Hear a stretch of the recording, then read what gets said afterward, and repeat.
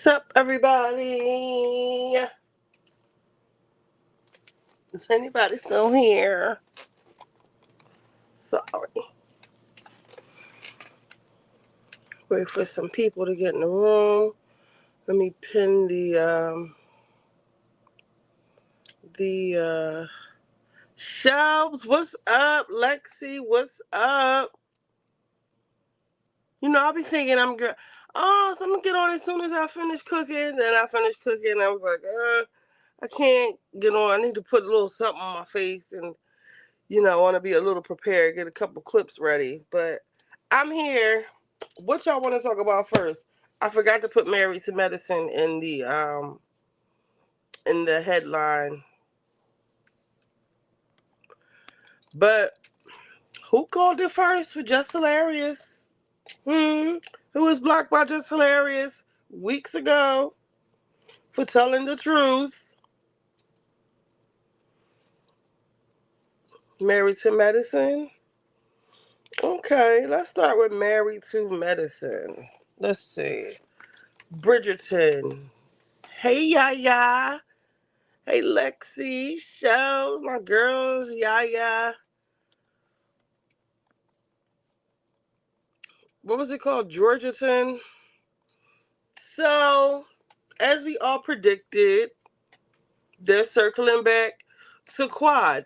But, full disclosure, I'm not a big fan of Quads. Um, but I still can be fair.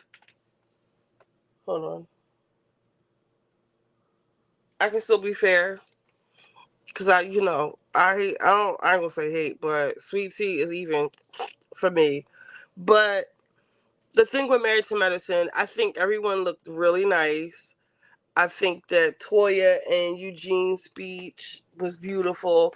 As much as they try to like clown Toya or act like she ain't shit because she doesn't have a doctorate, I think they have the best marriage on the show. And yeah, I thought the party was beautiful.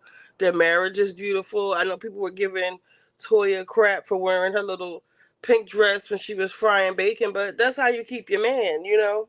I don't know if I said it before, but when I was in college, I think, or leaving college, one of my girlfriends, she was like, girl, when you are going around the house and cleaning up, you should be in one of those. At the time, it was like a Victoria's Secret silk or satin robes that were like really short and like, sexy.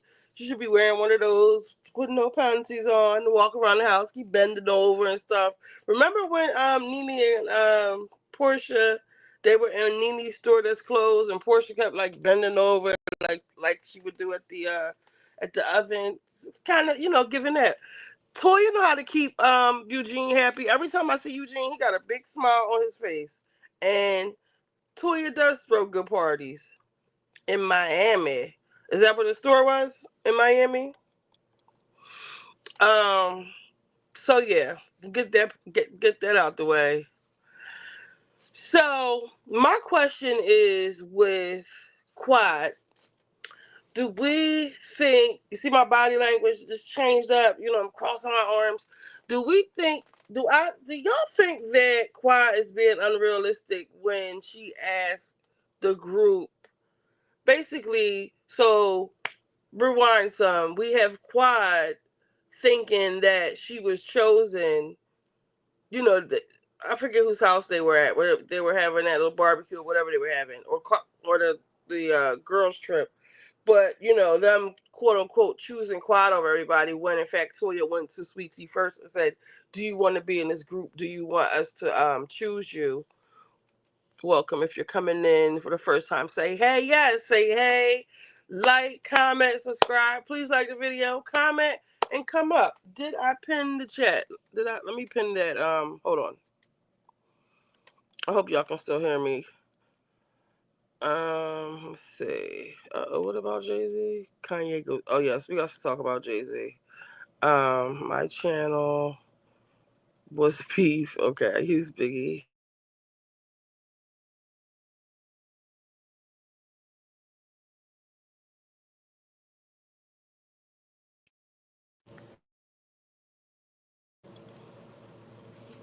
Uh-oh.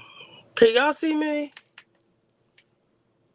I can't see me. Just give me 1 second. I'm going to refresh the page.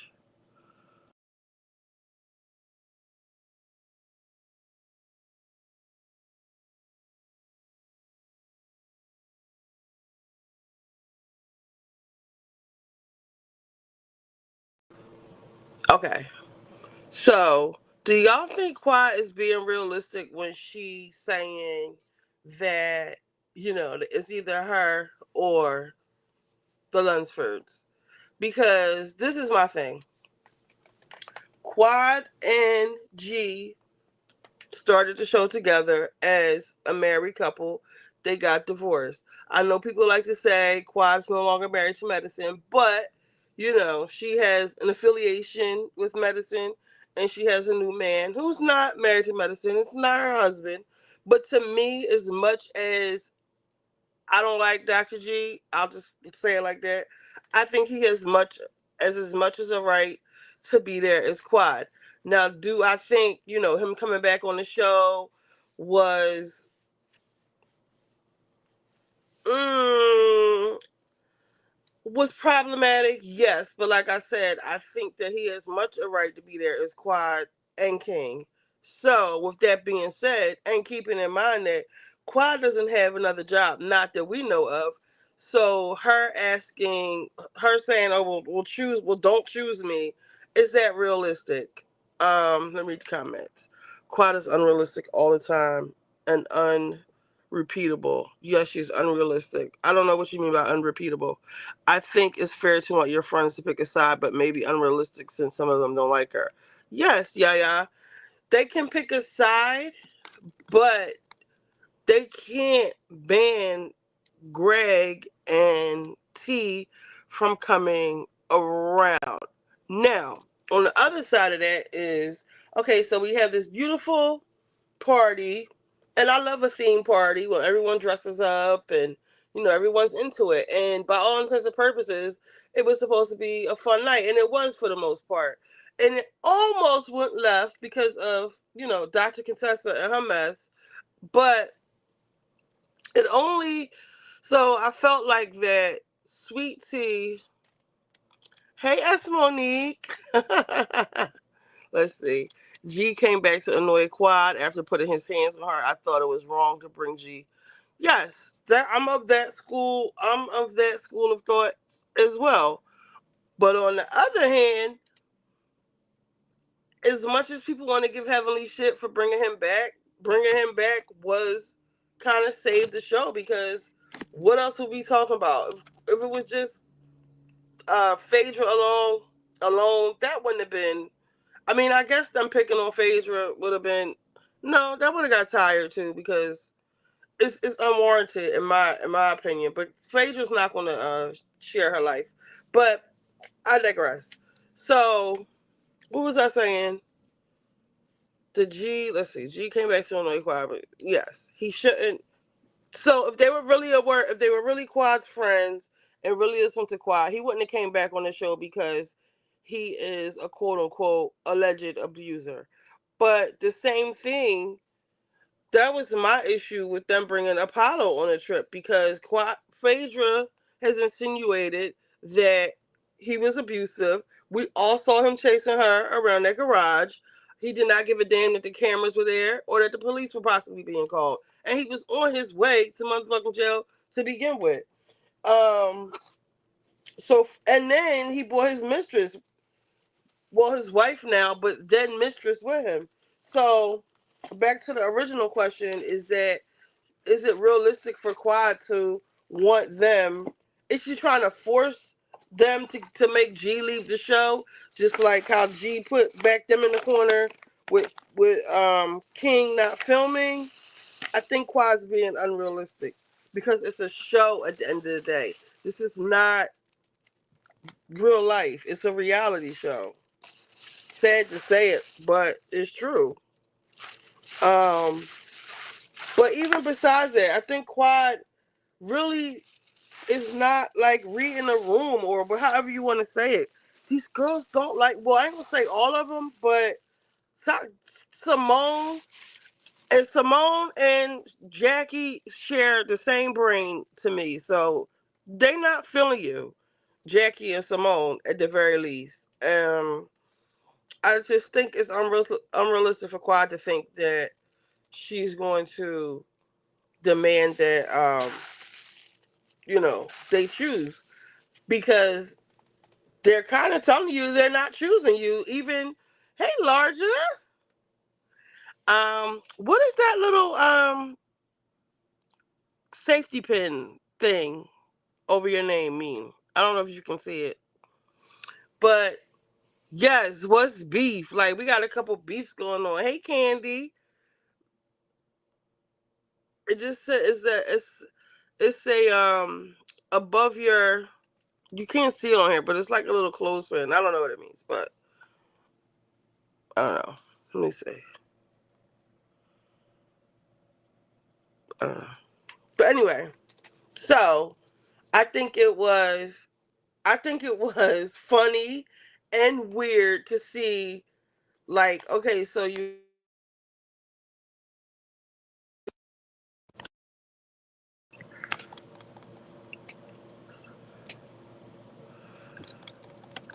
okay, do not disturb is on. Hey, Trent, we back live. Hola, hey everybody. Hey, Trent. Oh, hey, Trent, you've been missing for a couple days, child. I ain't seen you in a couple days, but anyway, um, what was I saying? That what the hell was I saying? Hey, a King's King, welcome. What the hell was I just saying? That Quad is being problematic to me by having them choose, wanting them to choose. It's unrealistic. Dr. G and Sweet Tea, as much as I can't stand her, they have just as much of a right to be there as Quad and King. Maybe more of a right, since he actually is the doctor, and blah blah blah blah. So it was weird to I say they should have called Quad's bluff to see if she actually leaves if Greg returns. You know she's not gonna leave. That's Monique. So I thought it was so weird but funny to have them come for an hour or whatever time they were allotted to be there. I think G played himself by disrupting production because of his ego. That's why I'm going with it, Lexi, because by him acting like a nut, they tried to resolve this issue with him before the party. He wants to play in his basement. Him and Sweet Tea making TikToks of his song. I just want whatever, however the shit went.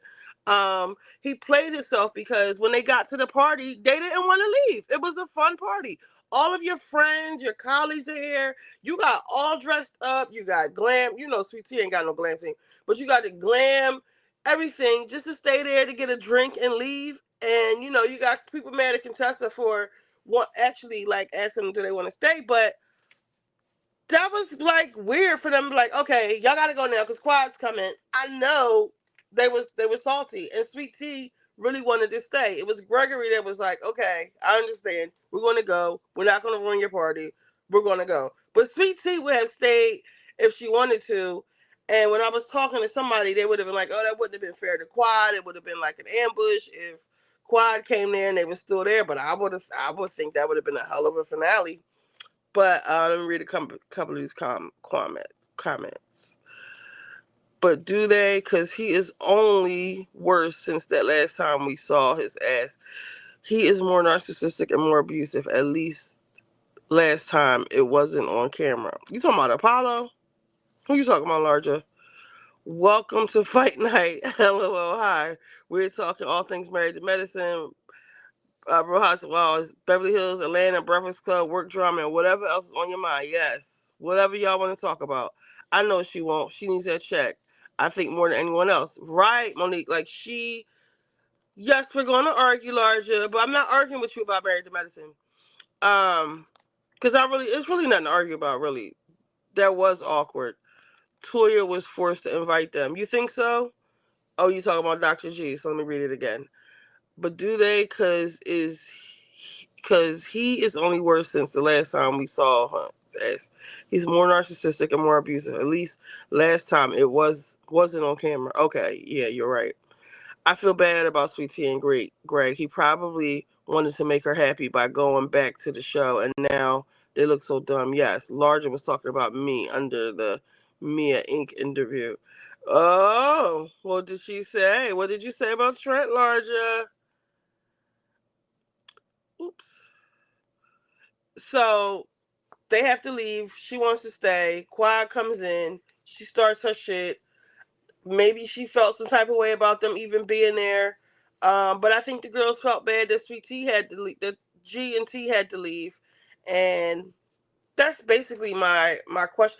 And that gives me more of an understanding to why Simone and Toya were seemingly getting ready to fight at the reunion, because it's brought up again.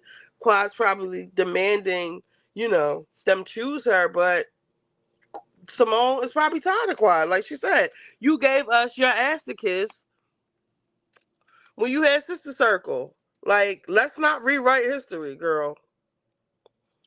Let's see. After show is showing multiple montages of G's behavior towards. Oh, really?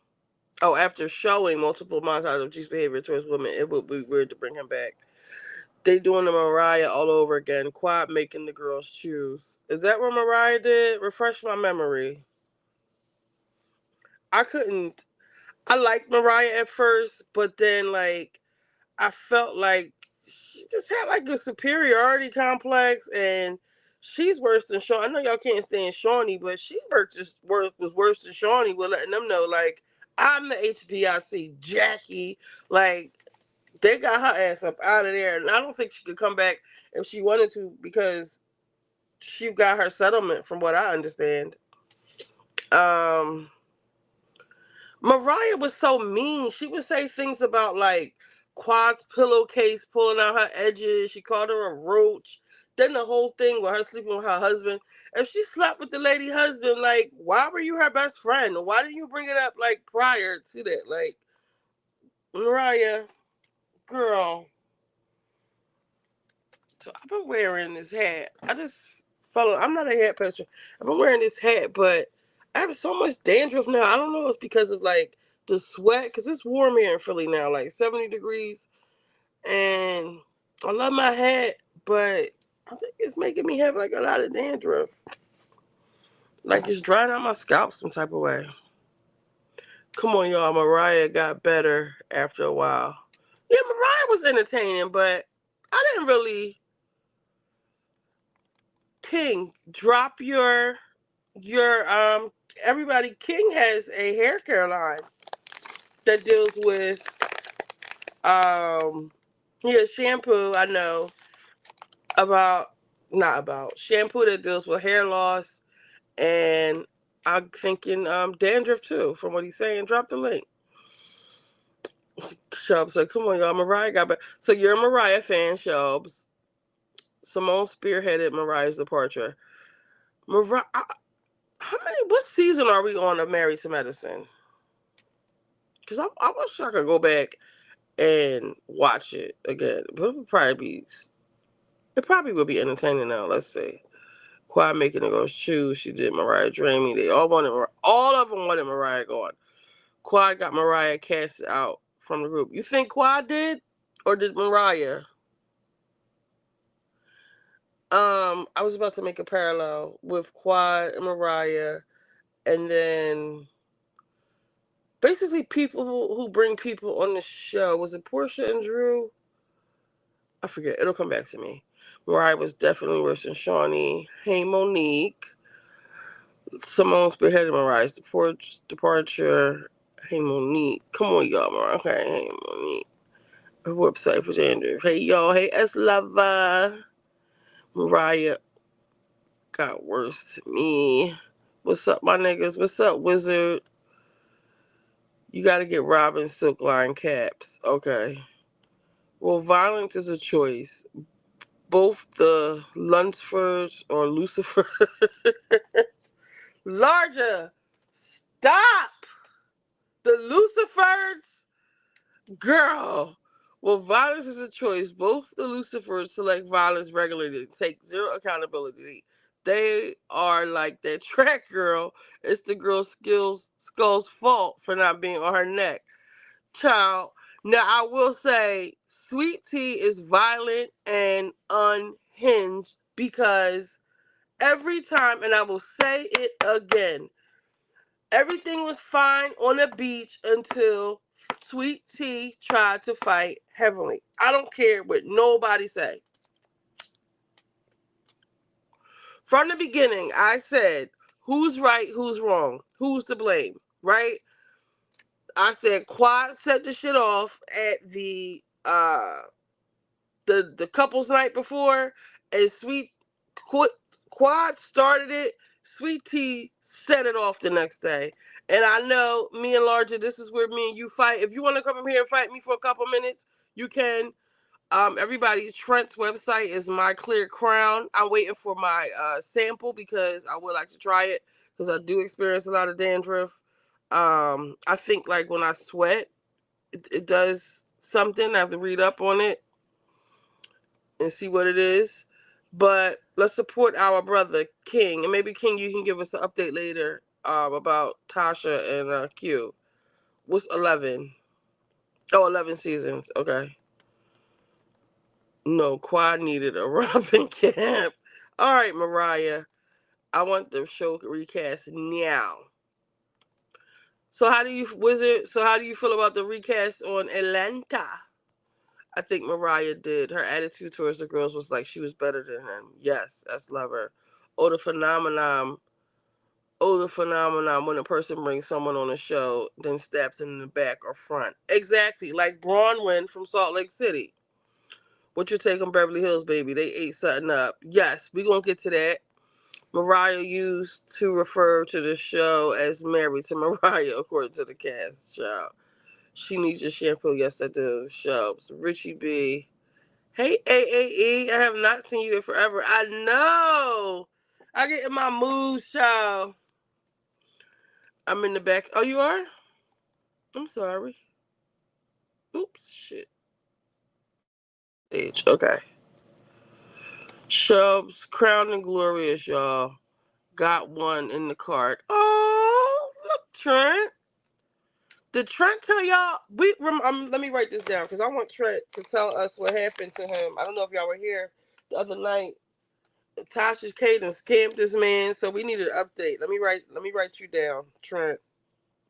Trent update. Sweet Tea should never ask Heavenly why she wanted. Thank you, Lexi. I'm great. Oh, my mic was off. Sorry. Wait a Hi. minute. Let me read. Let me read the rest of these. Let me read the rest of these comments. That mean you could go. It had nothing to do with her.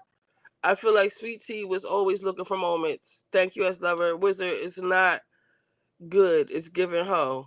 What's not good? Richie B, you have your own channel. Yes, AAE, your hair looks. Thank you, SAE. You bumped your ends. It looks good. I'm about to grease my damn scalp to see if I can hold off some of this dandruff so I got to wash it again. Are y'all doing this frequently, Large and Richie B? We argue about Married to Medicine a lot. I'm pretty sure there are a lot of other things we could probably argue about, but she is 10 toes down heavily and she's unreasonable. She makes up a lot of stuff. So yeah. So I'm a maniac. Wait. You know what? This freaking clip by my name and by AAE's name is because when you're a guest on somebody's channel, uh-huh. then there's an option for me to stream this to my channel up in the corner of the thing. Oh. And so I've been streaming it to my channel since I've been in the back the whole time, and Oh. you didn't see me in the back. So, and that's how AAE is here. She's over on my channel. If there's a clip, then they're here from my channel too. Oh well, thank you. I didn't know Yeah, that. Now I do. Can you put the yeah. link for your channel in this chat? Yes. Hold on.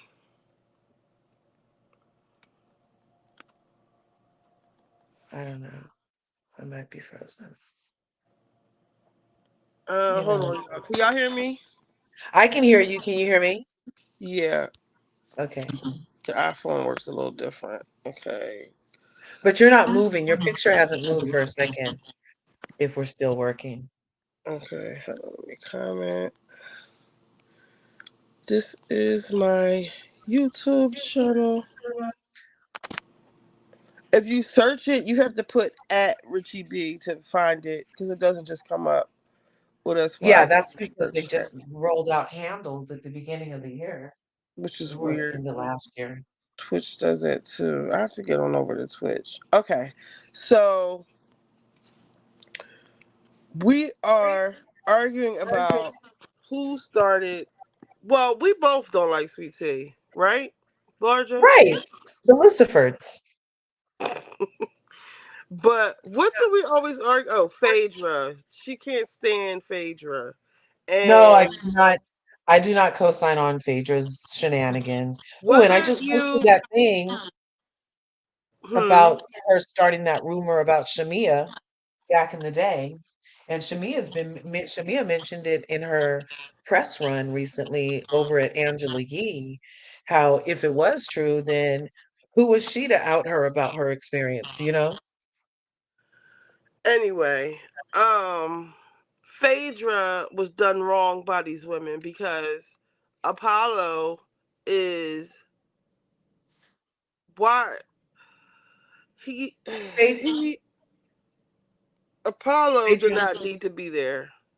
I think they had enough drama between there's an echo larger. oh, They had sorry, enough let me see. they had enough drama between Quad and Sweet Tea and that whole thing to not have Phaedra. But whatever. I love the whole beach, the whole vacation, the whole everything. So I'm not mad at any of it. Let's smash the likes with the view, guys. Yes, put a like. Just put a like. It's still echoing. I don't think so. Awesome.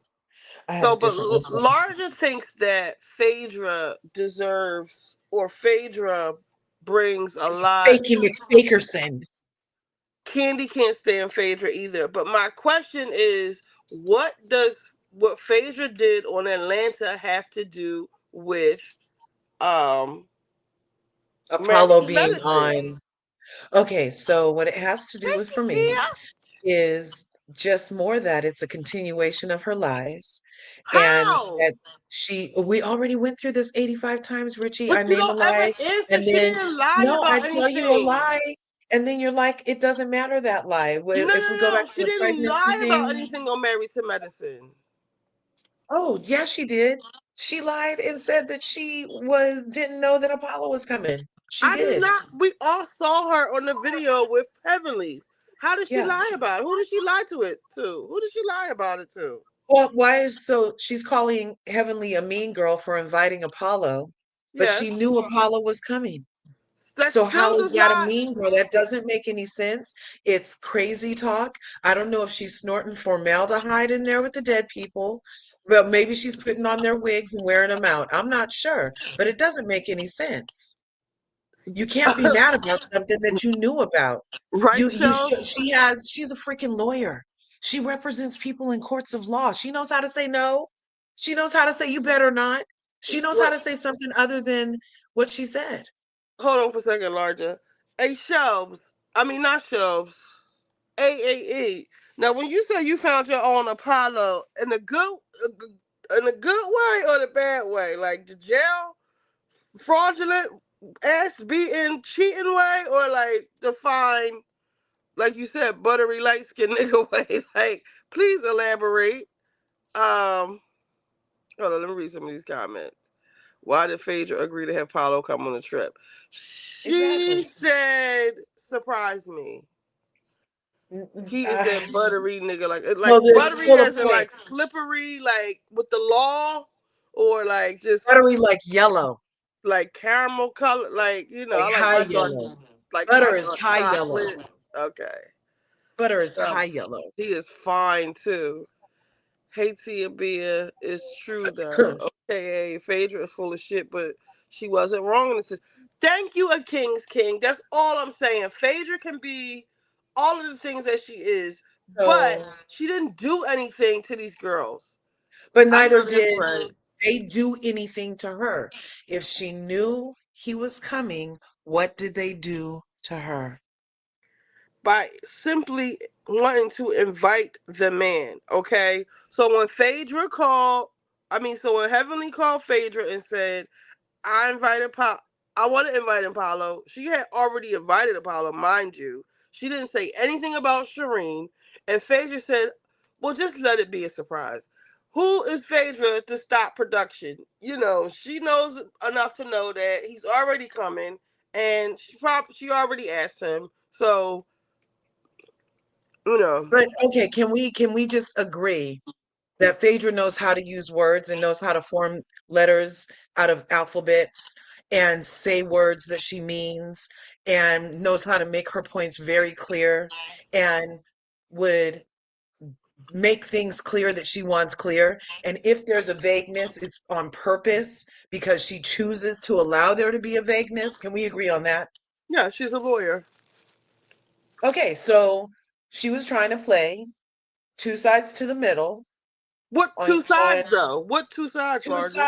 two sides is not saying no and then feigning upsetness once the action occurs. So So she has an opportunity to say no. So this is just like, okay, what so if that's she why was no means upset? no. What if she was upset in that moment that Heavenly had the audacity but didn't want to display that, or thought maybe she could Her handle bad, Apollo on her own, her bad. but That's what not happens. You play games, you Apollo, win stupid prizes. You play you in stupid not games, you win Apollo and stupid prizes. Shireen, not Apollo and Shireen. I can She handle him didn't, on my okay, but own. I that's have still the not Heavenly's abusive fault. ex. I have the scars to show it. I can handle that nigga But it's on still not Heavenly's on my fault own. If you that invited she chose to bring his my wife. abusive ex on the trip and told And me, you that's the asked other me, did you thing. invite him? He's not an I said, admitted child, abuser. go At ahead. least Dr. G is an admitted abuser. Pablo nor Phaedra have said the word abuse. The word abuse has been used with Quad and freaking Dr. G. They both have Anyway, if domestic you violence invited thing. my ex on the trip, then all of a sudden he shows up with the woman, and I've actually had. He was cheating on me with the girl, It's too bad that she hasn't but I moved was on. pregnant. That Okay. lady is her kid's stepmother right now. She should have moved on by now. I'm Wait, what sorry. you say And now? I don't even like Who Rats. Oh, what you just say? I said Phaedra should have already moved on. That's her children's stepmother. I said it. He wifed his side chick. He made coleslaw the main dish. He wifed her. That's her kid's stepmother. Period. End of story. She can get over it now. And it's just like in Beyond the Gates. It's you got to get over it. I'm moving in your gated community. I'm with the First of dude you all, used to be with. first of all, And first I of don't even all, like Hoopres. I first can't of even believe all, this. first of all, you're not going to take it upon your raggedy ass self to invite I have a plate and 8 screws in my arm to invite my ex on the goddamn trip, and you mad because I called you mean. And not only did you invite him, when he gets there, it's like, surprise, the bitch he was cheating on me with, who he gave me hell. Pregnancy is supposed to be a beautiful, glorious time. It's the reason why I fucking chain smoke to this goddamn day on this trip. Now I'm trying to play it cool, but you're pushing my motherfucking buttons. I'm talking as if It's I'm still Phaedra. not Heavenly's fault though. Let me finish. Then you talking about she should have got over it, bitch. We got motherfucking kids together. How far are we? Okay. We had motherfucking kids together.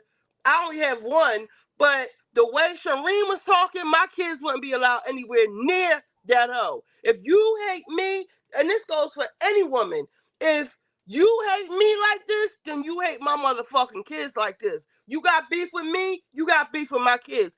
And this is why this type of shit is dangerous. Heavenly, because you think you know our dynamic because we showed you a little glimpse of us getting along at the reunion, but you really don't know the ramifications of what you're doing. So now you just made it hot to where it's though, Apollo, my kids ain't coming nowhere near you or your motherfucking wife, but that is not even a problem no more since she filing for divorce. We haven't heard anything about that since. Hold on, let me read some of these comments. Okay. Lawyers are not claiming Fei. Sometimes you need a stop playing with me ass nigga. Yes, you do. A king's. I agree with you. Shelves. Even if she agreed, why would they even make the suggestion? Why does Apollo and his wife bring? What does Apollo and his wife bring to the show outside of Phaedra? Would they have invited Apollo if Phaedra? Thank you, Yaya. AAE, not fraudulent, but biracial background, who will be that nigga when he need to be, but he likes that nerdy side of me. Oh, we have a similar upbringings with that raised by his white side. Oh, I hope that works for you. Uh-oh. Apollo was already invited, even if Phaedra didn't want him. Thank you, Emmanuel. They have Hi, kids together. honey. You can't disrupt what we have going on. I don't like her, but right is right, is wrong is wrong. Thank you, Candy. Heavenly didn't know Shireen was coming ahead of time. I don't know about that because Heavenly did invite Shireen. It was Apollo who said she wasn't coming that switched it up at the last minute. And I do believe Heavenly knew that Shireen was on the way to the trip. Hold on, almost finished. AAE says Shelb's Candy is not abusive. He is sweet, but he's very protective and does not like studious and does like that studious academic side. Oh, AAA, are you in love? Puppy love? Enjoy your Apollo. Tap, tap, tap, like that. Like button and YouTube as you enter the building. I guess that's subscribe. It's free way to support. Yes, thank you, Candy. He does like that I'm very proper, which he understands. He was only raised by his white side. Like Apollo, he does prefer black women. Okay. Candy, thank you so much. He is so wonderful. It's really, girl, you was really in love. You really Oh falling for my this. gosh. Yes. Country Western. He is wonderful. Really like Phaedra on LOL. He speaks country western. Like okay, chain smoke. Yes, chain smoking. Facts. Damn right. Don't make the preacher stop preaching. Um, thank you, Jones. Can you drop the link again? It should be pinned at the top of the chat. Hey chat. Hey They're Curves. in my channel. If you drop it again, I Okay, think I'm you'll be gonna able drop. to Let me see drop it. it again. Hold on. Let me find it. Thanks. Copy. Hey, Uh, Allie. Hey, Andrea. comment. Hold on. Peace. There we go. Okay. Hey chat. Hey Curves. Child. Okay. So I didn't even want to get on this tonight, but because I was trying to get on quad, but Do that too. We can do whatever you want. what were we saying? So You were Heavenly, trying that Shireen yeah, coming. Shireen was like out of. To me, Shireen was out of order. Like just jumping all over. I don't care nothing about you, girl. All right, and then it's like, what does it matter that she messing with Shaq? Even if she bought him on the show, because like the doctor, like Simone and Jackie were like, well, she should hold some accountability for if she knew Apollo gets violent when other men come around. Why would she invite um Shaq? No, why would you bitches invite Apollo? Like you putting all the onus on Phaedra to not provoke an abuser. Like what are y'all talking about? So okay, and even more to my point about this alleged abuse.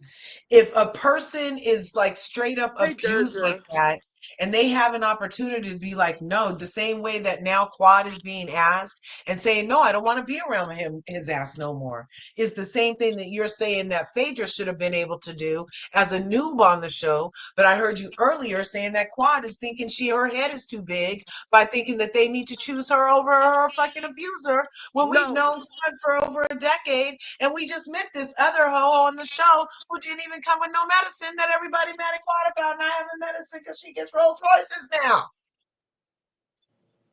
hold on. I be wanting to come up on your panel because I have a story of when I sold furniture to Kyle.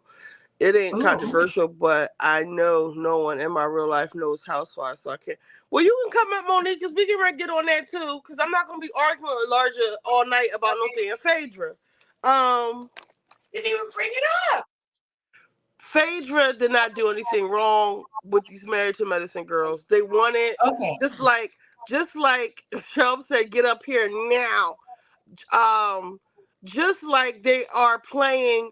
Then this is my issue with Quad, right? So Quad been on the press run, defending these, even on the trip. These bitches are went to the White House and blah blah blah blah. And Quad, they did the exact same thing to you last year when they invited your ex to become cast member, rejoin the cast with his new wife to marry her. All I could remember about her marriage was these wrinkle ass curtains, the shotgun wedding they had on Bravo, which was probably free. Um, and when people get mad when I say you living in Quad's old house, you living with Quad's old life, Quad's old things, I don't get mad. Allison, um, It's Allison, true. is this one of your people? Because remember the guy that took a shit on my life? Does anybody know Allison What what's his Nyan name? Techie? It's a What? Allison Nyan Techie. No, I don't know that name. Allison Niteki. It just No, says if it doesn't verified have through a YouTube. paper It clip says by it, it didn't come from me. it said verified through YouTube. Well, let's see. Let's take a chance. Well, Hello. I've seen that headshot before. Okay. Yeah, it's me. Oh, is that AAE? Are you Is that AAE? AAE or Allie No, from Miami? Allie from Miami. Okay. Allie from Miami. Yes. Well, I think you have an echo. Do you have this on another? I What? probably, hold on. Is that better? Yes. Yeah.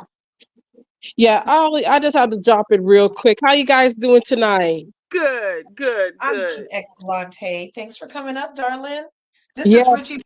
Do you know Richie B from she be over at Gabora's house all the time causing ruckus? Oh, a little Kind bit. of what I do. I mean, I tell the truth. Y'all call it ruckus. I call it truth. But DT okay. is in the house. Oh my Hey, goodness. DT.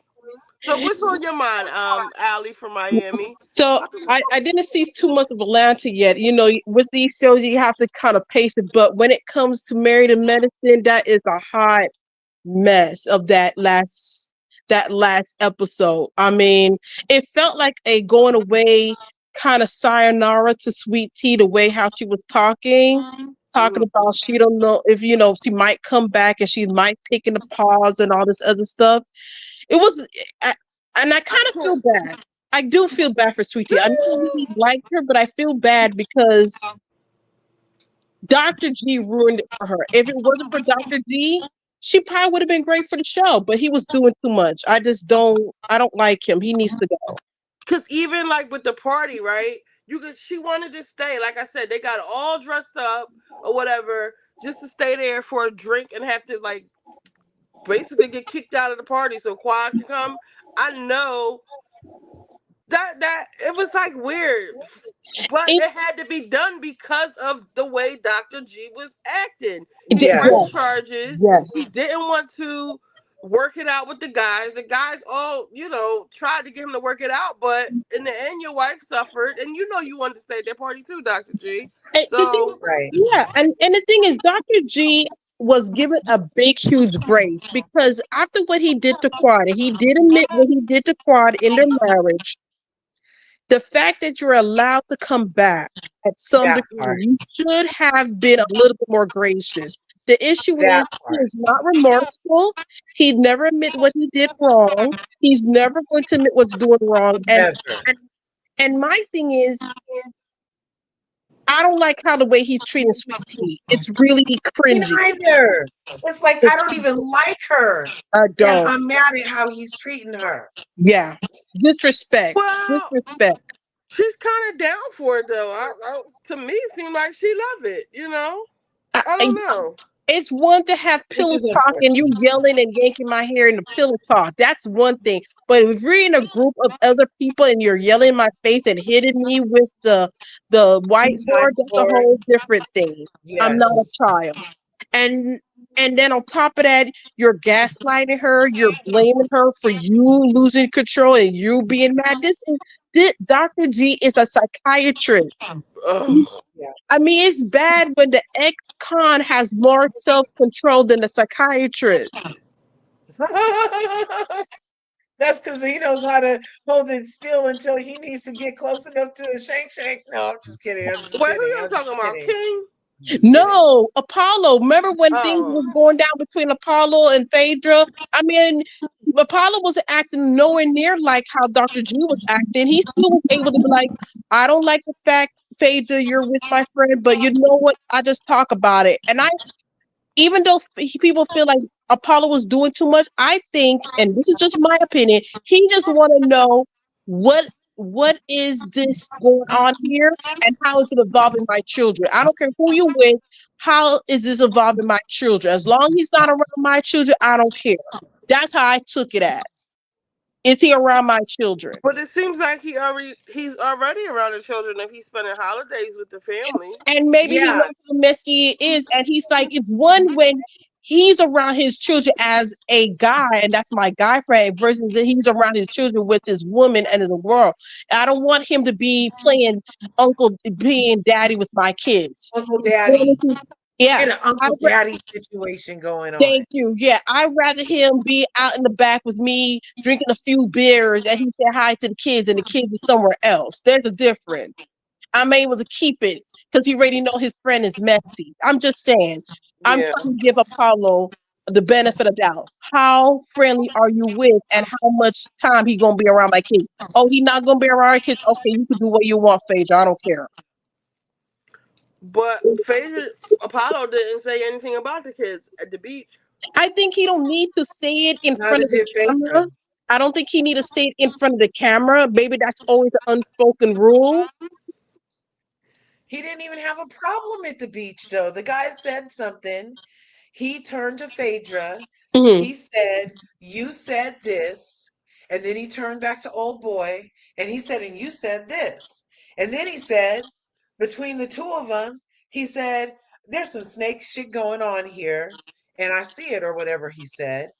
And then she said, as soon as he recognized there was some snake shit going on and he called it out, that's here come Phaedra.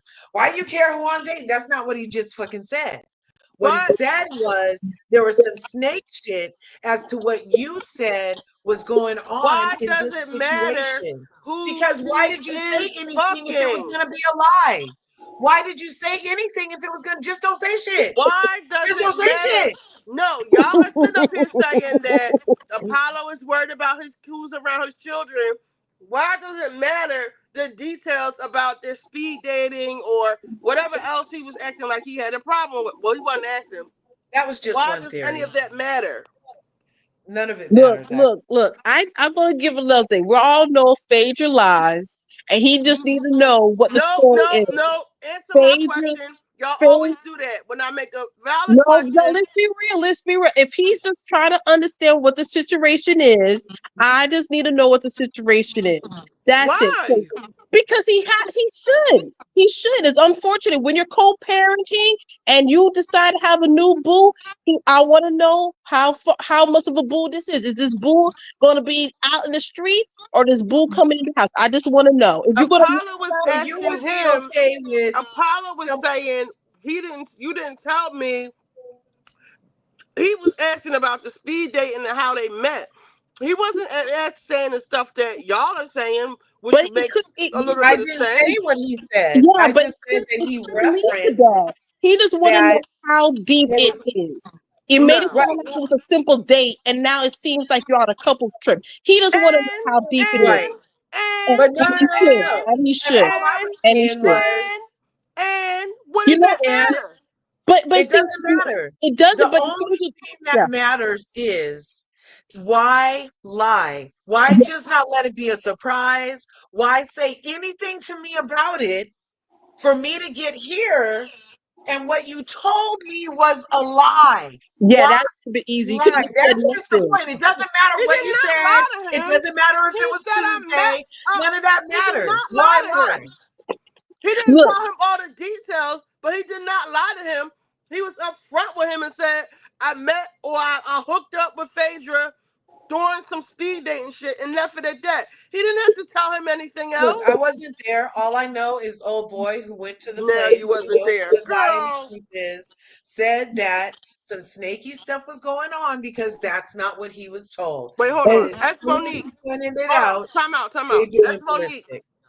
All you have to do is click the link that I dropped where it says StreamYard something, and it will redirect you to it's connected to your YouTube some kind of way, and just follow the instructions. Just click that link, and it'll ask you to sign in maybe or whatever it does.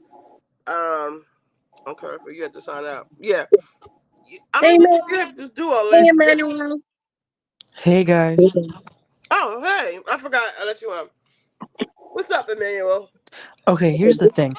Apollo, Phaedra doesn't owe any explanations to Apollo about who she's dating or who she wants to take on some girls trip after what he put her through, after all the things he did at criminal activity, leaving two toddler boys without a father because he was too busy going around committing these crimes. So now he's got to spend time in jail. And not only I that, wish I he could got praise this them. side chick. He got this side chick and started parading her around with the friend group over there at Candy's restaurant, flaunting her, and then calling Peter, calling Todd, making up lies Hallelujah. about Phaedra, trying to paint her as a bad mother. And then you Oh, guys, oh, he has the okay. Now nerve. he never did put her as a bad mother. Let's take that last one back. I was with you, Hold on, let him finish. Let Well, him I had finish. Let him I was finish. with you, Emmanuel, but he did not paint her as a bad mother. At least he gave her that one. You're a good mom. Let him Everything else finish. is Go good. ahead, Emmanuel. Keep Well, going. Everything else but is you know good. what though, Ali, by him trying to say, "Oh, she doesn't want to see me. She doesn't want to let me. She doesn't want to let my kids come see me." That is implying that she is But bad she never for. did. She didn't. She didn't let them kids see that man in prison. Let him And finish. But it's like Phaedra said, with all those people in there, she don't know. She didn't want to expose the kids to that. But anyway, she doesn't know him an explanation. She sure as hell doesn't know Shireen nothing. Um, Goddamn sure. no, Shane. I'm not mad that he didn't send her to prison. I get it. I don't want to go to prison too. That's Um, traumatic. Ali, let Emmanuel talk, and then you can But rebut. I agreed with him. I agreed that she didn't let him to go to prison and it wasn't right for the kids. I agree with that 100%. Emmanuel, go ahead and finish. So, like I said, oh my gosh, Phaedra he does that all the time, you Phaedra guys. doesn't It's so Phaedra cute. doesn't need to give him an explanation. Now, here's the thing. Shame on Heavenly, shame on Simone, shame on Quad. And Heavenly's my girl. Uh, well, listen, I don't like Heavenly for many reasons. The She's done reason that we're Sweet Tea dirty. here. But that's a whole other thing. But like you said, when Heavenly called Phaedra to let her know that Apollo was coming, it wasn't a like, can I invite him? It was a letting her know I invited him. So Hello. the decision had already been made whether Phaedra wanted wanted him there or not. So all Phaedra could really do was like play it cool and be like, okay, well, I guess let it be a surprise. But Phaedra, she said, no, y'all not gonna surprise me. I'm gonna surprise y'all by bringing checks Exactly. to the date. And at the end of the day, I feel like these women were jealous of Phaedra. They wanted to put her in an uncomfortable position. Um, Jealous. but she didn't let them. And you know what she did? She left on a private jet. Wait, say the last part. I didn't hear it. I said, you know what she did? She left on a private jet. And she left the mess over there. She And did.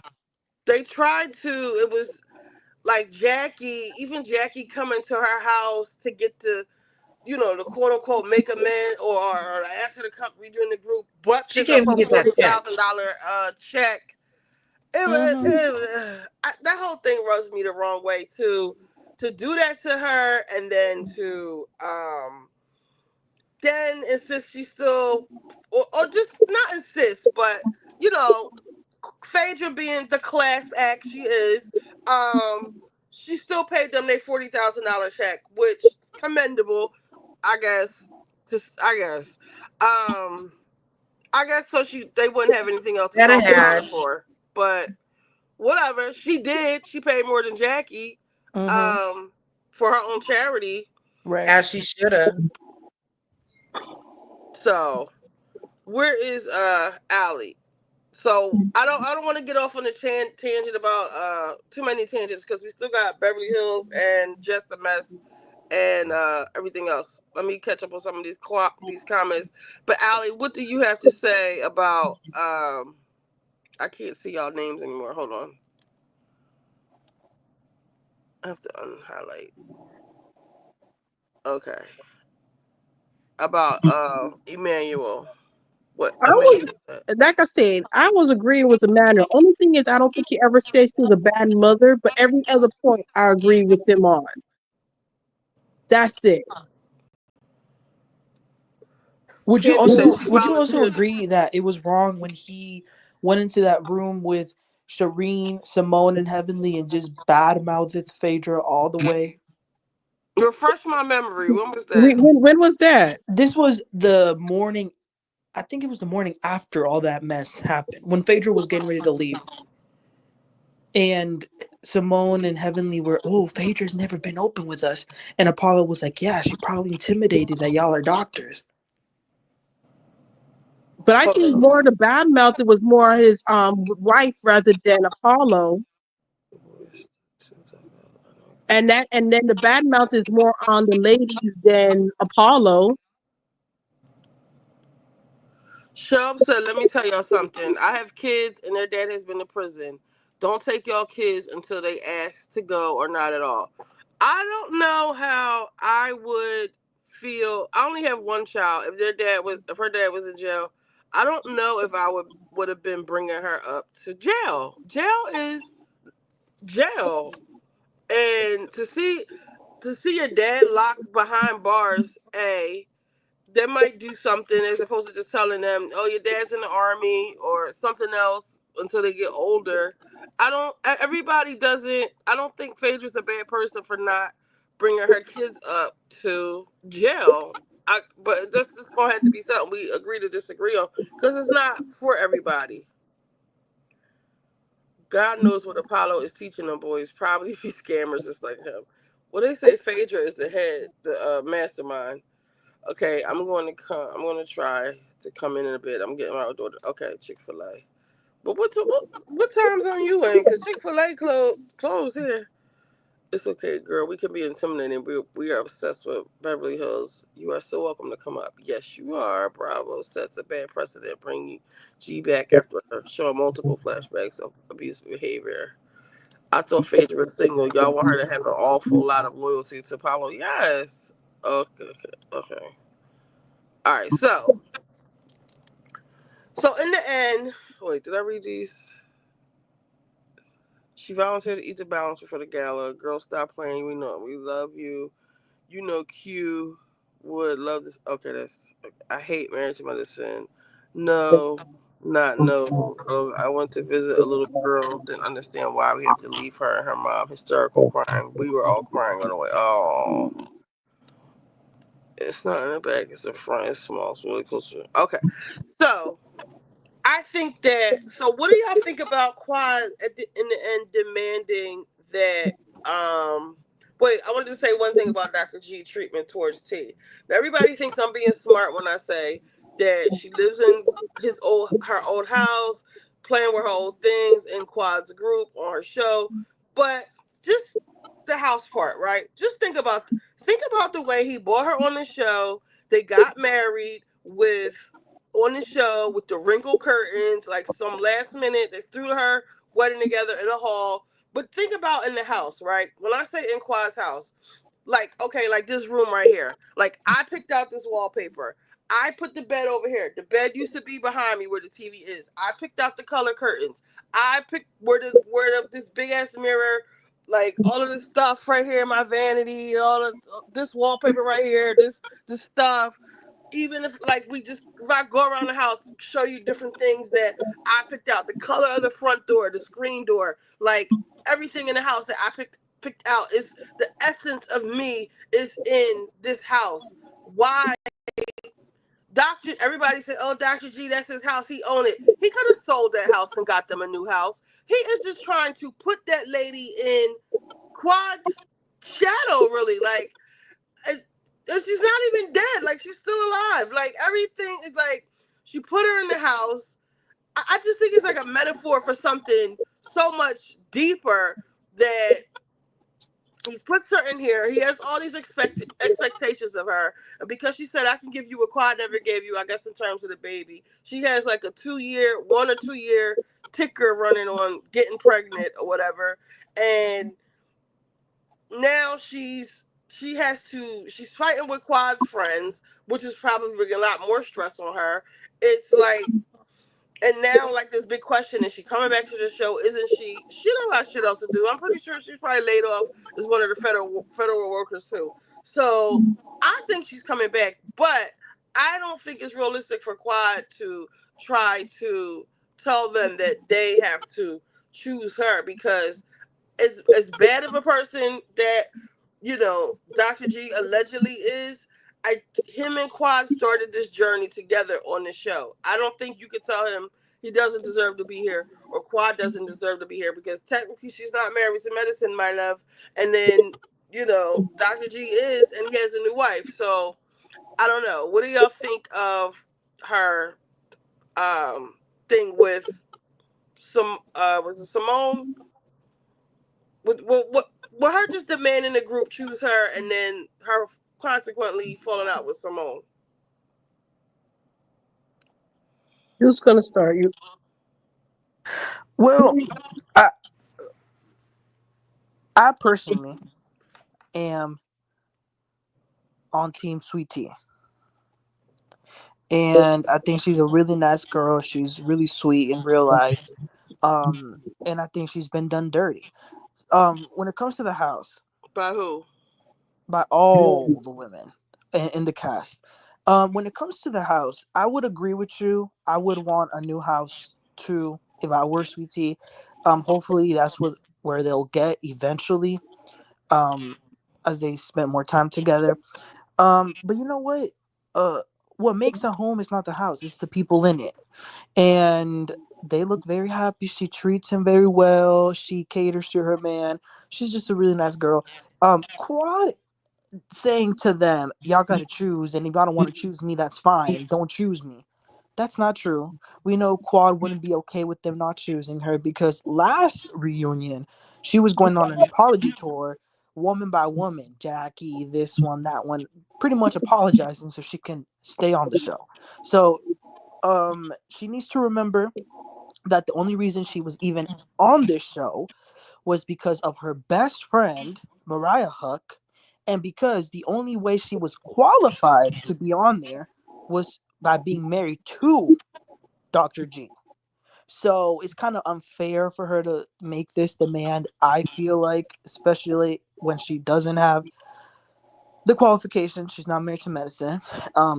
And Sweet Tea is. So I just feel like Sweet Tea was done dirty. I feel really bad for her. I honestly felt very, very sad when I saw her have to leave the party. I wouldn't have gone to the party if I were her because how are you gonna beg me to go to your party, but then you're gonna give me a time limit and I come at the time before the food is even served or nothing like that. So no, I wouldn't have gone. I felt sad.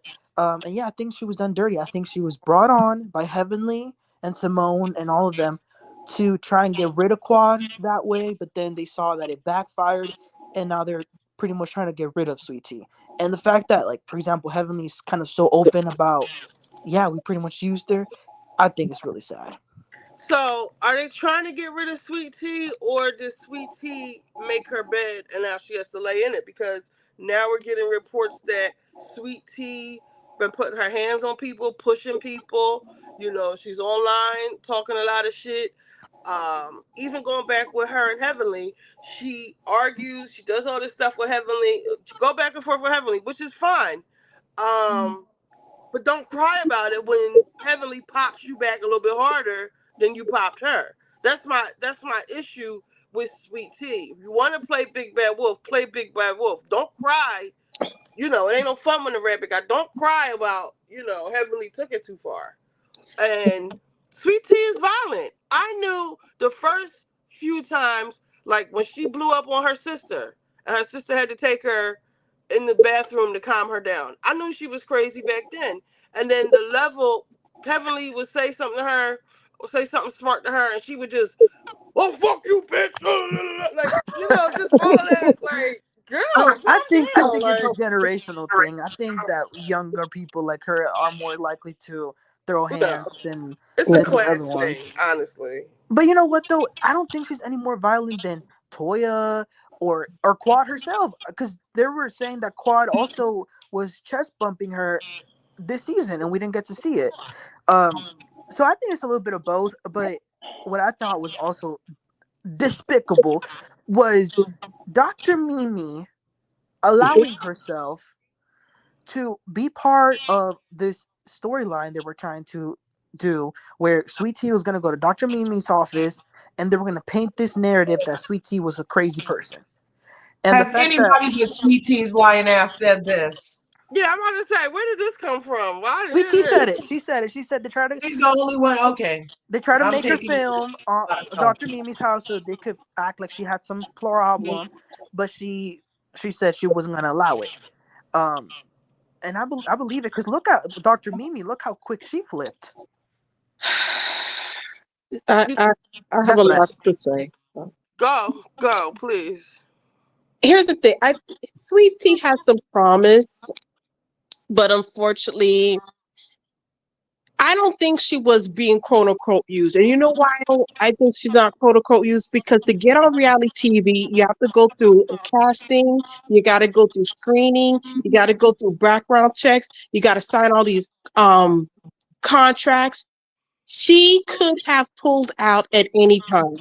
This is not her first season. This is her second season. She knew what she was getting into this season. Yes. I don't think she's abused or not. I don't think she was taken advantage of either. I think she was eager to get on the show. She got in his DMs, and she got what she was looking for. Honestly, uh she wanted to she wanted to uh oh she wanted to give Dr. G what Quad couldn't. Um, she was very eager to be in his life, to fill her shoes, and to come on the show and do whatever it is she's doing.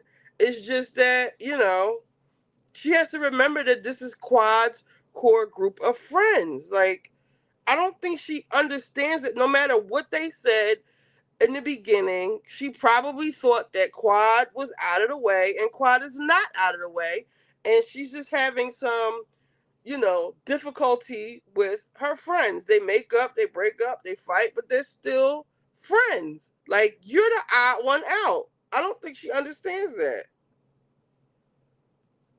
But that's what I was gonna ask you. I was gonna ask you, is this Quad's group of friends? Because every damn season, that's what they fight about. Her not being a real friend to them.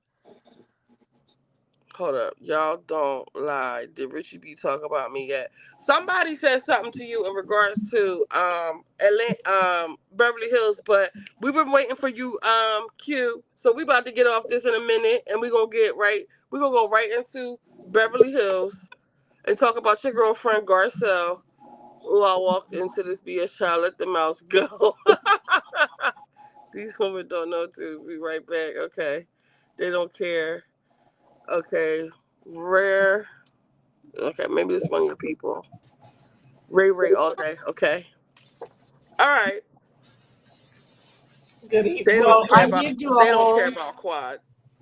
I Hey, did a whole Ray all day. video Hey, what's up, about Richie? What do you say, I did a Larger? whole video about why does everybody hate Quad?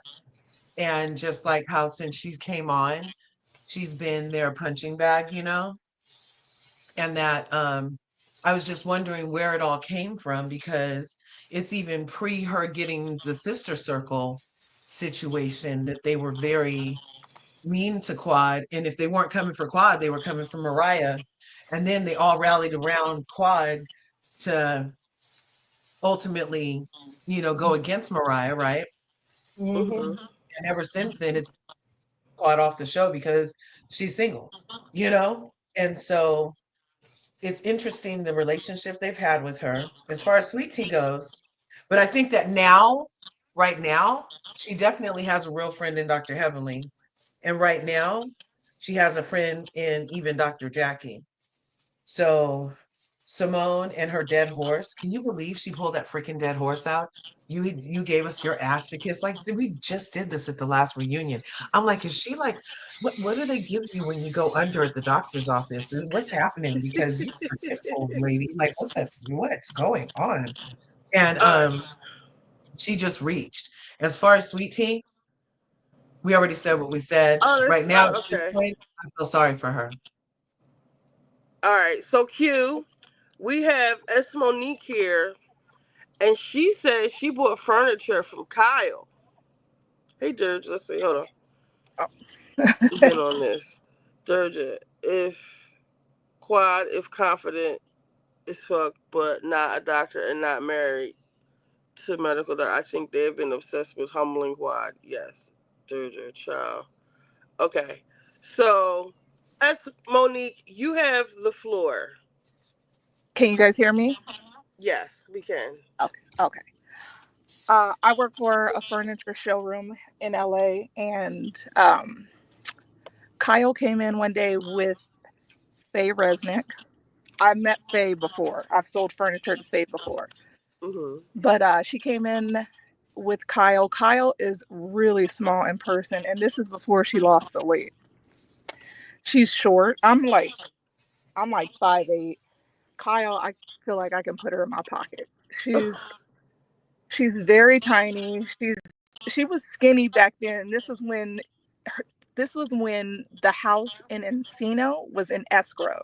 So the house she currently lives in, it was in escrow at the time.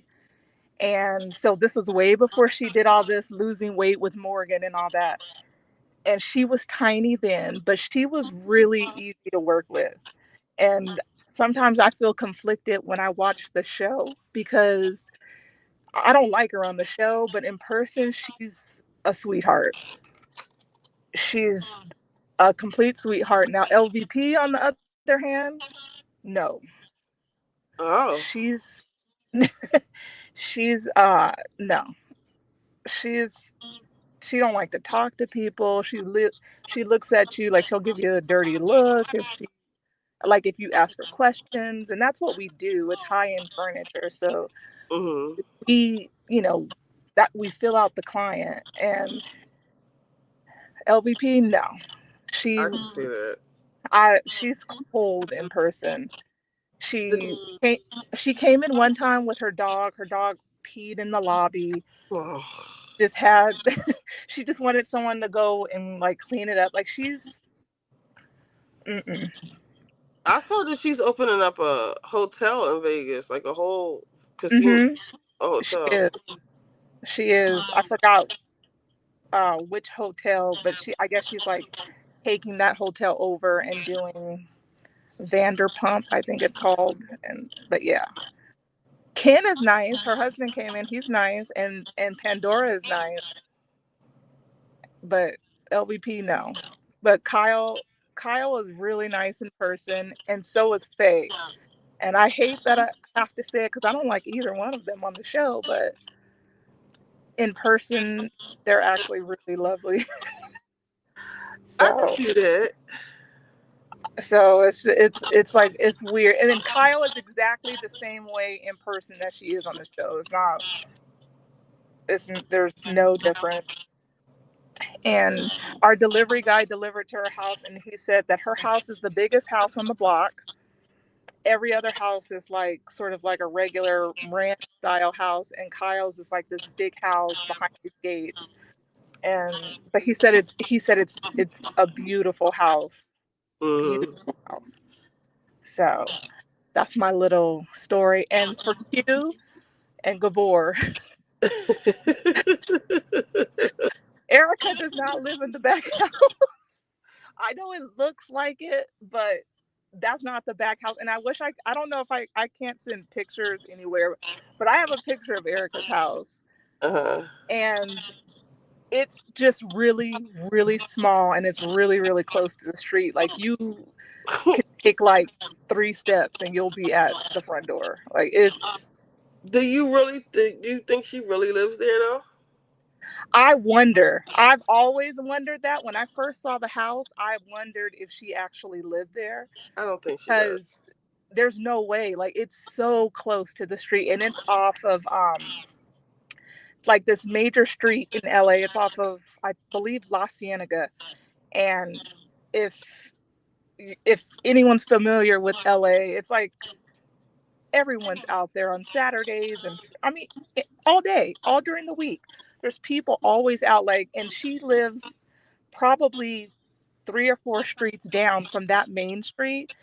And Hmm. it's just like, why in the hell would you move here? Because anybody could I found it and I'm a nobody. Like I found it easily. Because So even with the checks from the show, she could get a nice house. You know? I thought she should have been in like there's like a little bit west of where she is. It's called Century City and they have high rises. She should have been over there, like in a high rise building, but she probably can't get approval to film in something like that. So, because everywhere in LA, you have to get approval to film. They just won't let you go Mm. in and start filming the show. So that may be why she lives there. But I don't think she lives there, honestly. Even like when we saw her in Vegas, well, I wanted to say about them being small. They were last night talking about they weigh 100 pounds and 115. They go back and forth between 108 and 110 pounds. I don't think I weigh. I can't remember the last time I weighed 110 pounds. I was probably in like grade school or some shit. I could Um, I could see Kyle weighing 100. I could see Kyle probably weighing less than 100 pounds now since losing that weight, and she didn't need to lose it before. and that's a shame because Garcelle probably isn't even that big, but standing next to them, you know. Yeah, I don't think Garcelle is as big as it comes off on TV. But yeah, when you put her next to Ooh, like shells. like y'all seen Sutton's legs? Like Sutton's legs are like twigs. And then when you put I saw like something in that dress that for a fashion show. Not ass at all. no, she I hate Sutton's style. Like she's to me it's all tacky, but She swears she um be killing it too. she really oh I can't stand it, Lord. Um but yeah, and I've seen Kathy's house. Kathy's house is in Bel Air and it's nice. It's really nice and you can't see much from the street unless she has the gates open. Um, Uh-huh. but it's a beautiful house. It's Is surrounded. Bel Air better than Calabasas? Yes, Bel Air. Calabasas is like Calabasas is actually like going towards Garcelle's beach house, like going towards that direction. Oh, Bel Air, the way it's set up is like it's like Beverly Hills you'll go into, and then Holmby Hills, which is very small. It's like 2 streets, and then Little Holmby, which is a couple more streets, and then Bel Air. And then you'll cross like this main freeway, the 405, and then that's Brentwood, which is another prestigious area. But Bel Air is isn't that where very, OJ lived? Brentwood. yeah, where yep. What about Um, where Bose lives? Bose lives near he he my bad. Ooh, she lives near she lives near Erica, which is Hancock Park, which is also a very nice area. I mean, it's okay. beautiful older homes, but Bel Air is like Bel Air is like it's gorgeous. It is just you got that's like where Beyonce has a house and Like the Fresh Prince of Bel Air. yeah, but that house is like a shack compared to Really? that house is like nothing compared to the So other houses. where did Erica used to live when she lived with Tom? She lived in Pasadena, which is further out. That's east. And um, in Pasadena, they have a lot of beautiful homes. It's kind of like Hancock Park, but east.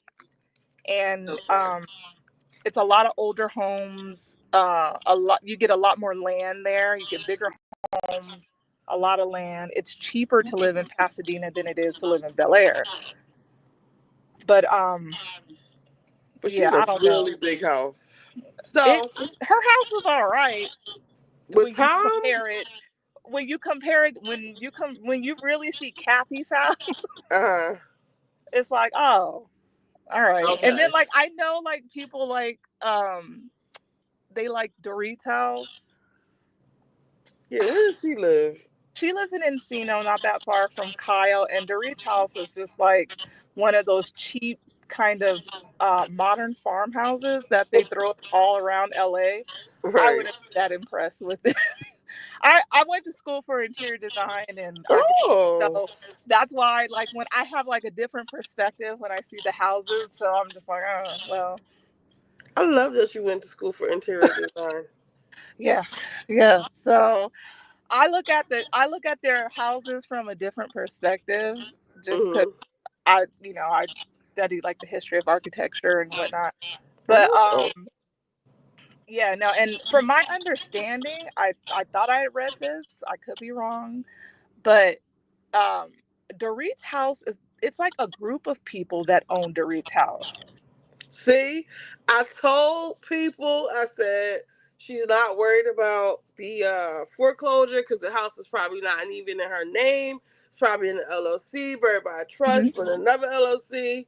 Yeah. And It would make sense that it would be in a trust because if PK is being sued by all these different people, then he doesn't own that house. The house is in the trust, so those debtors they can't come after the house. They can come after PK personally, but not the house because it's in a trust.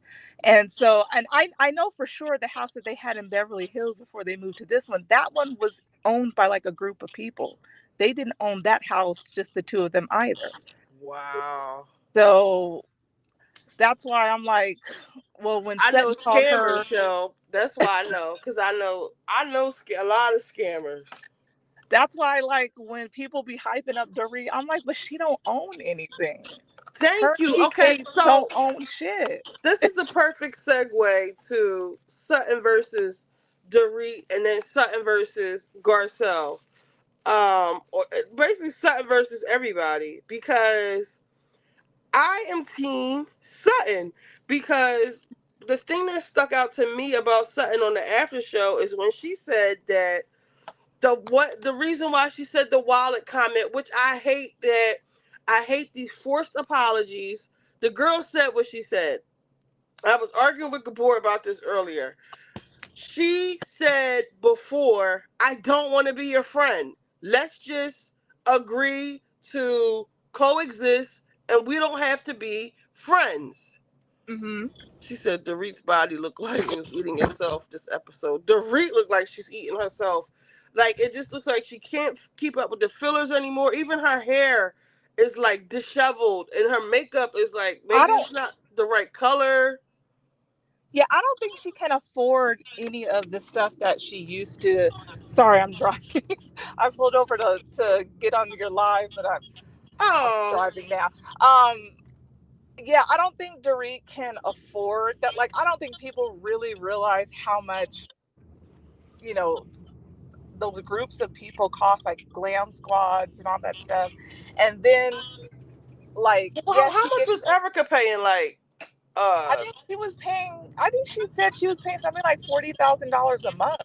yeah, it might have been And more than that. I mean, I'm sure that doesn't include like her flying them all over the world and all those. Like I think Burn that's just victims' her. money, by the way. Sorry. $40,000 a month of burn victims' money, by the way. Oh, I no, I'm right Either with way, you. it I'm right still with you. costs. I mean, like it's gross when you think about it. She's spending $40,000 a month, and that was stolen from people. I mean, but whatever. I mean, that is what it is. But yeah, I don't think people like realize and like to live in LA, like on how Dorit lives, like Or used to live. or used to live. Cause she And used to be Louis Vuitton down. Every Like like when she had her Chanel on in the confession, she looked ridiculous. Like it kind of even looked fake a little bit. Like Yeah. her confessional look last night. When she had it on, did anybody else have Sutton's voice in their head? So getting back to that, Sutton, Sutton, whoever didn't see the after show, it was like this her thing with Dorit is that everything is so fake.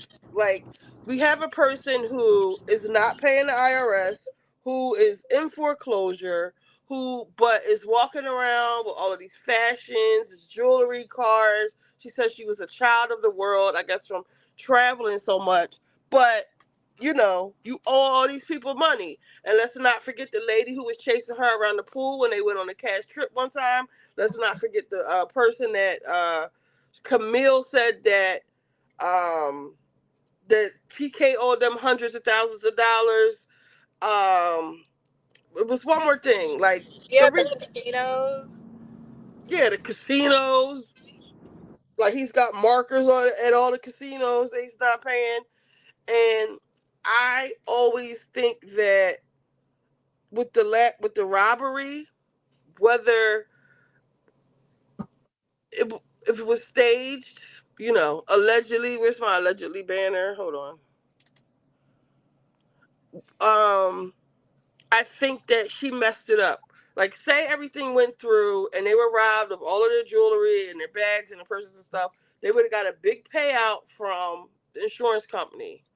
But because Dorit was just so dramatic, remember when he called her PTSD?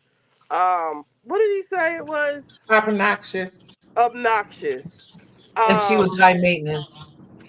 or just pretending like it's not as bad as almost like to me insinuating it's fake. It's not real. But it kind of put a kink in whatever he had planned. And if you putting it on a show and putting such a highlight on it and showing the footage and stuff, the internet detectives, they'll get to the bottom of anything. So they had to cut that out. And she's just costing him too much money trying to be on this damn show and run after Kyle. And the thing is, too, they were supposedly robbed at the other house in Beverly Hills. So she's been Oh, robbed at really? that house. She's been robbed at the Encino house, and she's been like she got robbed in that store when they took the money out of her wallet or whatever. Oh yeah, I forgot about that. So it's like she has the worst luck. I mean, Now, Dorit, girl,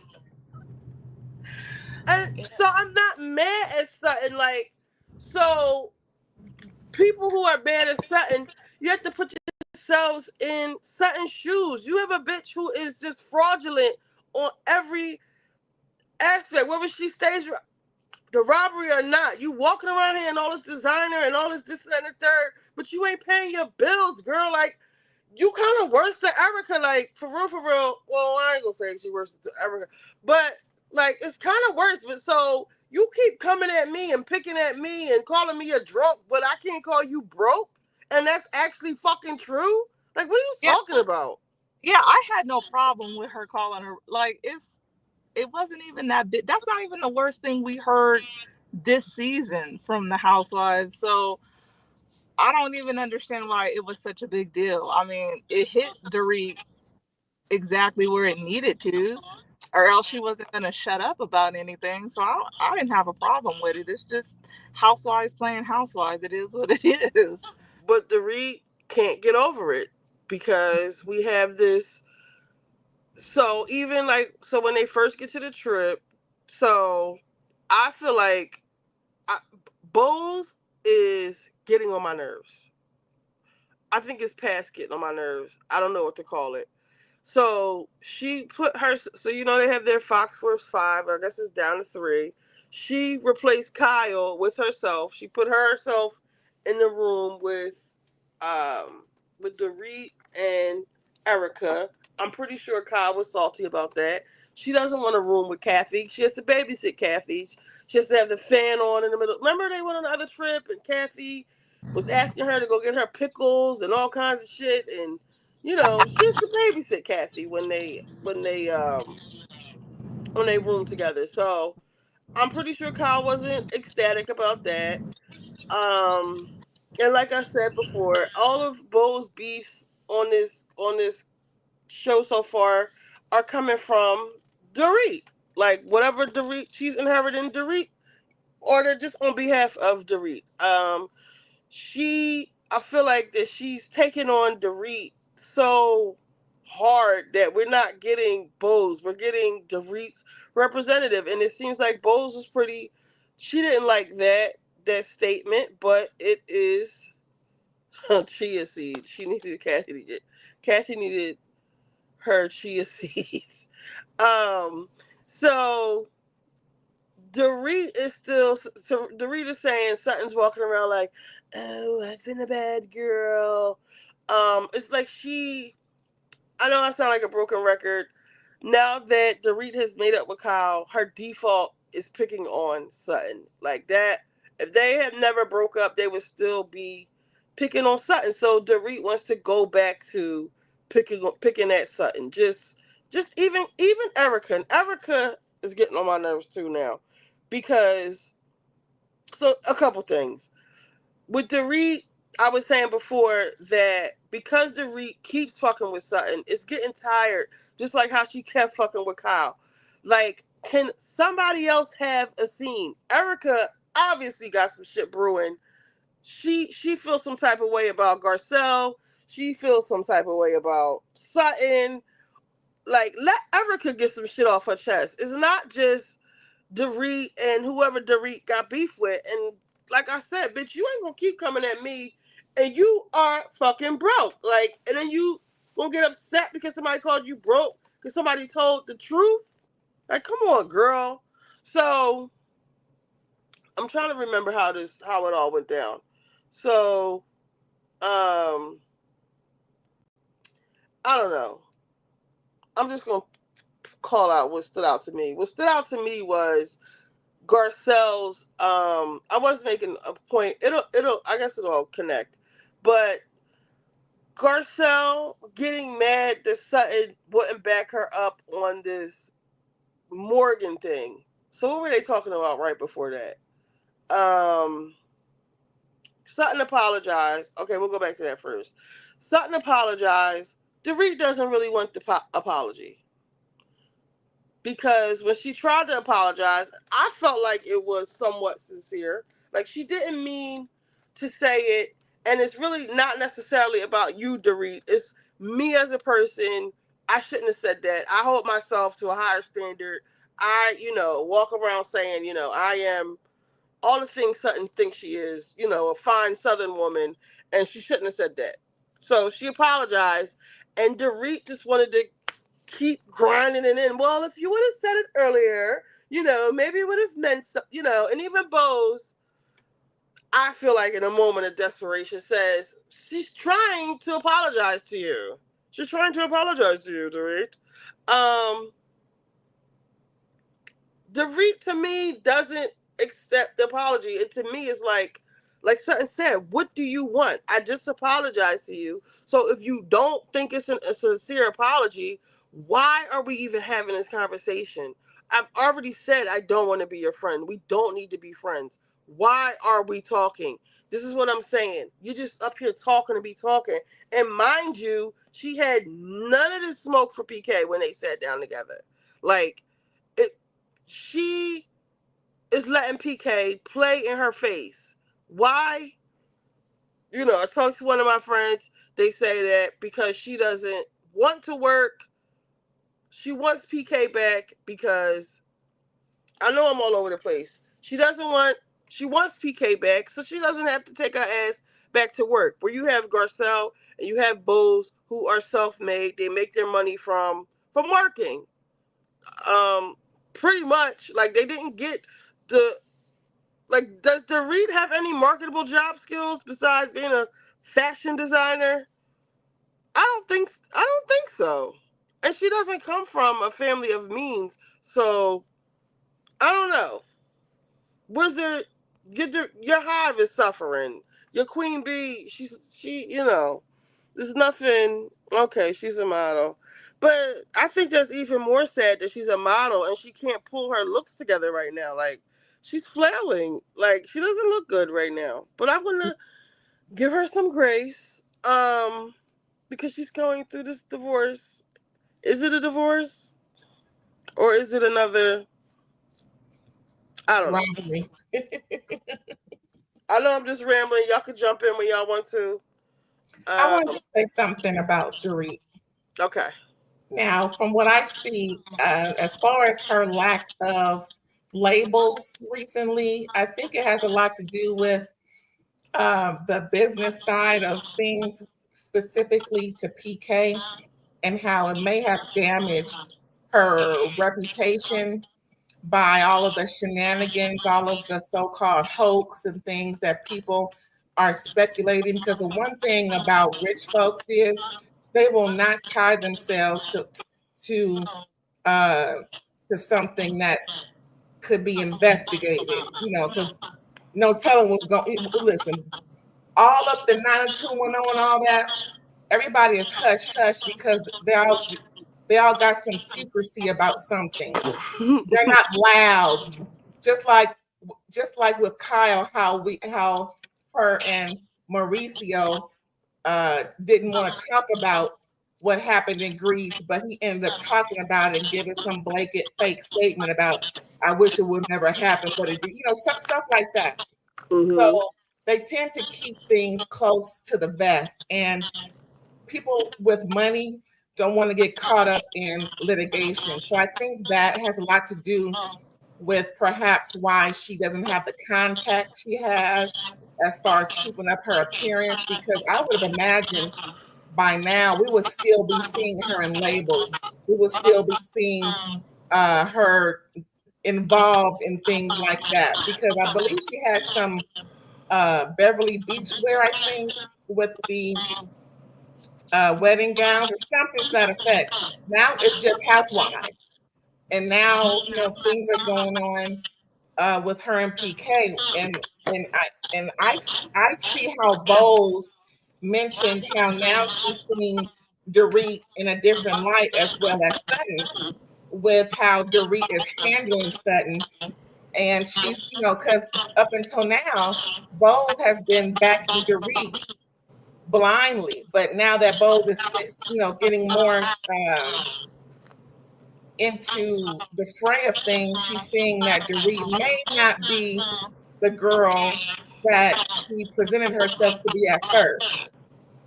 Um, Now Garcelle, she was wrong as two left shoes, because Kyle said in the after show that they had a discussion about Morgan and how they were not going to bring up Morgan on the show, but Garcelle did exactly the opposite to make it seem like we want to know how do we maneuver, because no one's asking about Morgan but Garcelle. So I thought that But was that's real my thing tragic. with Garcelle. Hey, David. Why do you care so much about Morgan? I think Kyle has made it abundantly clear that she doesn't want to talk about Morgan. And I think because, okay, so we have this thing like she may or may not be gay. Kyle has children. Maybe she's not ready to talk about that yet. Where I think the Garcelle is coming from, like a scandal thing, or like Right. I don't know where Garcelle's leading with I this, but I think Kyle has made it very fucking clear. And I can't stand Kyle, but she's made it very clear that she doesn't want to talk about it. She has talked about it. She's going to say, she even said in the beginning of the series, that the season, that she's not going to say her name, which to me says maybe something happened between them. I don't know. They might be fighting. Maybe the girl don't want her name. Maybe Housewives is too much. She doesn't want to talk. She doesn't want to talk about the girl on the show. Why Garcelle is so pressed to keep? Is this like the third time she done brought this shit up? To me, it's kind of like obsessive. It's kind of like disgusting. Like, or just like, why do you insist on talking about this, Garcelle? Who are you fucking? Who are you seeing? Who? What? Where is your ex-husband? And like, let's say your kids with their dad. Like, Garcelle, what do you have going on besides fucking black girls. Like, what out? What are you doing? Like, Right. you keep talking about Kyle. You keep gossiping about Mauricio and Morgan, and you're getting mad at Sutton because Sutton didn't back you up. Sutton backed down. Like, read the room. Like, this is Kyle barely wants to talk about Mauricio. She don't talk about no fucking Morgan. And I think it probably, and even like the lesbian comment was like, was weird. Like, why are you so obsessed with this? Like, I don't. It's really like to me. Like when she. I Let me say this. I was talking to somebody earlier. It was Gabor, I think, and he was, I forget what he was saying, but he was saying that Garcelle was standing on business, but I said Garcelle be standing on the wrong business. Like, you, this Morgan thing is not the hill to die on with Kyle. Like, pick some. Right. It's plenty other shit to talk to Kyle about. Like, this Well, Morgan thing. Go ahead. I just feel like for the Kyle situation in Garcelle, um, Kyle has demanded, let's talk about it. Let's bring it out in the open. Her and Lisa Rinna on the Own It train. Erica, I don't want to talk about the burn victims all of a sudden, but you need to own your shit, Girardi.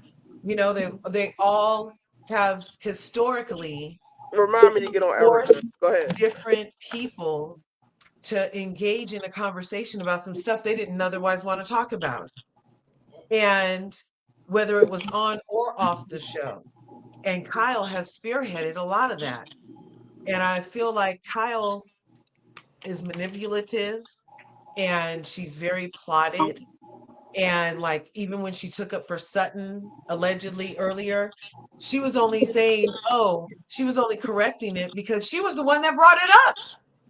Wait, repeat It was that one of part. those situations where Dorito had repeated what Kyle had said. Kyle had implied that she had a drinking problem too, also. Remember in the montage? Yeah, Yes. I said it first. Yeah. So it's fake And let over me there add with this Kyle. too. Even with Erica being mad at the people, like mad at Sutton for tearing people down, but it was Kyle and Dorit and whoever else was there at their house. Was it not was it wherever house they were on vacation in? And when they ran downstairs with the paper and were like, "Oh my Yeah. God, what did it say? What did it say?" They wanted Yeah. to get other people to do their dirty work. And if memory serves me correctly, Kyle was like, "I can't be associated with Erica either if this is true." But they got Yeah. Sutton to do the dirty work, so Sutton's getting this label of kicking the girls when they were down, which she kind of does sometimes. But She does. a lot of the times, You know, not the only one. But go ahead, finish. about the kick. Is it a kick or is it like a question that's on everybody's mind and that I'm asking it, why does Hey, it have to be Deidre. a kick? Because these are the same ladies who wouldn't give two thoughts about your situation and asking you if the things were reversed. But all of a sudden, because they have this idea that they're over these other ladies, the Fox 5 remnants are still in that position with Erica and Dorito and even Kyle, even though she's not sitting next to him, she's still with them. But Derja, is it really a lick back if nobody else, if it's not landing? It's like, haymakers. Like, they're They not. did. They totally did give Denise the third degree. She was like, I don't want to talk about it. I don't want to talk about it. Those Rottweilers would not stop. Those pit Yeah, bulls they with ran Denise lipstick into the would ground. not stop. She practically left Beverly Hills crying to run back to Malibu Beach Barbie house. Well, Okay? Q, hey Q. Hey. Oh, no good evening for us. Uh-oh. Hold on. Do it again. Do it again. Do it again. Do it again. Hey Q. Good evening. Good Hey, Q. evening, sir. Hey. Let me know when I can. Let me know when I can get y'all together. I can wait. I can wait my turn. Who is y'all? Whoever, Oh, whoever, whoever riding Can on the I wrong, jump in? whoever riding on the wrong side, because Garcelle stood on big business. Can I jump in? Big okay. business. Okay. After you go, now I want I think Well, me, go ahead. After she go, then you could go, Q, because I got a couple more things to say.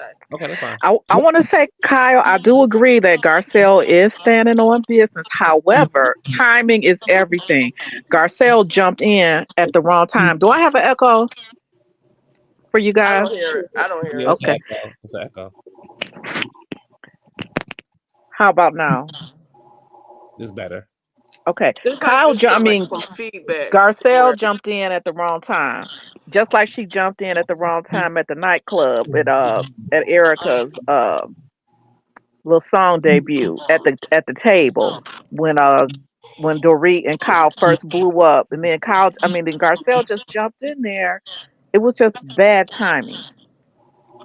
Um, the Fox Force 5 is in full effect still. They probably still communicate with Teddy and Lisa Rinna about what they do.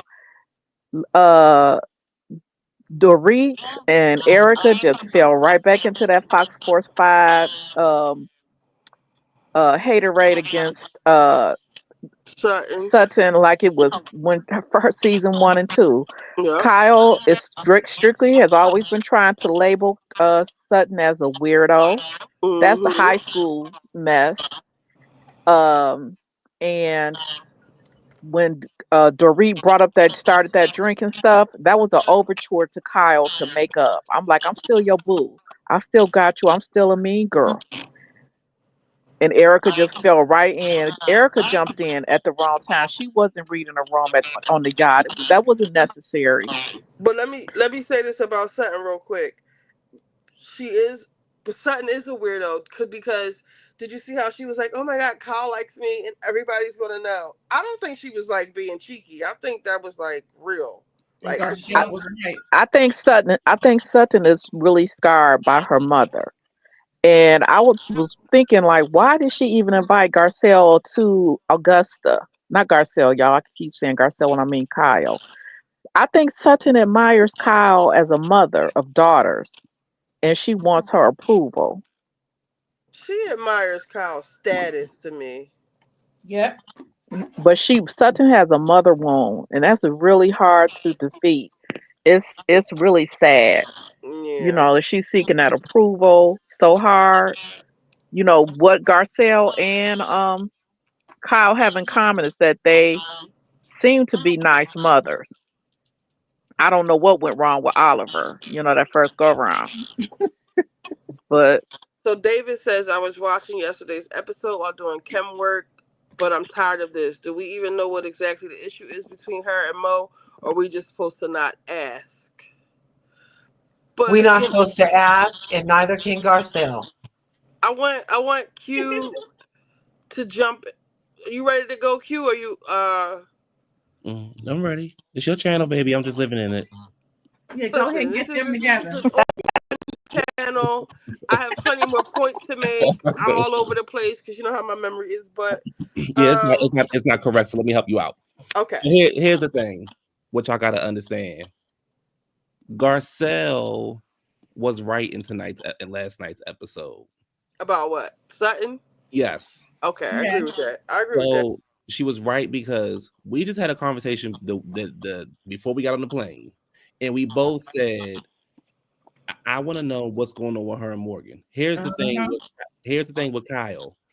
Kyle got on the season, like they said, it was 4 months ago or whatever it was. And Kyle decided to say, "Oh, I can't talk about you know who." No, we don't know who. Who you can't talk about, Kyle? Because you talking about the girl that she was on the show with last year. You was parading her up and down the street. Kyle was so daggone mean to Mauricio last year. Mm. The He man couldn't touched even her. touch her. He couldn't touch her. He couldn't ask about no tattoos. He couldn't even ask what the color of the sky was. But then Kyle got in her feelings, whatever scheme they were trying to put on, got in her feelings when Mauricio was like, okay, you doing you, I'm gonna do me, even though I truly believe that this is a fake story. Um, so then we move forward, and now you can't talk about Morgan. Okay, cool, Kyle. Here's the problem though. Your quote unquote booking, you are being booked, but yet you standing behind the stage with a fuzzy picture talking about, oh, I was there for a booking at, Hmm. at Morgan's concert. So to Garcelle's point, Hey, Lisa. I want to go up for you, but the problem is I don't know if I'm going up for you or not because I don't know what's going on with you and Morgan. So like, am I supposed to be mad at Mauricio? Are you and Morgan date? Because if you and Morgan dating, why are we mad at Mauricio? Because you doing you and he doing him. So I don't get what the problem is. So then fast forward, I'm looking at my bestie to jump in and be like, yeah, what's going on? But all of a sudden you got googly eyes because Kyle gave you a compliment. Now you don't know how to act.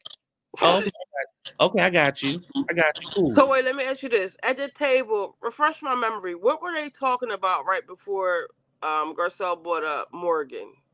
Bowles Was with that her the? Bowles with her phony ass talking about some. I saw Mauricio at Yeah. Oh my god, that was so um, cringy to me. But go ahead. yeah, I saw him at the restaurant, and I thought I was thinking of all kind of scenarios to push them in the water. Girl, stop. Do And, you think that Kyle really wanted? no, Yeah, I. Even though Kyle said on the after show, she was like, "I want every detail. I no, want the no, whole story." But in the moment, it looked like her face was like, she didn't want her talking about it. right. It seemed like she only really talks about it with Kathy. Yeah, she didn't want to talk about that, and I could understand you not want to talk. But the thing with Bowles is, you literally a couple episodes ago said this girl was cold to you. Now all of a sudden you a girl's girl and you seeing somebody in a restaurant and you going to child, I told y'all about Bowles. Y'all gonna listen to me one day. I've been, So I seen it. I seen the light. so we get down there, we say something, now you ain't saying nothing. Oh, okay, cool. We move forward to the house. Now we get into this not really a blow up, but we go back and forth. So now I'm pissed at you. I ain't got nothing to say. Fast forward to the boat. Oh, they jumping you. Oh, okay. Good luck. Because your homegirl over there should have said something. You know, the one that you're going up for, she should have said Hmm. something. She should have protected you. Don't look in my direction. Because I like, I like that she did that. yeah, and here's the thing with that scene. Garcelle is damn if she do, and Garcelle's damn if she don't. If she would have jumped in, people would have had an issue with it. She didn't jump in, people had an issue with it. I So don't it's think like, do people really have an issue with her not jumping in. no, but what I'm saying is they'll because it's Garcelle, not anybody up here, but people online will find a reason to. It's kind of like what with Quad. Quad could do something right, but people will still find the issue with it. And I don't even go up for Quad, but I'm just trying to make a comparison. Like people will always find something wrong. Right. And I thought Garcelle stood on business. I'm not jumping in because when I needed you to jump, I'm always jumping in for you. And now these girls are eating you up. Hmm. And now you looking not she wasn't literally looking for her defense, but I'm trying to let you know that this girl that you keep going up for does not have your back. I thought it was refreshing that Mhm. Garcelle did not jump in Yes. for once. It was Me too. let her fight this out. She got all this mouth. Um, she got so much to say on the after show. I want to let me see her in the moment get down. I want to see her fight with people in the moment. Like, can she handle herself in the moment? No, she went crying off to the side. Kathy went to help her. Can I just get a second to myself? Mhm. Girl, what? She's too emotional.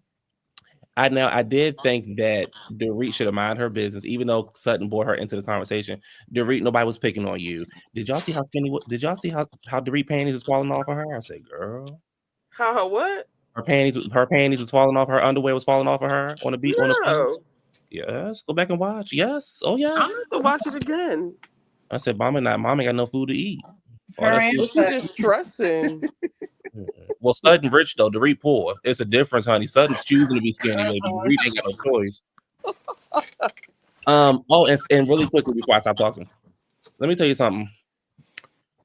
I don't, baby. Let me tell y'all how the internet would have been on fire if Bowles and Garcelle was taking their weave out and placing it on the damn table in front of them white women. Yeah, I agree with that. If they would have took their wig off, but So you that's that. know, I thought the girl. I thought Bowles and Garcelle looked great in their bathing suits last night. Okay. Everybody else, and Jennifer Tilly. Everybody else, no God.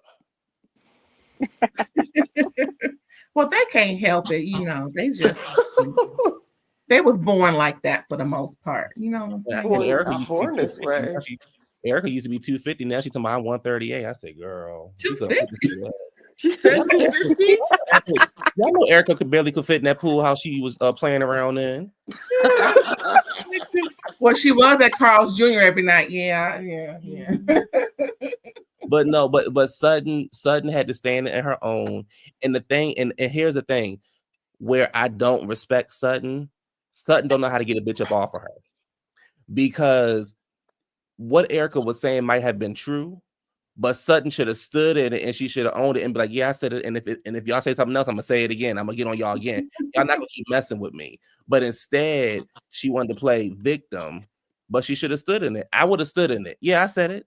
Yeah, I kicked you when you was down. You kept fucking with me. So yeah, man, what else That's going what on? I'm saying. And then like when they keep, okay, so let's talk about this whole thing where they keep saying, well, you like to kick people when they down. They had named 3 things on Twitter. So we can start with Diana. I don't think that Sutton was trying to relate to her in that moment. She wasn't, if memory serves me correctly, she wasn't, they didn't get into it, right? Diana had just blew up at They Sutton, right? got into it, but Diana didn't care for Sutton to start off with, because Diana didn't like the fact that Sutton called Lisa Rinna out about the Elton John tickets, and Diana never let that go. And so she just carried that dislike for her for the whole season. But Diana really didn't Wait, really what situation with Lisa Rinna? when they was at the dinner and they were talking about the Elton John the charity Oh, event, okay. Yeah. and Garcelle was like, put your receipts on the table, like show them that you bought her seat, and Diana didn't like that. Okay. So that started there. So she just never liked her from this, even though she was trying to relate to her. She just never cared for Sutton. Oh, and one more thing, and I think people have to understand, Dorit and Sutton don't like each other. And That's what I'm saying.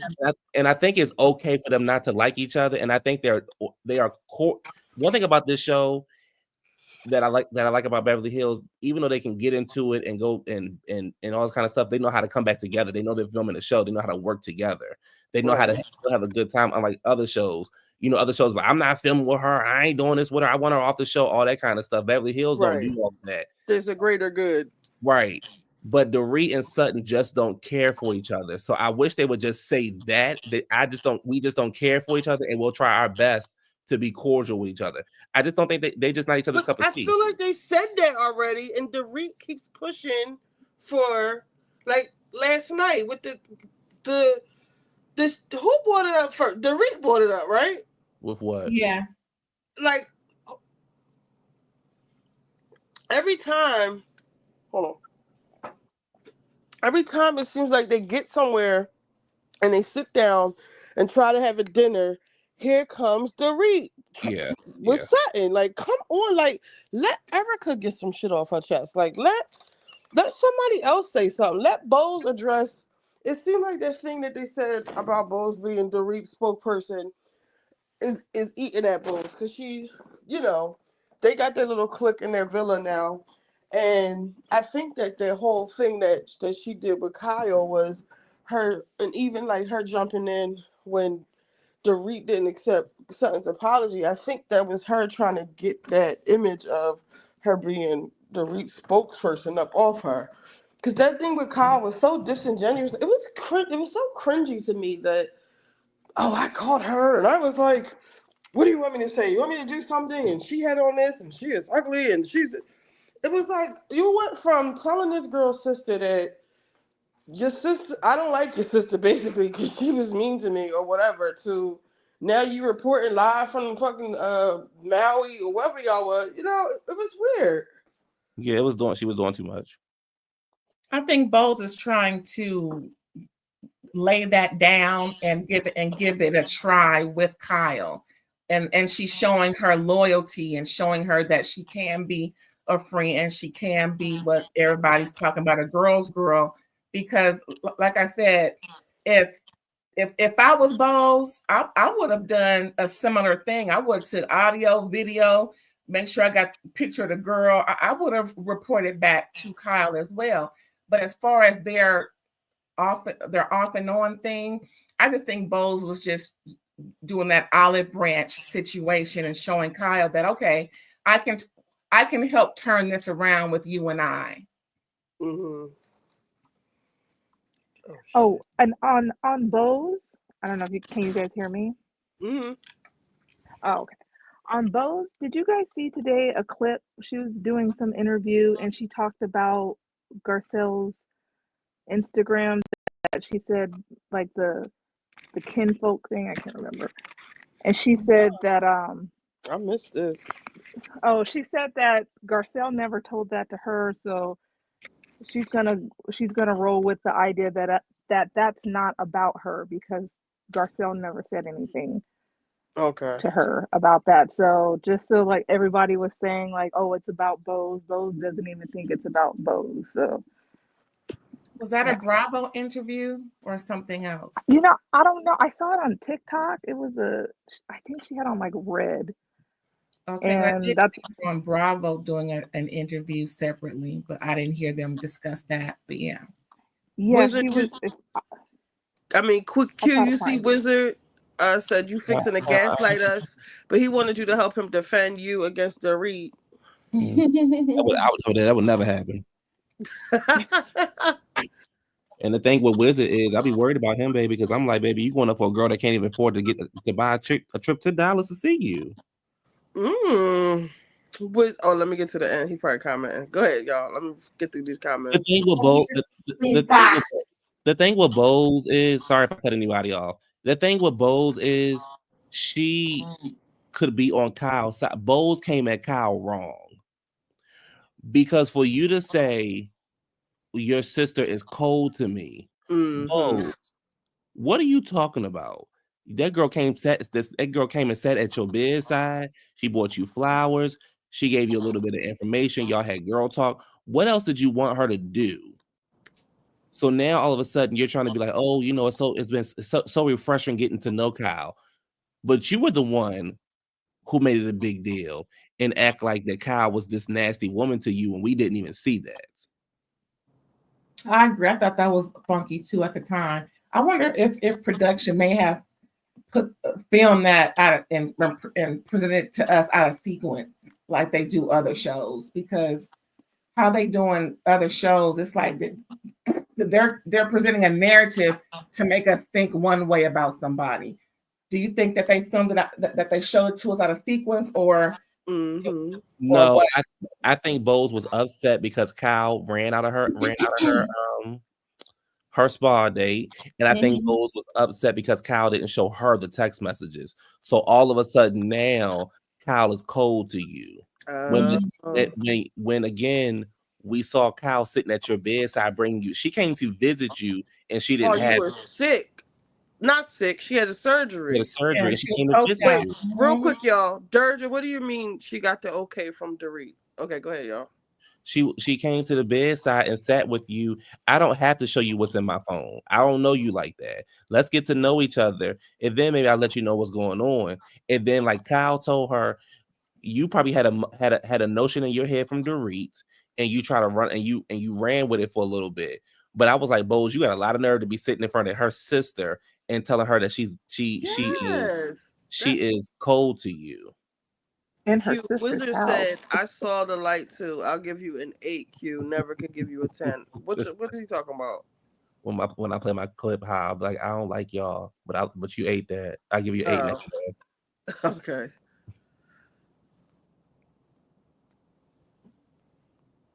I didn't even piece that together that Bulls was mad that she ran out of her house. And my thing is like, if it's between, why does she have to show you anything, Bulls? Like, you just got here. Like, you barely, I like to say you don't even go here, but you barely go here. Like, sit down. But didn't she show Bose the text, and that's how Bose knew that it said something different? No, She mm-mm. showed Garcelle Garcelle, told her. right? Garcelle told her what happened because Kyle showed them the text at Chuck E. Cheese. So when Garcelle went to go visit her, that's how she found out what happened. And then Bowles brought it up. And Kyle does what Kyle does best: cry and do all that, all that acting a fool. When in reality, she could have said, "Well, I didn't show you because I didn't want to." So I just think sometimes I wish these girls would really say what's on their mind. The only person who says what's on their mind is Erica. Let me see. I said Erica was getting on my nerves. Why is Erica getting on my nerves? Because Erica, you saw the footage just like we did, where Kyle's, like I said, Kyle said that she couldn't be seen with you either if this stuff was true. They had all just as many questions as Sutton, Yep. and Sutton was the one with the balls to stand up to actually ask Right. you about it. Okay, you were accused of some, whether I rock with Erica or not, you were accused of some pretty heinous things, my love. So, for you to pretend like no one's supposed to ask you any questions about what's going on is absurd. But you're only holding Sutton and Garcelle like accountable for this. Like you just letting Kyle and Dorit off the hook for it. And this whole thing where I had posted it on my community page. I reposted the clip with Erica saying that Sutton and Garcelle was too excited about the thing Right. with Maurice, but I don't think it's excitement. Number one, I think it's like, Didn't oh, look girl, like like how we got some like, child, did you see that? Like, oh my god, whatever. Even right. though I feel like Garcelle's a little bit too invested in the Morgan thing, but we can debate that later. But look how God will prepare a table in front of thy enemies, or just look at God, because it is completely Come on, reversed Pastor now, where Phaedra. Garcelle gets to look at you bitches, and she could laugh if she wanted to, like y'all did, and did the same thing when Erica, you cussed her son out, whether you was drunk or not, or you said you wanted to. Did she say she wanted to fuck the older one? Was she getting at that? Yeah, she did. Okay, okay, I thought so. Well, you was doing all of that, and then Kyle, Mauricio, PK, and Dorit were all sitting around having a about the whole thing. Like it's funny, and like if it wasn't one of their, what like if it wasn't one of their, if that was one of Kyle's kids, that wouldn't have been tolerated. So for you to act like it's such a big deal, or not, you can act like it's a big deal, but you're not even seeing like the big picture of it. Like the tables are literally turned. Like you know what I'm saying? She was doing. Kyle's kids couldn't handle that. Yeah, Kyle's kids. Erica with the comment about the delighting. That was like, I was like, Erica, what are you talking about? Like they're doing the same thing everybody else on the cast is doing. They're talking about what's going on because it's in the public. Like I don't like. They're not taking delight in it. I think Erica just wants to find a reason to be upset with Garcelle. I can see her reasoning for being upset with Sutton. I can see it. I don't agree with it, but I can see it.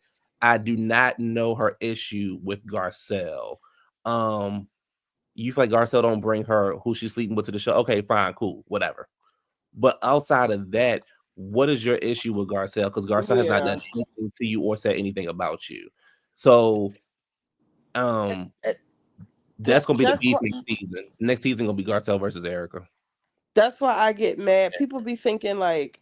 So I was like arguing like for 2 days with somebody on Twitter because I called them mammies, Garcelle and Bose. They are.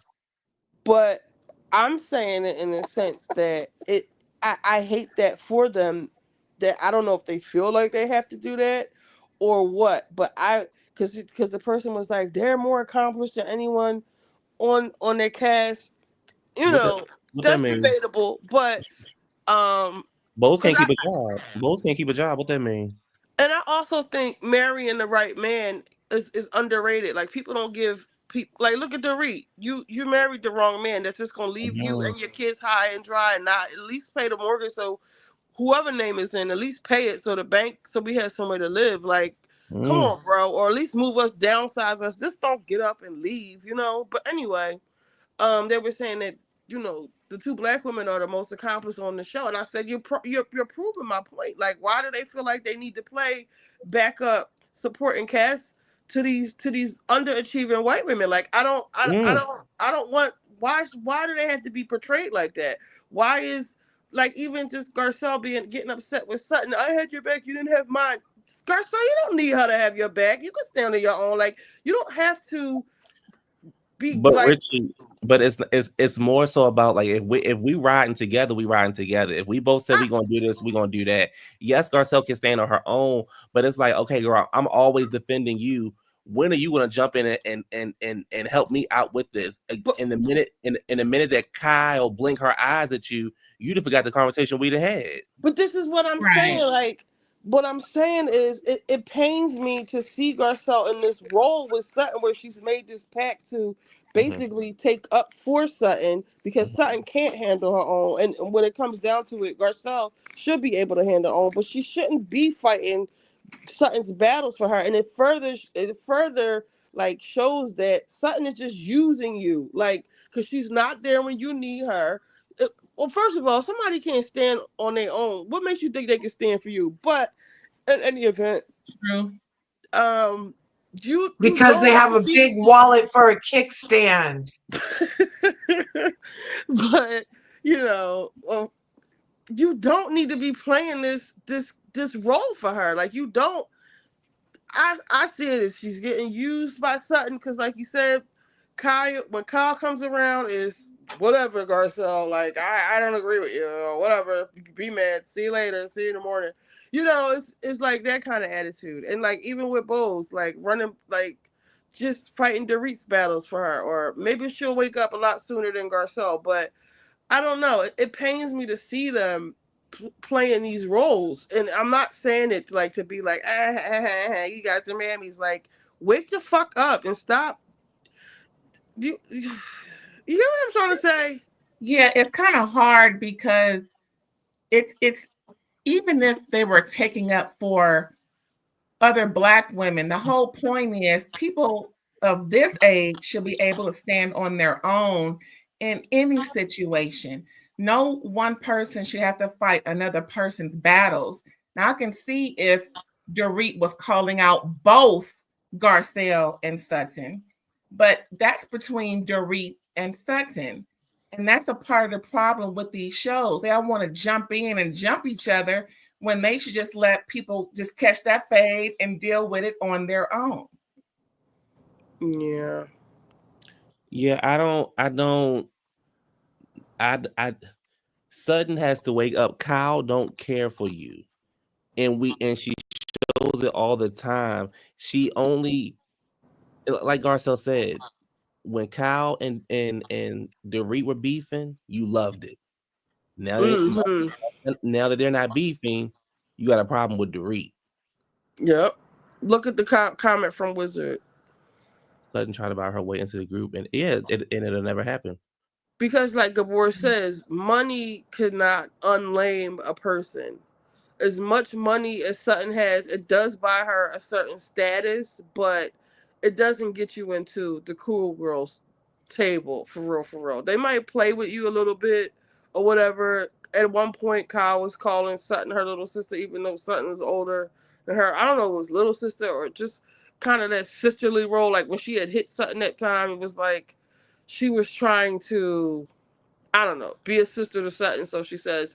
But Sutton, you can't buy your way. And I think that Sutton is used to people, like, you see how Avi just takes her shit? Like, she's used to people, she's used to just throwing her wallet around, basically, like, and Yeah. people just, being kissing her Sutton, ass. Sutton is stupid because you are literally sitting up there with Jennifer Tilly. Mm-hmm. Jennifer Tilly give me she is a good time. She's a Mhm. good time. And She a know how to good have a good friend. time and a good friend. And guess what? She is filthy fucking rich. Dirty. Mm. Why don't you start your own cool girls club? Why do you have to go over there with Erica and like Erica and Dorit at the end of the day can't do anything for you. Kathy probably can do Mm-mm. some stuff for you, get you in some places, but but Erica and Dorit can't do anything for you. So I'll be like, okay, I'm good on y'all, but I'm over here with my real friend Jennifer Tilly. I'm over here with my real friend Garcelle. We're gonna have our own group. We're gonna be this. We're gonna make y'all want to be with us, not the I other way think that around. shit goes back to like childhood, and like you Yeah. saw Jennifer Tilly was like, I was the girl who didn't wash her hair or take any baths, or Hmm. just the weirdo kid, and now they the ones with all the money and stuff. But even with Dorit being broke and Erica being quote unquote broke or just disgraced, um, they still are the cool girls. And Yeah, Kyle, because they're making Sutton is making them the cool girls. Sutton is making it seem like I have to be a part of this group. If these girls, I don't know why they won't accept me. I don't know this. I don't know that. And then you have Jennifer Tilly like, child, I'm part of that clique stuff. I'm good. I'm me. I'm gonna do what I want to do. like this I DGF says, agree. Dorit is envious of Sutton's access to haute couture, just like Erica covets Tilly's fun and vintage pieces. Even like they have all of the things, like they have the bags, they have the vintage pieces. Erica knows the history behind those. I don't know if y'all caught Kyle shade. She was like, "Oh yeah, that's really vintage." She was trying to shade her makeup cases. All she need to do is take that to a somebody who could restore that stuff, and it'll be in pristine condition. But the fact that she got it from a princess, and she has these Hollywood stories, and I think whoever, when they said that the girls aren't feeling Jennifer Tilly, I think that was like Dorit or Kyle, because Kyle thinks she's the actress of the crew, but we actually have a real uh what is it, Oscars? Oscar Uh, nominated actress. yes. Kyle What's cannot the act. Emmys and the Oscars the same thing? No. Okay. And Grammys is music, right? Yeah. Okay. Which one's better, Emmy or Oscar? Oscar. Emmys are for TV, so Okay, okay, it's not really, yeah, it's not really the same. okay. Well, so award Oscar nominated and with her sister nonetheless. Yep. I think Kyle is the one who is probably put that out about, because even if you think about Kyle's obsession with who released the picture of Mauricio and the girl, she's just so sure it's not Mauricio, but she's pretty sure it's the girl. So you can tell that Kyle is the one that caused the paparazzi or leak stories, or she's that person in the group.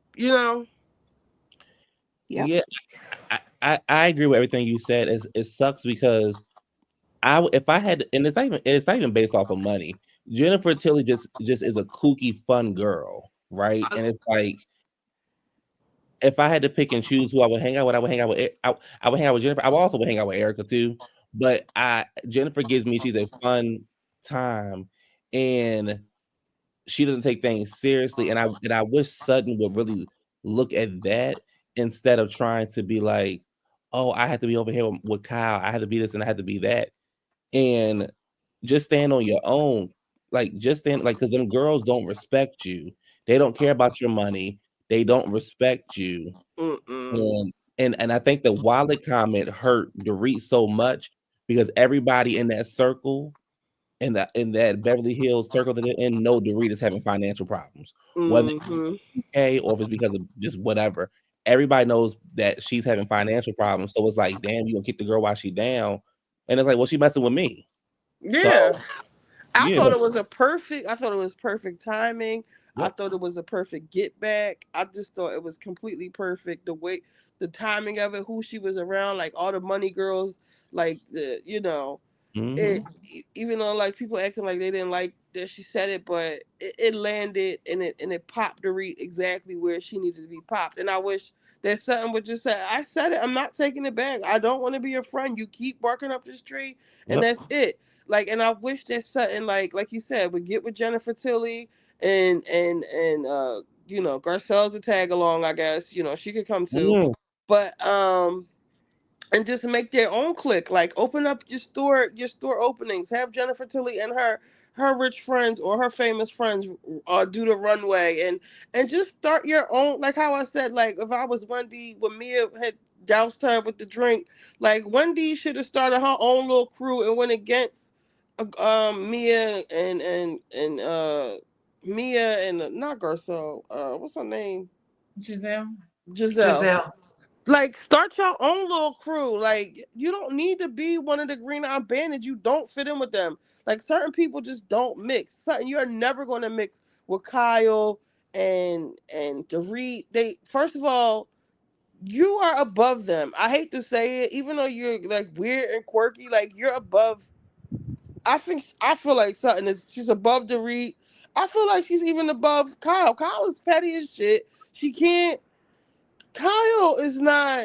She's nothing to me. Like she's just the head of the Housewives show. Like she doesn't have any accomplishments in her life other than marrying And Kyle's Mauricio. about to get her money the same way she's balking about Sutton having hers right now, And talking that's about another you thing. right. Yep. Yep. She gotta hope she don't pay anything on Mauricio's tab because according to Kathy, Mauricio ain't got no money. Mm, let's see. It Well, felt like compared to she enjoyed Kathy. it. I was really weird. Well, One Kathy's second. investigating folks. She wants to make sure her family money stay where it's at. Remember how Dirty she said, says well, I can make some calls, see who the hell this effer is. what she said. One ringy dingy, two ring. I love Kathy. She makes it I simple. don't Like blame her. Who this Dirty heifer? just says it felt like she enjoyed it. It was really weird. Don't tell folks you saw my nigga with so much animation in your voice. So yeah, it was weird. It was like it was weird, and he said it in front of everybody. At least say it in the villa together with us. Bose was doing too much. Okay, I guess this is when we was talking about Bose. Bose received Kyle's feedback and was working on it. Bose Well, and that received made it Kyle's the feedback. exact perfect time for Garcelle to bring it up. If Bose just sat there and like played the recording of what she even sent to Kyle in front of the ladies, how was it wrong? Because she brought it up because she saw them out, and it was this simultaneous with we seeing you out at this air quotes charity in the backstage area for Morgan Wade, and but we can't ask about that, but we're talking about this, and it just is Or unbalanced. or was it And for her to Garcelle compare it trying to the to kids is was it wrong. or was it in the moment? I'm trying to remember what I was. It's just so many damn shows on now. What I felt to me, it almost felt a little bit like It felt forced. Number one, like I said, Garcelle standing on the wrong thing, or it's just the wrong timing. Did you say that just because Bose had this moment with Kyle that may or may not have been weird?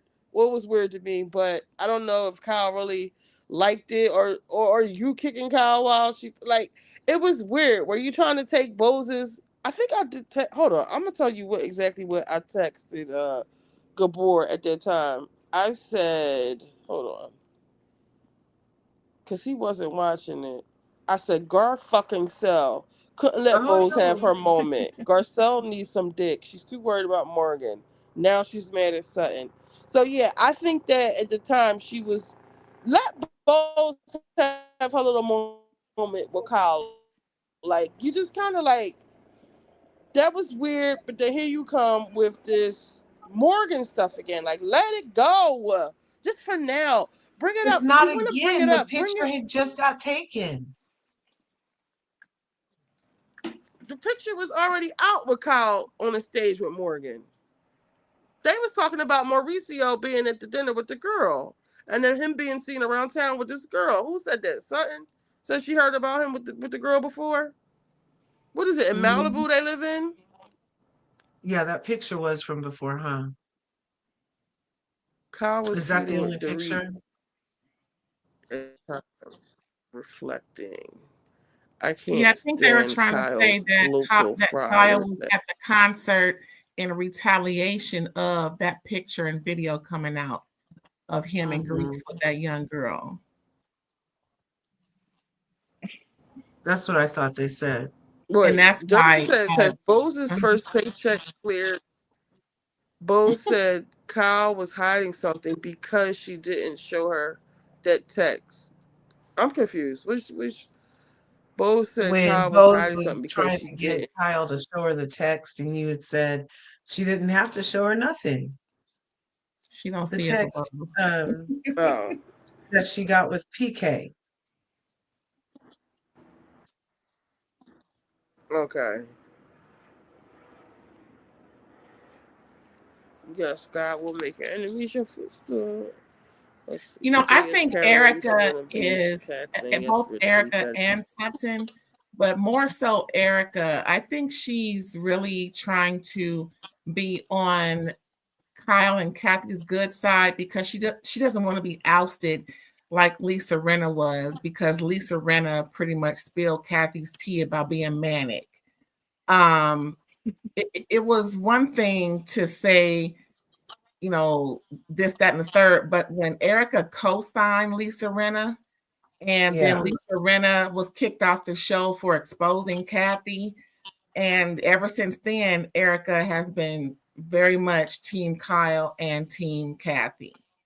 So they know where their bread is buttered, and they'd rather be on this show than off the show. And I think also Sutton is also on that same.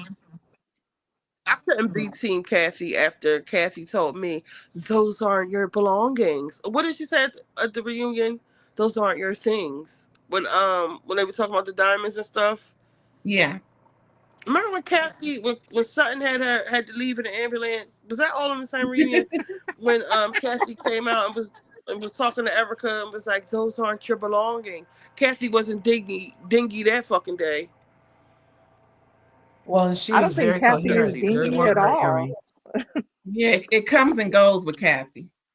I don't think Right. she's dingy at all. I think she plays it up for this show, and because people responded to that her first season. They thought, oh, she's so kooky and whatever, but I don't think that's who she is at all. She From couldn't my have gotten this if we far in look life. back, not if we look back at the seasons, like the earlier seasons, Kathy, those are like two different people.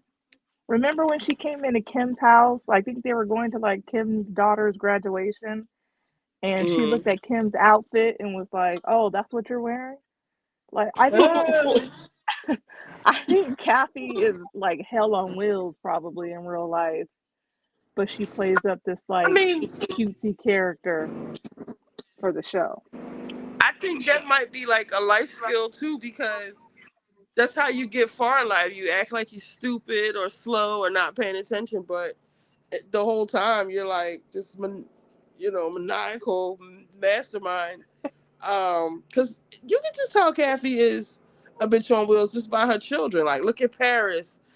Paris kind of plays the same role, like with the, oh, I'm Paris, and then with that stupid baby voice she has, but she's a bitch too, and even like when his son had the Mhm. meltdown on the plane, he said the N word, and he was like, my fucking dad can buy this whole airline, you peasants, like they be on some shit.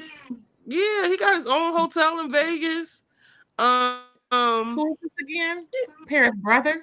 the son, what's the son's name? Is it Kathy's son? Conrad? Yeah, One's Conrad. They got Conrad, a and then there's another Yeah. one. I believe it was Conrad. He had a meltdown on a plane. Oh, Callie coming, y'all. Oh Sounds like shit. it. Hmm. What? Sounds like Callie, it's Callie, hereditary, if Callie, you let ask her me. love her love. Exactly. Oh, y'all know what Kathy did to her daughter, right? What she do? Was There's sent a her to whole that camp. documentary about it. Oh, Yeah. about Paris and that cult thing. It wasn't a cult. It was basically a way to put your kid in the system legally without you going to jail for abandonment. So back in the 90s, they had these things that were called like scared straight or boot camp. And so when people didn't want to be bothered with their kids, and the minute the kid got in trouble, they would just call these people to come pick their kid up. And basically your kid would be kind of like sent to like a camp where these people was doing God knows what to them kids up in the air. It's crazy. Hmm. Actually, my old neighbor's son was sent to one of those places. He ended up a few years after he got home unaliving himself. Like that's how bad it was. Like these places were terrible. Yeah. So Kathy is she ain't fooling me, but I think the dizziness is Kathy just be drunk. I think it's the same thing like what we were seeing with Wendy, and we thought she had dementia, but she was just drunk. I think it's the same thing. I think it's pills with Kathy. Oh, it Drunk, could be both. drunk Yeah, alcohol makes you Yeah, real it could sloppy. be both. yeah, I think it's pills too more than drinking. Like Typically, when she's probably people taking are Adderall, and they all take Xanax, so she probably was on typically when people Adderall. are on pills, they don't come in and out of it. I feel like Kathy, like she be sober sometime, and you could tell because she be sharp and she be witty, and then she go have her a few shots or get that flask out her purse, and then she just start tripping. No, she gives me dolls, the dolls. Like that's why she's alert a lot of times because like Valley of even the Dolls. She Xanax. takes the red ones for the morning and the blue ones at night. Mm-hmm. Because even like pills only last 4 hours. Like Xanax, like they don't last. So you can go in and out of it. And maybe that day of the reunion, she didn't take her It's some normal kind of cocktail. substance. Even like Okay, when she was mental unpacking illness. her bags for the trip, when she started Mm-hmm. unpacking her suitcase, she went straight for the cosmetic pouch. I know she was going in there getting some damn pills. It's something, girl. It's some kind of substance that she's At on. least it wasn't a Lisa Rinna bag full of pills. Those were Jesus. vitamins. I have the Not same bag. all of them. That whole family got something wrong with them. I think it's genetic.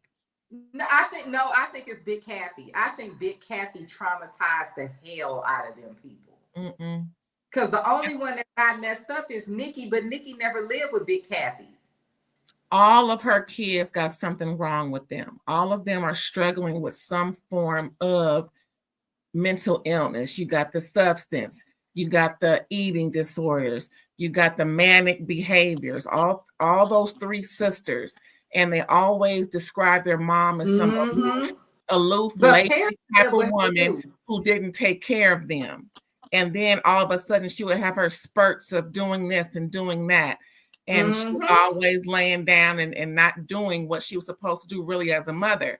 And I think that's why Kyle takes her mothering so seriously because of how she wasn't raised. I think they get it from their mom. And Now, yeah. I don't know about it's Paris's too close brother. to home, you know? Yeah, but Paris lived with her too. And that explains a lot of her behavior as well. In addition to being sent to be put in the system. After Big Well, Paris I was don't think actually only Kathy sent knew that place was that bad. I Kathy really only sent Paris away after Big Kathy died because there was nowhere to send her to anymore. Because Was that before she before was or sent after her the sex to live tape? with Big Kathy. Did she I send her there before or after the sex tape? It was Before. before. Okay. Yeah. She But was I grown when the watched sex some. all that stuff happened. You really think I she didn't know that place was like that? I mean, she I don't think does she know gave a that Mo damn. ain't got no money. Yeah. I don't think she cared. I think she felt like Paris was wild and she was gonna be out there anyway, and this at least get her out of my hair. I think that was her attitude. I watched. I can't remember what it was, but I watched something where they talked about Paris and Nikki when they were younger and they were living at was it the Waldorf Astoria? I don't know. I forgot which hotel in New York when they were younger, Oh and yeah, I they saw said that too. that Kathy and Rick used to let them just run, Wasn't watching their just kids. yeah, they weren't watching them. They were hardly there. They just those kids were basically raised by staff, and Mm. you know, Yeah, and the so staff, it wasn't like it was their job. It just sort of became their job because, okay, we yep. have these kids here unattended. I don't want to call child protective services because I don't want them to go in the system. So I'm going to just try to look out for them. Like it became that type of I'm thing. sure they were compensated well for it, though. Oh Didn't yeah, sound like for sure. it. Yeah.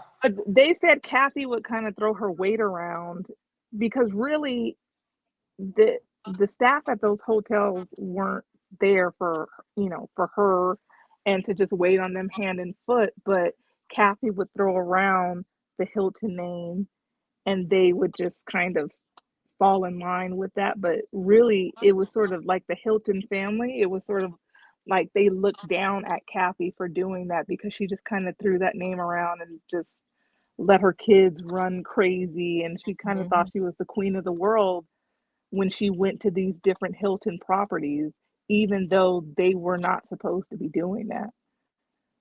If I'm not mistaken, I think Rick is like a from a second family or something. And I believe he did not really inherit what the first set of kids inherited. That's what I heard. I heard he did Yeah, not, I think that he I have to really look that built up to Hilton and see. Highland. Yeah, well, He no, he Rick is built rich as Hilton and hell now. Highland. Yeah, But when he really Conrad did first build passed that. away, he didn't get what the other older kids got. I think he's from like a second wife or something. I don't know if it's a second wife, but it was like the set of grandkids, and this is just what I heard, and it was like the first three or four got like these substantial amounts of money, and then him and I think maybe a brother, um, they got like they got some money, but it wasn't nearly what the older ones got, is from my understanding. So, I mean, he got something, but you know, Mm-hmm. um, it wasn't like what we all think. Yeah, I remember they have all alluded to that. Like it, like the money that he inherited was not like basically he got rich from social capital, like from his connections and being able to Yeah, use the Hilton name. It wasn't necessarily the money that he got from Conrad. Now I have to look this yeah. up, but it was to me it almost sounded like Conrad had another wife before, and those people got all the money. Well, I wanted to go Probably. back to Erica and this thing she's with them trying to say like Sutton kicks people while they're down. Lies, Um, false narratives. because Um, I went over the first one, which was what was the first one I went over? Liquor Um, Diane. yeah, Diane. So then we had Erica. So I went over that too. She's letting Kyle and Dorit off the hook with that. It wasn't just Sutton. And then the third one, oh, they're saying with Kyle with the thing. So what wasn't at a certain point Kyle was insisting that, remember when Kyle found out that Sutton had the miscarriage and she was like, well, I didn't know that. And Yeah. wasn't she like mhm. pressuring Sutton to like be more open? Yes. Yep, Mm-hmm. yep. So to me, the questions about Mauricio is just following this line, this thing where own it and tell everyone you have to be open with your life, and but that was before Kyle went into her separation, before she had to Uh-huh. actually do it. So it's not really malicious on Sutton's behalf, but with Dorit, everyone remembers this scene differently in the Sprinter van when she did the sisterhood thing. I Mhm. remember it as Sutton was trying to call out Erica for whispering at the table, Right. and Dorit was just in one of her rages and not really listening. She was, because who brought up the thing about Teddy? Wasn't it Garcelle that brought the thing up about Teddy? When they Not was It to, wasn't in Sutton. wait, what'd you say? I said it wasn't Sutton What do you mean? What was it Sutton that brought it up? that brought it up. Yeah. Oh, it was when Teddy had posted something and Dorit reposted it maybe, and Or that, liked it or yeah, something? liked it, and people thought that she was more close to Teddy, but Drew's like, no, I just reposted it. Maybe Kyle had a little play into that too. There was some misunderstanding Yeah. as to how close Teddy and Oh, Drew remember she was. was like, "Oh, I just reposted it so people could know about it." And Kyle's confessional was like they need your 30,000 people to know about it to read. Well, it was Yeah. like, so Dorita said she wasn't that close to Teddy, and I think she had liked it. I don't know if she reposted it or liked it, but she said I was literally tagged in it, so that's why I did it. Oh yeah, I remember But now. they did Yeah. they get Garcelle to bring it up? I think they got Garcelle to bring that up for them, because remember Garcelle was happy even at the beginning of the season. Garcelle was like, "Oh, Kyle chose to open up for me. I'm so happy to be a part of her inner to get her trust from her inner circle." So it wasn't Sutton being mean to. It was really a misunderstanding. But what you call him? The Reed was just so busy trying to holler and scream about it. Sutton was really trying to call out Erica for whispering at the Right. table. Well, I think the problem is that Kyle, if you're gonna be out in public with this girl and you had her on the show that season, you either gonna have to explain what's going on or you're gonna have to get off the show. And this is why Kyle is storming out of the reunion and having breakdowns and all of this stuff. It's like, you cannot expect to just be running around with this girl. You're on a reality show where you're supposed to be sharing your life, and then you make this comment. Well, Mauricio did something that where I can't trust him or something like that. She said, but she never told us what the man did. Well, if you can't do that, you can't be on the show anymore. But my thing is, what else do y'all want her to say about Morgan? Like, what do y'all want her? Everything. Which is what? Everything. Why did she show up with you 3 years in a row to the BravoCon and Bravo adjacent events? Why were you and her on red carpet events well Mhm. before she popped up with you last season? And then why are you making videos tongue kissing a woman and being so coy? It's just the same thing with Phaedra. They know how to use words made out of alphabets. They know how to be very crystal clear when clarity is required. All this vagueness is on purpose. They're playing in our face. But And what if about the I am tattoo? Does having she still have the an tattoo with her awakening, finger? a new awakening, lesbian, if I decided I'm a lesbian now, or hold on, I'm coming out with being a lesbian, and I'm in this group of girls, and I told y'all as much as I'm willing to tell you about it because I actually am about to go through a divorce, so the less I say, the better on my behalf in terms of my settlement that I may or may not get, because maybe there's a clause in the prenup. If I don't know if they have a prenup or not, but if I'm being found to be cheating, I get less money. Like it goes back to people when people asking people about stuff with court dates and lawyers and stuff. Like mind y'all business for right now. I said what I can say. Mhm. And I don't know what else y'all want me to say. Y'all want me to say I'm a lesbian now? Like, what do y'all want? Like, I hear what y'all just said, Well, but it's like she's made uh, it clear like that this is all that she's going to say. So she well, then said she that gonna a have to lot not of be on the show times, anymore. But and she I She got don't to can't like be on Kyle. there Exactly, anymore. Kyle Sylvia. irks my soul. I'm Be on not the taking nothing from show Kyle, but I'm after the just saying. show. I'm not. Yeah. I want to be clear that I do not. I can't stand Kyle. But I'm saying like she's not going to say anything else about it. I don't think y'all not going to. She's not going to say anything else about it. She's not what y'all And want her to say. Denise Richards didn't want to say anything more about it either. And they kept on with her too. So it's just, gooses and ganders. That's all that's happening. Yeah, I was just gonna say that. I think she would have gotten a lot further with the group had she not put so much pressure on Denise Richards. And that's Garcelle's friend, if I'm not mistaken. So, Yeah, they you know, Garcelle didn't forget. So Former she friend. I found the think opportunity. they fell out because of that. Oh, okay. Just Well, remember, Denise got mad at her, or was it Rena? I might be remembering that wrong. No, Let's I see. think Did it's you have? Rena because Denise, I just watched the podcast with Denise and Cynthia, and she was saying that, she felt like Garcelle was the only person there that liked her. And she was like, well, why am I going to come back and hang out with these people? These people don't like me. I don't understand what's real and what's fake. They give a lot of behind the scenes. They give so much behind the scenes that almost makes me not want to watch the show anymore. What on the after show?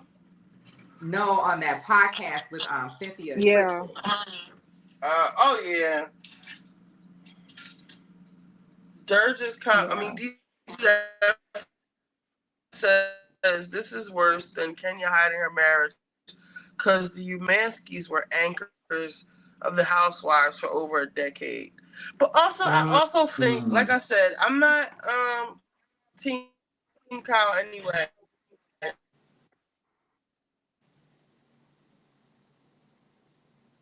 And not to rock the boat. So I don't know. And I truly think the only way she's gonna get Mauricio back is to be seen with another man. Now, if Kyle was going around with another man, I would feel like we need some answers, girl. But it's Morgan. She could just be used. Like I think it was on Gabor's channel saying, well, I said cheating with a girl, quote unquote, cheating with a girl and a guy is two different things. Because I said if she really wanted Mauricio back, she would have to be seen with another guy. and like the whole panel jumped on me. But guys view, not all, but a lot of guys view, kitty clicking with a girl is different than getting dick down. You know what I'm saying? Like, it's Yeah, different to a lot of guys. I for real, think for that's real. what Kyle thought, and that's why I don't think that this is what I think happened. I think that she thought that she could sort of mess around with Morgan, kind of BS the audience into thinking like, oh, because she liked the attention of are they or aren't they? And I don't think that she thought Mauricio would react the way that he has reacted. Mauricio basically took that as like, okay, this is my cue to exit. And I don't think Kyle saw that coming at all. Yeah, because she said she wanted him to fight for her. Yeah, Mauricio was like, oh, okay, I see what it is. Bet I'm out of here.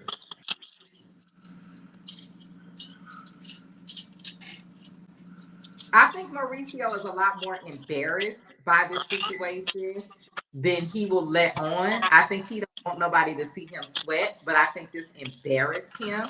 And I don't think it's like, oh, it's just a girl. I think he's embarrassed. Like, damn, like I've been with this woman for Well, all they these say years. he was cheating too. They Hmm? say he been cheating. They say he been cheating. But there's no proof. Okay, this is the whole thing is the Mauricio cheating thing is an assumption. It's not anything where somebody has seen Mauricio with a woman. It's an assumption that people are making. Kyle never said he was messing with another woman. Nobody has seen him with another woman before all of this.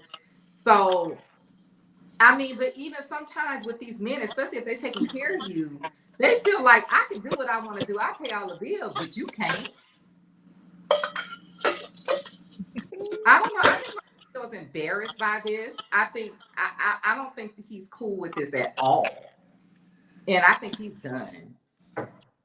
I think he's coming back.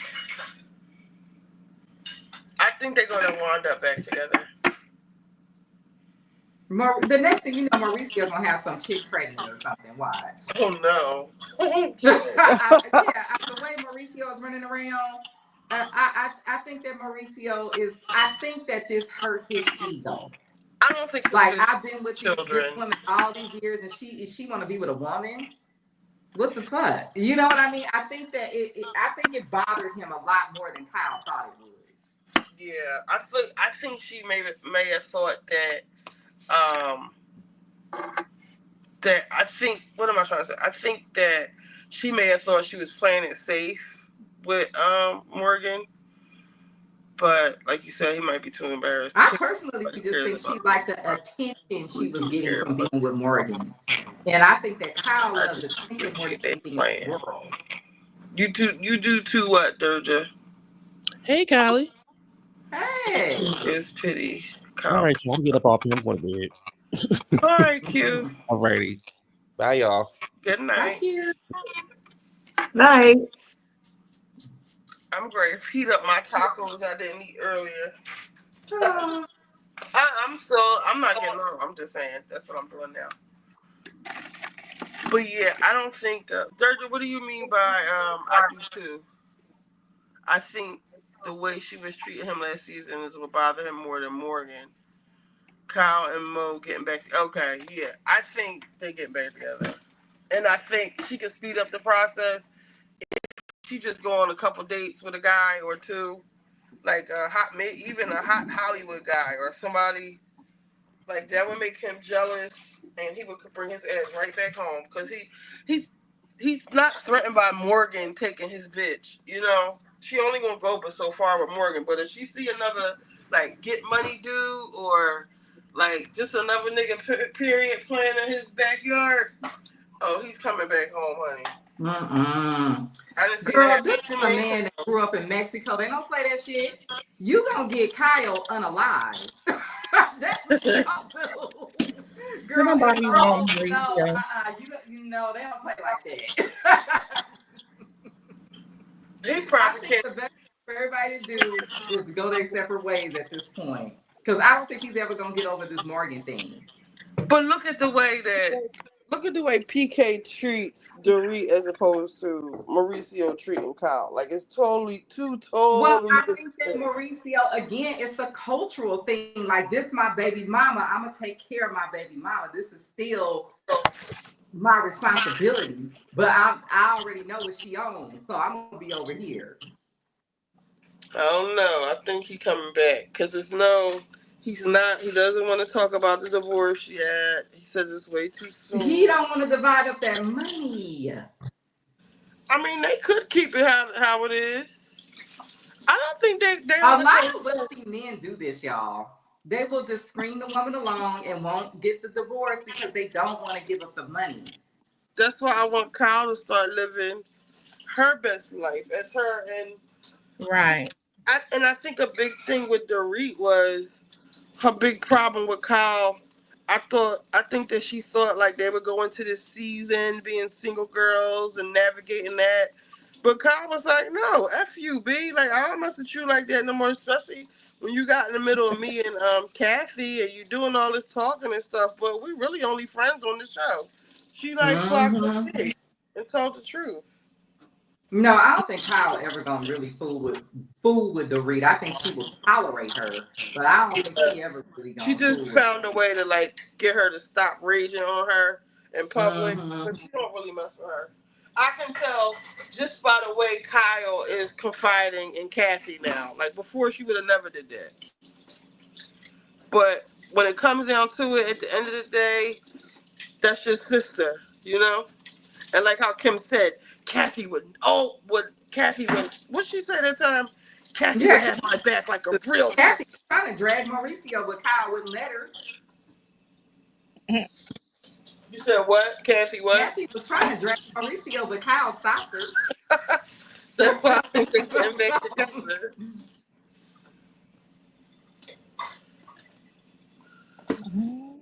yeah. Um, For some I'm reason, Kyle just won't have a backbone in this situation. I mean, for one thing, just to give Mauricio a little bit, my woman couldn't put a tattoo of somebody else on her body and think that everything is going to be cool. So at yeah. the same time, Mauricio probably thinks, well, sure, I can do whatever I want. You have a tattoo mm-hmm. Mm-hmm. on. That's why I said that man is gone. It's permanent, and what he's doing is just temporary. Maybe that's his part of his rationale, and maybe that's why Kyle may feel a little guilty and is allowing him to do this. Yep. But as far as I'm concerned, once we separate, we ain't getting back together. That's it. That's all.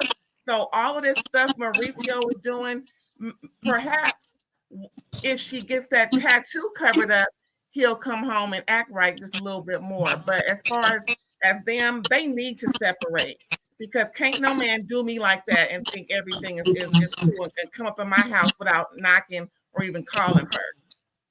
I don't know how she do. I don't know how she doing it, but Because you Because uh-uh. you know said, that like he you just pays said for it, that. she's guilty. She feels Yeah, guilty. and she's guilty. I think she went too far with that Morgan stuff. Yeah. Whatever woman Mauricio had, we never saw her. We don't even really know if she exists. Kyle was on TV, brought this girl on the show all over. Like, I don't know if y'all watch Rodney. Rodney said she was from Compton to Inglewood to Long Beach to Hollywood to like she was Remember, she was all over the flaunting it place. in front of Maurice's mom at that party. Remember, What? Maurice's mom came over and she was telling on Maurice's tattoos and stuff like that, and flaunting like her Mauricio was tattoo hot. that she had got. Mhm. I remember Mauricio was hot as fish grease when she told him about his Mm-hmm. tattoo. No, she was trying to make Mauricio out like he was like just smoking weed all day, being irresponsible. I didn't like that at all. Me neither.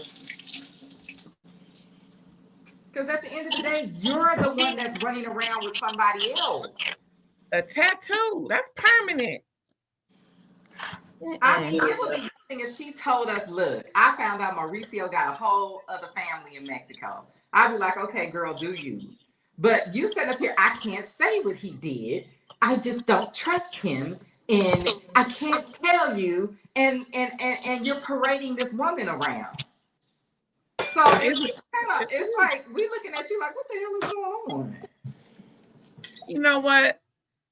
I would bet $2,500 that because Kyle got a permanent tattoo, perhaps Mauricio got a permanent baby somewhere, and that's Ooh, why she can't say. that's what I think too. I think he got a whole nother family somewhere. No, Sounds I about don't. right.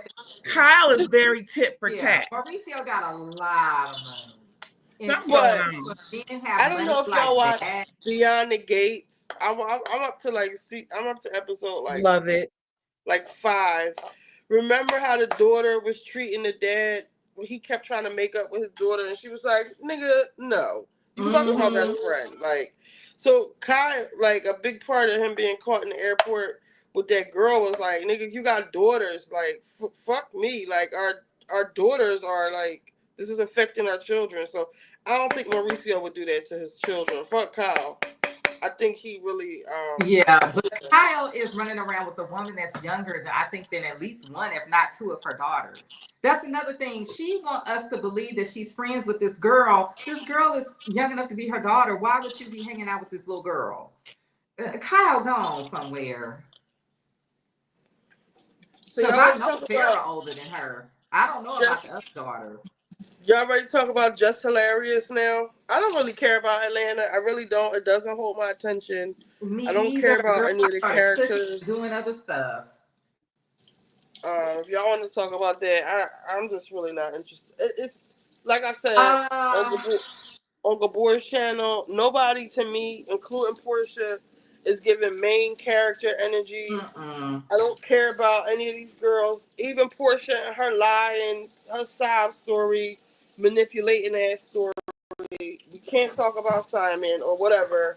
I really don't even respect the fact that Portia ran away from after she took Simon or married Simon or just got with Simon. The fact that she went away, people could blame it on that she didn't want to be arguing with Kenya or answering a bunch of questions. But you're doing it now, so what's the difference?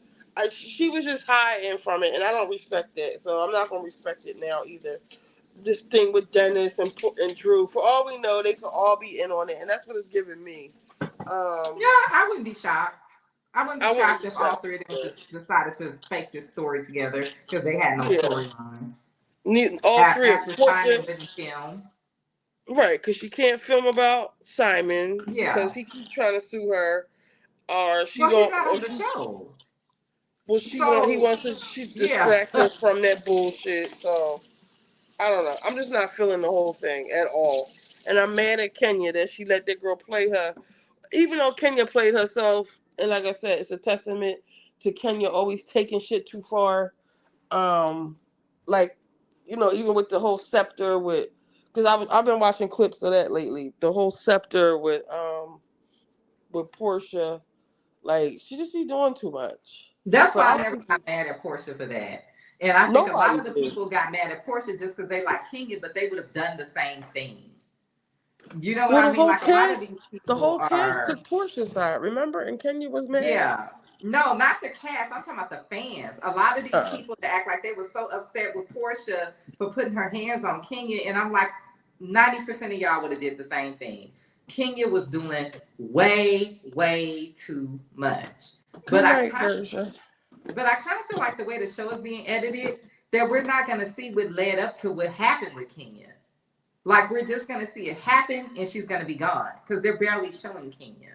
Well, we see like a little bit of tension between them and them going back Kenya, the whole thing with the ring, which to me wasn't a big deal, girl. No, it wasn't at all because she did sort of say it in a way that made me think that either you've been married multiple times or she just said it in a weird way. So I don't know why you would take that to be shade. Yeah. But I do think, and I've been saying it from jump, I do think that this girl is like an OnlyFans girl. I think this insurance stuff She's is an BS. escort. Did you Yeah, hear the audio from yeah. that scene? Kenya was saying in the audio, I'll try to put it on my Instagram. I mean my Twitter if I can remember. she was saying in her speech that I don't know if it was one of her cousins or her sister or something, but she had found her page like for her rates to be an escort, and it was like $1,100, $3,000, because the people in the comments were like, "Well, damn, if she can make that for a couple of hours work or whatever the rate was, like that's good Mm. money."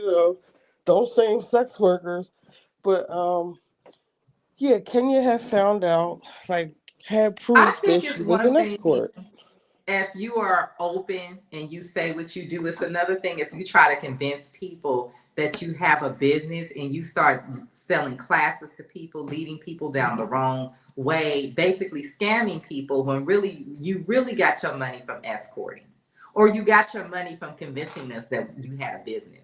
And don't Like, forget, I keep saying that I remember I used to work for Warner Music Group. Like, she, at the time, it was for MMG and Meek Mill, and she was one of Rick Ross's concubines. Who And was? she was oh like yeah, an what she said. Oh yes, Instagram yes. girl. I used to Oh, Brit. date Rick Yeah, Britt. Ross. It's this. I don't know. It's to me, this girl gives me very much an adult industry energy. Everything about her. She's to me looks like a porn star. I don't feel housewife. I don't feel anything. She to me, it's like she needs to be. This is an adult industry person. Look how her And husband was looking at her. yeah, yeah. But also, the thing is, it really, really rubs me the wrong way. These people that are on Instagram and social media pretending to have these businesses, and you have a lot of young people that think that they're going to make millions selling insurance, and they end up spending a bunch of money on a class and wasting years of their life pursuing this thing that you never made money doing. Because the So, money is in the classes and the yeah, brunches. exactly. So I just really, she's a certain type of a person that I really, really don't care for. And So this let's other even chick with the restaurant, I'm kind of getting the same energy with her too. I'm like, is that really your husband's restaurant? And now Girl, if you you can had start. a $500,000 sitting in an account, you would not be having them 4 kids squeezed up in that little townhouse like Mhm, Marlo had. At least Marlo exactly. was a single woman. And then you're giving your daughter like all of these purses that could very well be counterfeit. Because, like you said, why You are know you they guys are. in this townhouse if you could afford? Like, it's not tracking, it's not adding up. No. So let's just move on to the Breakfast Club. Um, when I go back upstairs, I could show some clips, but um, Lauren and Jess, what do you guys think? Did you see? Did y'all see the meltdown? Do you, I Yeah. did. I Yeah. think that Jess has a contract, and they're gonna run her contract out. So basically, she's been fired. I've been listening to radio shows since I was in junior high, and I've seen this happen to other radio personalities. I even thought I wanted to do that at one point, but to me, when they cut your days down, it's basically like you've been let go, but we don't want to just pay you this money and not use you, so we're gonna make you still come in. see? I don't think that. I don't know. I'm not Because they sold on the have to fact pay that her she's that fired. contract. But we They also have have to Jess pay her that. saying that she doesn't want to be there. Jess is acting very salty that Lauren was still in the room, that Lauren was still, around and over talking her and, shorty this and, all that kind of shit. And just was salty that even though she wants to say she's not, but she's salty that the girl is um, just there and probably just even hired over top of her as a producer. And she said that she has more fun at other places. Now, I don't know what came first. Did she say that first, or did she say that as a result of being cut down twice? But if you go back and look at the footage is, shout out to Cardi B. The footage of like her being on her phone while she's on a Wendy interview. This is before she got cut down. Like she was disengaging. So she said that's what she was doing. So um I think that if the Breakfast Club could have it their way, just would be less emotional about this. Only because Charlemagne said play into that. If you told her to shut up, play into that more. Because all he sees Mhm. is people talking about Breakfast Club now. The ratings are up. People are tuning in again. Nobody's talked about the Breakfast Club like this in a long time. So them fire and Jess would like the momentum of the show would like kind of slow down because it would I just think be it's already Lauren there. done. I, I and I, think I, that um, I don't know how long her contract is. Her contract could be for another 2 years, but I don't What were think you she will about to say? renew. What was it? I can't see. It's so small. Real what I was going to say is, I think since Jess got on the show, there's been negative feedback about her performance, and I think that they got this. What's her name, Lorena, Lauren. Lauren, to see about replacing her because of Lauren's credentials, and they see how Lauren performed while Jess was out of the office, and they want to keep her. Maybe they put them up against each other to see, who would be best. But I think that they see who is the best fit, and it's not Jess.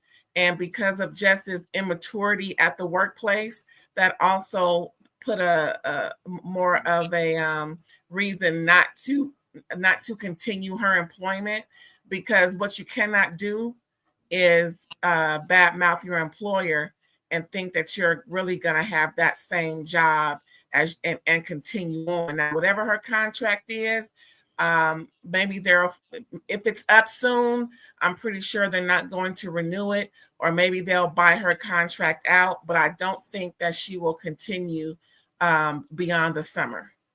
But do you think that Lauren has main character energy? Do you think Yeah, Lauren can carry that show with just her and Charlamagne? I don't think she can. I Because think. to me, Lauren doesn't do good with interviews. Lauren does overtalk. And I'm team Lauren. Um, I believe I started a lot of this shit in the comments. Remember when I told y'all she blocked me? And I was like, give us the lowdown with Lauren. Like, why is just because she pissed me off so bad when she wouldn't get up and do that Wendy story. Like, all you had to do, you could watch it from your own freaking bed, Jess. Like, get up. You got to get up anyway. But anyway, I don't know if Lauren. So, what I'm saying is, once you fire Jess, the drama goes away. Will people be so hyped to tune in then? That's the Probably, question. Mm. probably so, because it'll still be more interesting. There's the two guys. They're more of the main characters on the show, and they bring more of the controversy anyway. And nowadays, controversy sells. So I think they'll be okay. I don't watch the show, but I have seen clips specific to Lauren, and I've heard a lot. I would listen more of the clips when Lauren was there versus Jess, because I know what Jess gives, which is hardly anything. I'm not a fan of hers. I don't think she's funny. That made me not want to listen to the show, amongst other things that her two co-workers have done outside of the show. Um, but as far as Lauren is concerned, she can be taught how to be better at those things, but what she shines in is what It's Jess brings to, journalism. right, She and that's shines what in it's all about. journalism, but And she's mhm, not talent. She's not like she doesn't have like I, I, she's I not known. she's not like there's this one clip of her. I'm not near my laptop. I would show it, but or maybe on another night because I'm getting tired. She like there was this one interview she was doing with Chloe Bailey, and she kept asking her about Burner Boy, and Chloe was like, she's from the Beyonce School of Media Training, and she kept just dodging these questions. I actually have a playlist. If you go on my profile, It's under Richie B. I have a bunch of it's not that many, but I have the video that I'm talking about in my playlist if you want to go look at it on your time off. But she just Okay. kept asking Hallie about Burner Boy, some guy she was one of the African Afro beats dudes. Yeah. And she kept asking her and she kept not answering the question. And Lauren just went on for like 2 whole minutes, to the point where Charlamagne's like, Lauren, like, girl, like she's not gonna answer the fucking question. Like she it was cute the way Hallie handled it, but to me it was like cringy the way Lauren just kept, and I guess that's the journalist in her and the TMZ part of her, like Hmm. being insistent. You know how how the paparazzi is, they just gonna keep asking you this fucking question. Yeah. But I think she misses a lot. She doesn't have like so I was excited when Jess first joined. Like I liked Jess with the mess when it was on her Instagram, and I think she's funny with certain things like the skits and stuff she made up. So I was excited to see her on the Breakfast Club, but quickly saw that she couldn't really read, or she wasn't doing. She was like kind of winging the whole thing, but they did have like a little rapport with just like telling jokes and stuff. They did have Hmm. that. I wish they all four could stay. It's my bottom line. Uh, And as far as her coming at her employer, she was really coming at Charlamagne and Envy. I don't know if you consider those her employers, but um, I think that they're going to try. I personally just think they're going to try to keep her You now know, that she uh-huh. made it a big thing. I think that everyone's locked in. Everyone wants to see what's going on.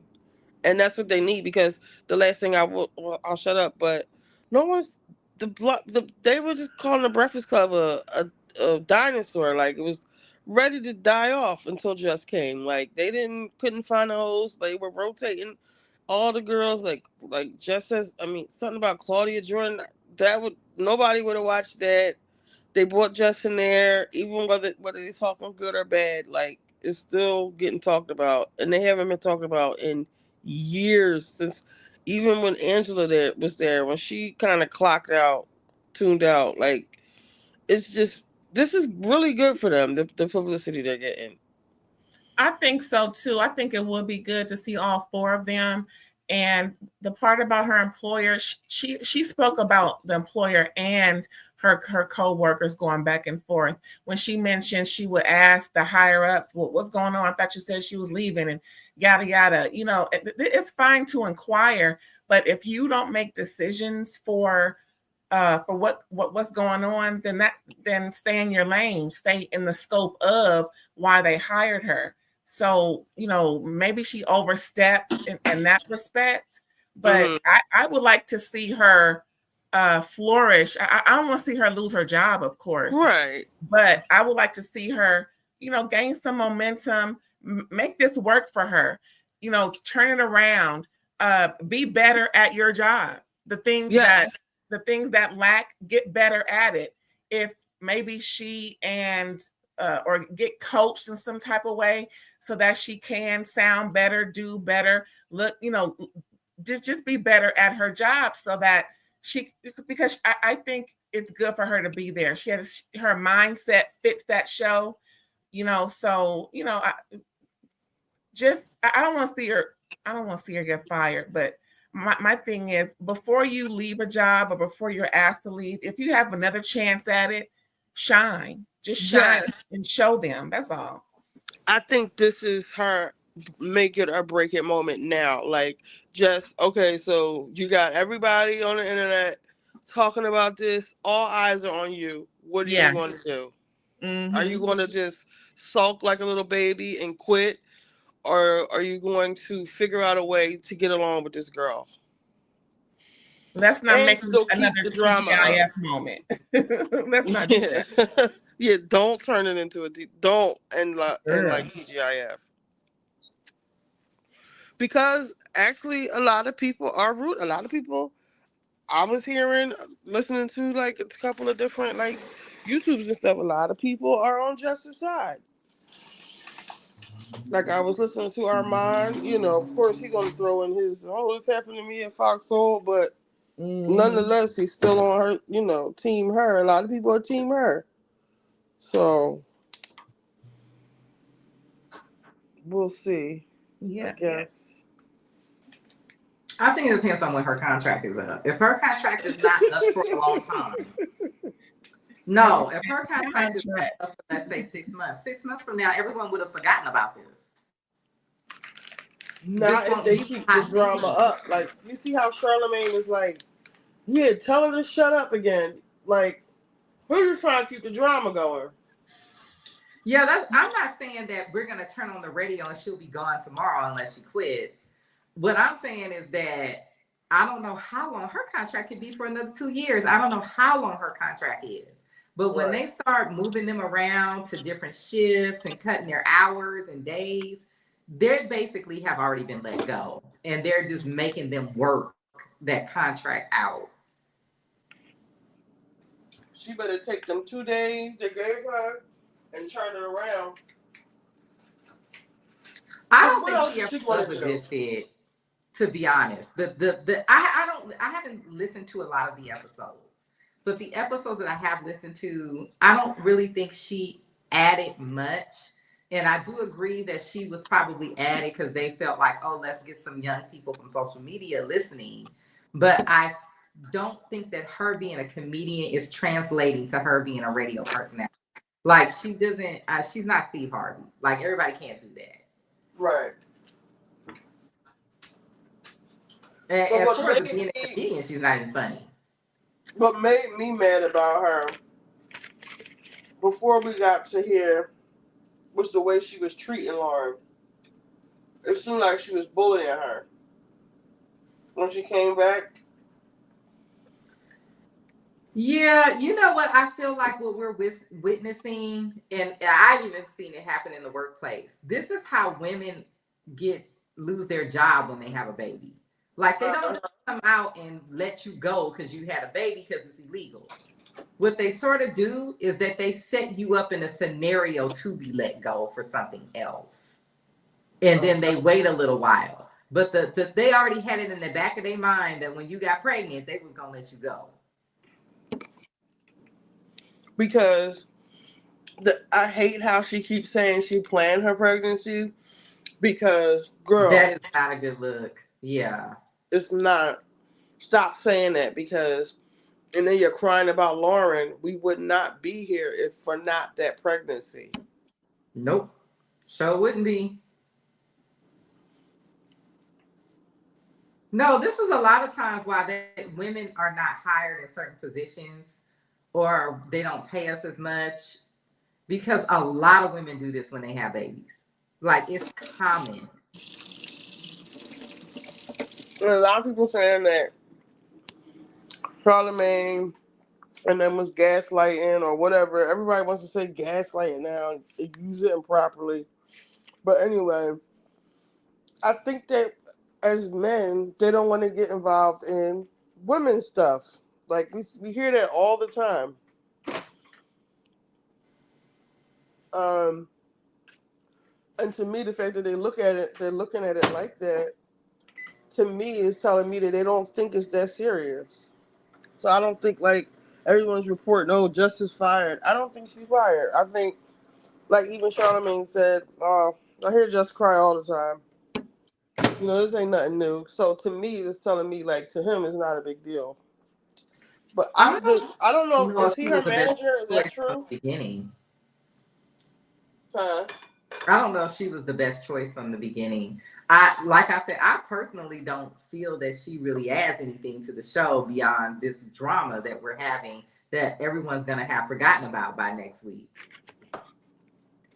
Well, I think people will be. I'm gonna be paying attention just to even see about just to see like how they are towards each other. Like when they're together now, is it fake? Are they being nice? Are they being mean? It's like I'm gonna be looking for stuff like that now. Whereas before, I didn't give a shit. People Yeah, gonna be reporting on it now. and just It's a goes so story fast. now. So she did. Her background is in social media. So she was successful into making this viral. Yeah, I mean, she has a fan base. So somebody out there finds her funny. I Yeah, mean, you know, this is I I don't thought watch she much was. TV. I mean, she has a fan base. I thought she was funny on you know, with her just with the mess and her skits and stuff. I think she just got maybe in over her head, and she was just trying to. To me, it was like you said, she's no Steve Harvey. You can't come in there and just Yeah, wing the this is shit, not her Lauren. thing. I don't Not think this Lauren. is her You gotta thing. wing it. You gotta do some research. You gotta do some work. You gotta do something. Can't just come in there. I also read somebody saying like they were getting saucy with her because she was out partying in New York instead of being prepared for work. Every time somebody call you out on something, you want to say, "Oh, you're a new mom" and all that kind of shit. But you got a podcast, you on tour with your boyfriend or whatever kind of podcast you got. You got time for all that shit, but not your actual dream job. So like, which one is it? Mm-hmm. Because that's not her dream anymore. She's focused on that bake. See, on that bake. See, this is the thing. I I've seen this happen several times at work. It's like a lot of this is why a lot of times this is why I say that men still need to be providers because it's a lot that we have to go through, especially if we have children. Even if you're going through menopause, it's a lot that you physically or and mentally are going through. And then you got to still try to be 100% focused on this job because this job is a job that really is going to be like 90% of your life. But Mm-hmm. now that's not the focus anymore because you're dealing with health issues or pregnancy or having a newborn or whatever. So you don't have that focus really to give like that. And I kind of she could say what she wants to say. I don't think she really wants this job the way that she thought she did. Or maybe she thought it would be like easier. Because she doesn't come from she does not really come from the world of being like a gossip columnist or anything like that. Like she's a comedian. Like this really ain't her thing. Well, at least they tried to give her a shot.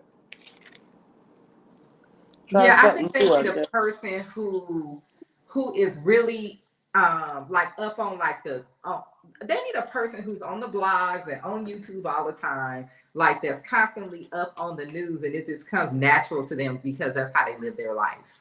Well, they did a couple of guest spots. They even had Nene up there, and she rated like the highest as far she got the best response out of everybody. So, I mean, I've been kind of paying attention to it. I was excited to see her up there.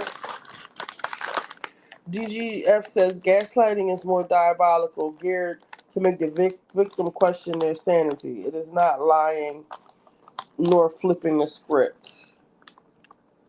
Yeah, people say gaslight too much. You know, yeah, but it's a girl. It's a whole bunch of people on YouTube that be gaslighting people for clicks and views. I be sitting there listening to this stuff. I'm like, they know good and damn well they don't believe this. Y'all sitting up here, y'all sitting up here playing on these people's emotions, telling them these people all this crazy stuff that you don't even believe yourself. Girl, if you want to see gaslighting, I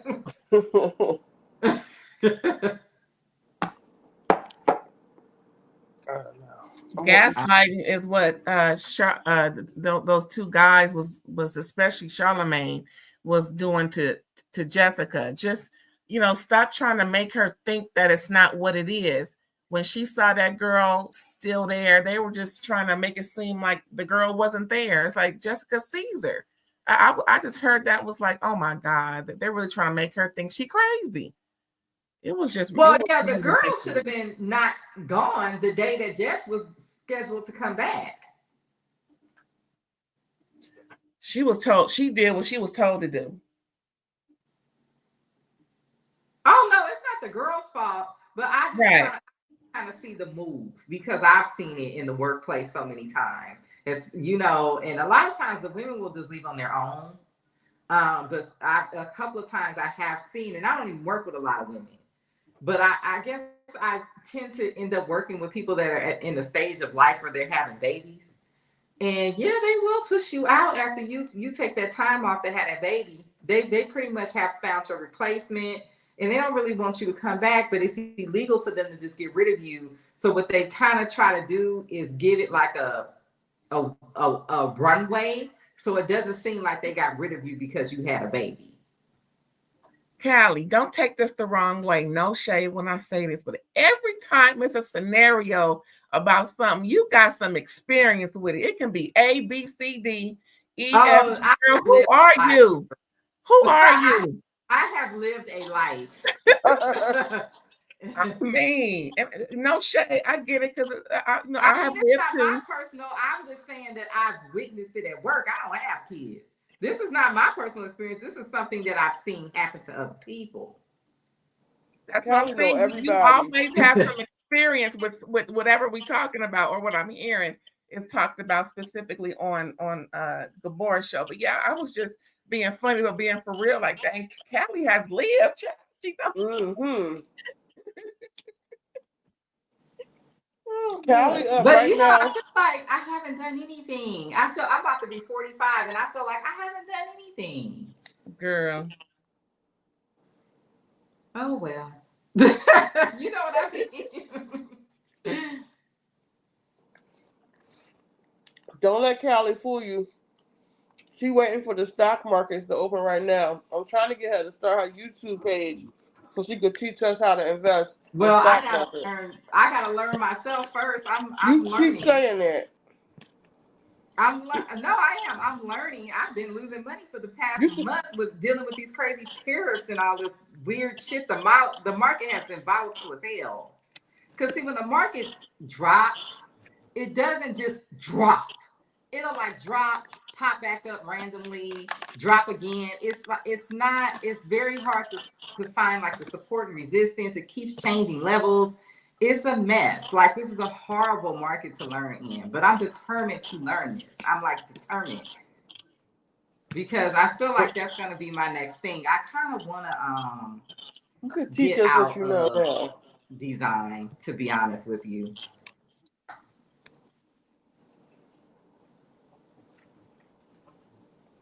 Because even it's just a it's first of all it's a lot to be depending on other people to have work for you just in general. But just with me, like what I do, I'm typically going into environments where I'm the only black person there. That's stressful.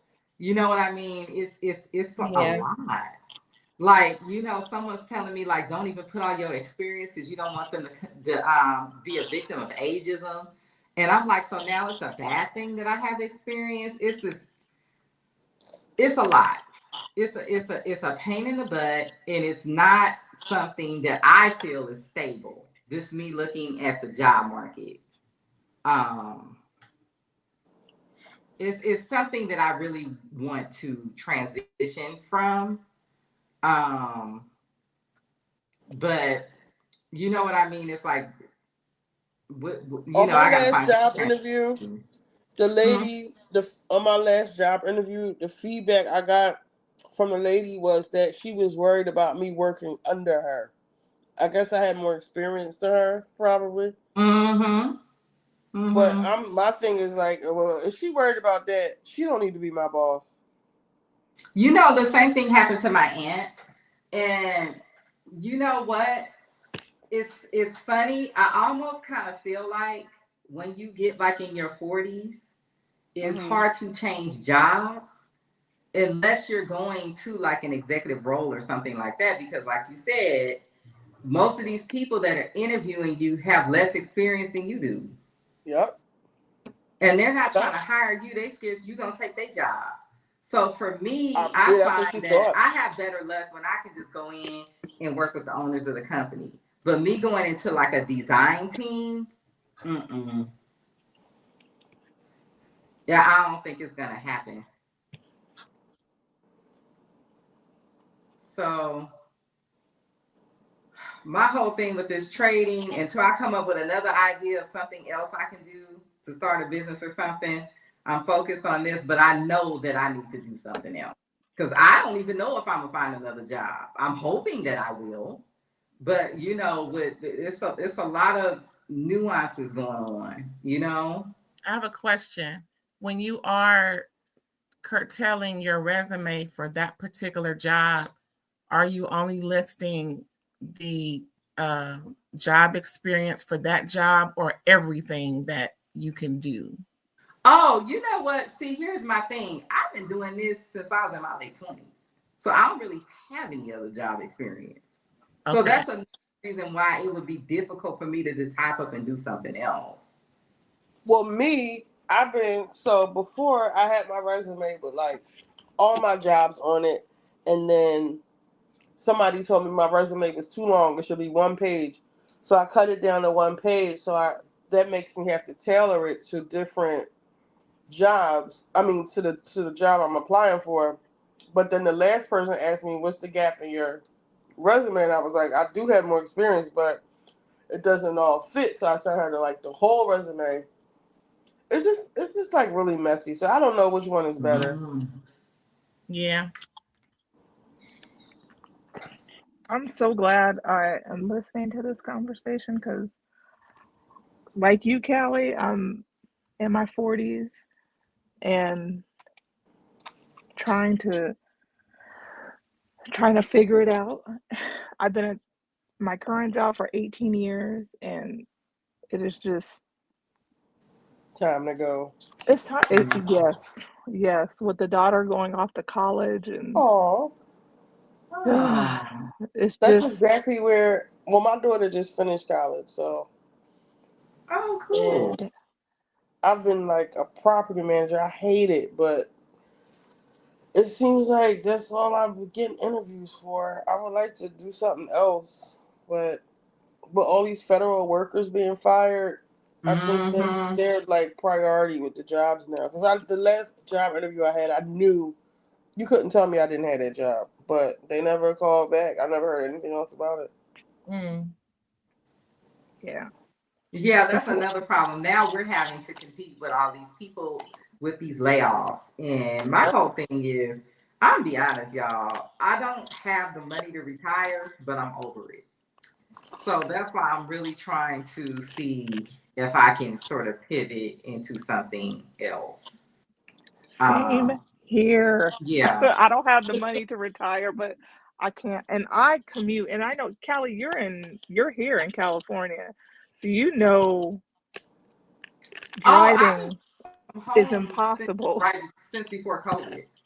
I had an interview today to go in 3 days a week. I don't really want to do that. I mean, I will if I have to. I don't think I'm gonna get it anyway because it's a gaming company. I don't have no gaming experience. Um, but I'm gonna be honest with you. I'm more productive not having to deal with that commute, and I Hmm. personally feel that it is a waste of time to be having people driving an hour just to go sit at a desk. Yep. I think it's a waste of time. I think it's a waste of resources. I think it creates traffic for the people who aren't able to work from home, that have jobs that can't be done remotely. You're creating a traffic issue for them. And Hmm. I honestly think the only reason why we have like this man who is a commercial real estate investor by trade, by living, but for a living, that's what him and his father did, trying to get rid of the work from home environment, is because he's a commercial real estate investor. Yep. There's no other reason. Even a federal judge told him he's lying about the productivity, which I already knew because my aunt works for the federal government, and she said that our productivity has been way up since we've been working from home. She was like, I don't know what this man is talking about. What department is he talking about? Riley says, "What field are you in?" Oh, I am a designer of digital products. Tech. Yeah, I work in tech. Okay. But she just had to leave one of her jobs, right? Her contract was up. I wasn't even on a contract. They just kind of decided to semi shut the company down.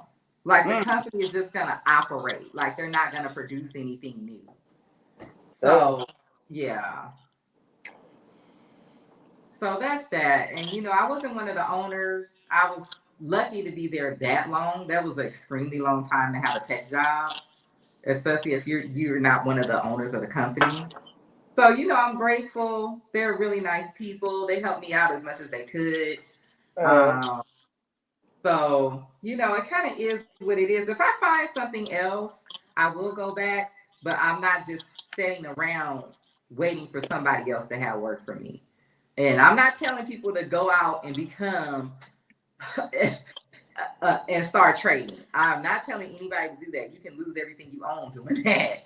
But what You I'm sure saying is can. that I'm looking. I'm wanting to learn to do this because I feel like that's going to be the next thing for me to transition into, and it's something that I've wanted to learn how to do since I was 18 years old, and I was always intimidated. I always felt like, oh, that's for smart people, like I'm not smart enough to be able to work with that.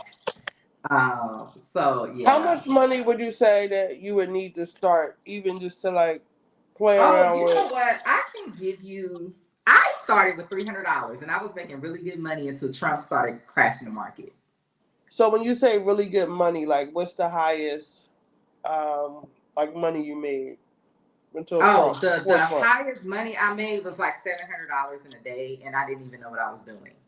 Oh, that's Yeah. good. Shit. So I mean, granted, it's capital gains tax, and you have to go. It's. I'm about to give you this guy because I found this guy on YouTube, and he is really good. Listen, I was watching something where they said people like Elon Musk and rich people, they take their stocks and they borrow against them, so they never have to Yeah, pay the yeah, they sell capital gain. contracts. Yeah. Mm-hmm. Yeah, Warren Buffett, that's how they get as rich as they get. It's all on investments. You get rich from investments, not saving. Not telling you not to save no money. That's not what I'm saying. But what I'm saying is wealth is usually built through investments. And that's how Elon Musk might lose a lot of his fortune, because a lot of his wealth comes from shit like that, borrowing against his Oh, his stock. stock is shit. It's been tanking, tanking, tanking, tanking, tanking. But people have been making money on his stock because it keeps going down. And if you got an option put for it to go down, people have been making money, but it's still volatile. What does the Um, options mean for it to go down? It's like it's basically it's essentially options. Essentially, like it's a contract to purchase 100 shares, but you're selling your contract. So it's almost like you're betting on where the stock will go. Hmm. Sounds Essentially, interesting. but it's not just like a game of chance. Like there's technicals you can, if you really know how to trade. Of course, you're gonna have them days when something weird is just gonna happen. Like they're gonna crash the stock market. Some weird, unforeseen thing may happen. Yes, you'll have those days, and those will be like down days, and it will happen. It's like any business, you know. But if you really learn how to trade, you will be able to always make money off the stock market. And that's where I want to get. I'm trying to find this guy's name. I just found him. He's on YouTube. He's really good, and he gives a lot of information. Um,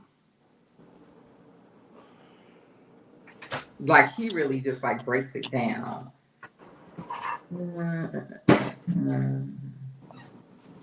Because most of these people on YouTube, they want you to pay. Like they all want you to sign up for something, but he gives you a lot of information without signing up for anything. And a lot of them is kind of like, I'm gonna be honest. A lot of these people, I think they're repeating information they're getting from other people, and they just want to be YouTubers. Like some of these people, I really do question. Like, are you really making money trading? Because they're giving me like a lot of fragmented information. You know what I mean? And I know that there are some legal, like they really can't give financial advice that's illegal. So they kind of have to teeter that line. Did you ever check out the girl that started gossip in the city during the pandemic? Started making a lot of money. Like I think people had modested, invested in Moderna, and I think she started just making so much money off of that she kind of sold gossip in the city. Because if you notice, it's a lot different now. Somebody else in charge of gossip, but she started stocks in the city, And a lot of people were saying they were making money, like following Oh, I'll after. check her out. Yeah, she likes to charge for stuff, but I've heard a lot of people say that, like especially when she first started doing it, that they made money with her. Now, I don't know how far she's gotten or if she's doing it anymore or Mm-hmm. what, but you might want to look into that. Yeah, I'll check her out. The I guy, wish when I his got name. my little $10,000 during the pandemic that I would have did that. Mm.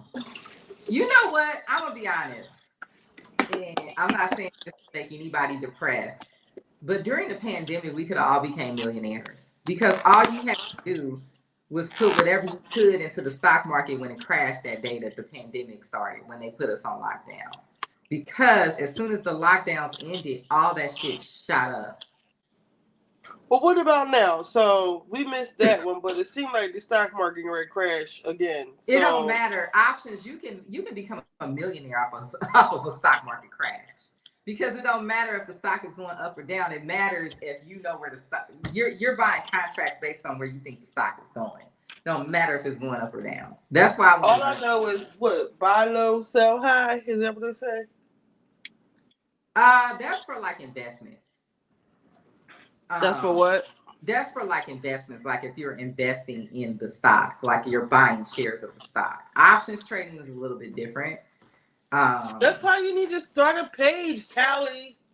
We don't I even will, know but the I'm going to start a basics. page. I'm about to give y'all the guys information. No, So, I want to hear it from so you. you ain't. I don't know what to tell you. I'm But you still telling look. me like I'm just these still little learning. terms and stuff. These little terms, not little, but these terms and stuff that I No, don't this know. guy is dope. Like he'll show you how to use the indicators, like all of that stuff that I was trying to figure out because nobody Okay. on YouTube was really showing it. And they were like, you know what I mean? Like some of these people they want to be YouTubers. And I wonder if they even really make money trading, some of these people. But DGS said that's what I'm saying. You don't even know if they make money. We would trust you. no, I don't know what I'm doing. So I can't teach you how to do something I don't know what I'm doing. You could But teach us the basics. No, I'm not saying like tell us what to invest in, but teach us the basics of just the basic shit. like I'm gonna put his information in the let me see if I can put it in the live chat because I'm at my desk. Um and he will teach you the basics because a lot of stuff I did not understand until I started watching him. And I see why I started losing money. Because I was making money like every day. And then it's like for the past month, I've done nothing but lose money. Like I can't even get like a quick little scalp trade. Like nothing will work for me. It's a lot of it is mental. A lot of it is like it's really a mental game because this the way that we're taught to see money and think about money is like you have to fight that.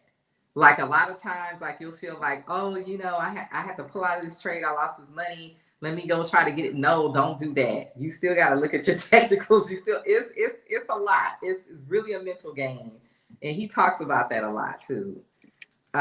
But again, I'm still learning. I barely know what I'm doing. I've only been doing this since the end of December. And until I found this dude, I really didn't know what the hell I was doing.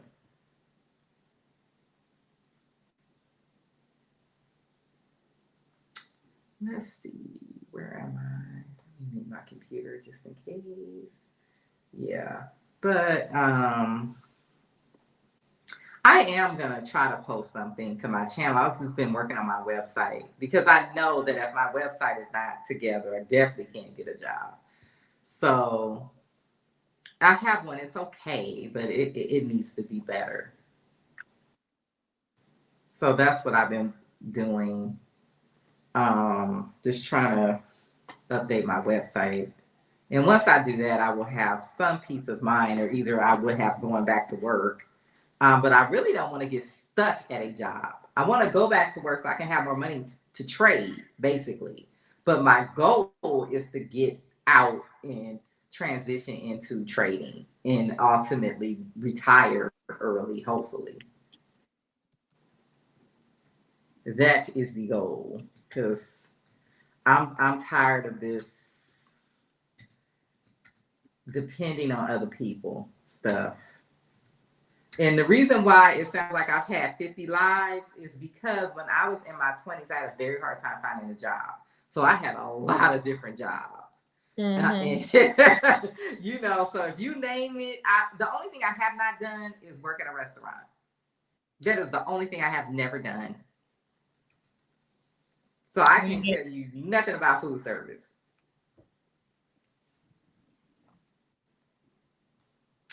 Everything else, banking, law office, auto body shop, retail, low end, high end retail. Like I've done it all. What about healthcare? Was a stylist. Callie was a stylist. Yeah, I heard that story too. For like 2 weeks. Oh look, DGF said I posted a short of the last lunar eclipse and got over 200 views and 2 likes. Go girl! Oh wow! Where was the lunar eclipse? When was that? That's all over like the planet, right? I feel so dumb. I thought I saw a post that it was going to happen on the 23rd.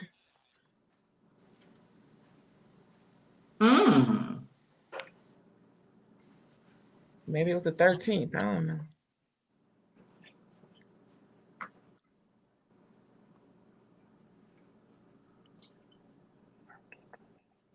Y'all, I've been so out of it. I didn't even know about it. I really for the past couple of days, and then you know I'm in LA, so we have like somebody big here that just got busted with a RICO charge. So that's been all over my timeline. People been calling me all day, and I'm like, I don't know nothing about that dude. I don't know that dude. Y'all know that dude. I've never ever met that dude in my life. Has anybody watched the? That sounds like some Ryan Murphy shit. The Blood Moon. Has anybody watched the Grotesquerie? No, I haven't. I did. It was. I'm on like episode. How many seasons is it? Wait, is that the one with Niecy Nash? Yeah. Oh, so I think this is the first season. I think this is the first season. I'm trying to get past episode like 6 or 7, and I'm like, what the fuck is going on? So like, all of that was fake. Like, yeah, I think so. It lost me. Like, I don't know. I'm mad because I didn't hear no more about it, so I assumed it wasn't good. I'm mad because I felt like with the first 2 scenes, like with the murders and stuff, we were going to get a good detective thing, and it's just not that. It's some Ryan Murphy is good for that shit. He's good for something that starts off real good and then it just turns left. Episode 8. I think I'm on close to episode 8. You still here, Trent? Yeah, I love these. Oh my god. I want to post a review.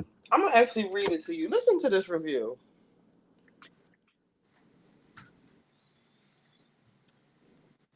Somebody posted. They're probably white too. What happened? Can y'all hear me? Yeah, but we can't see. Can y'all hear me? Yes. Okay. Yeah. So listen to this. So listen to this review. It says, I love the first 2 episodes as it seemed like maybe we were going to get a show that portrayed black women as people and not just fetish objects for liberals. Niecy finally washed the stink of the rookie off her career and was acting instead of posing. Then the 3rd episode came out and the cracks began to show.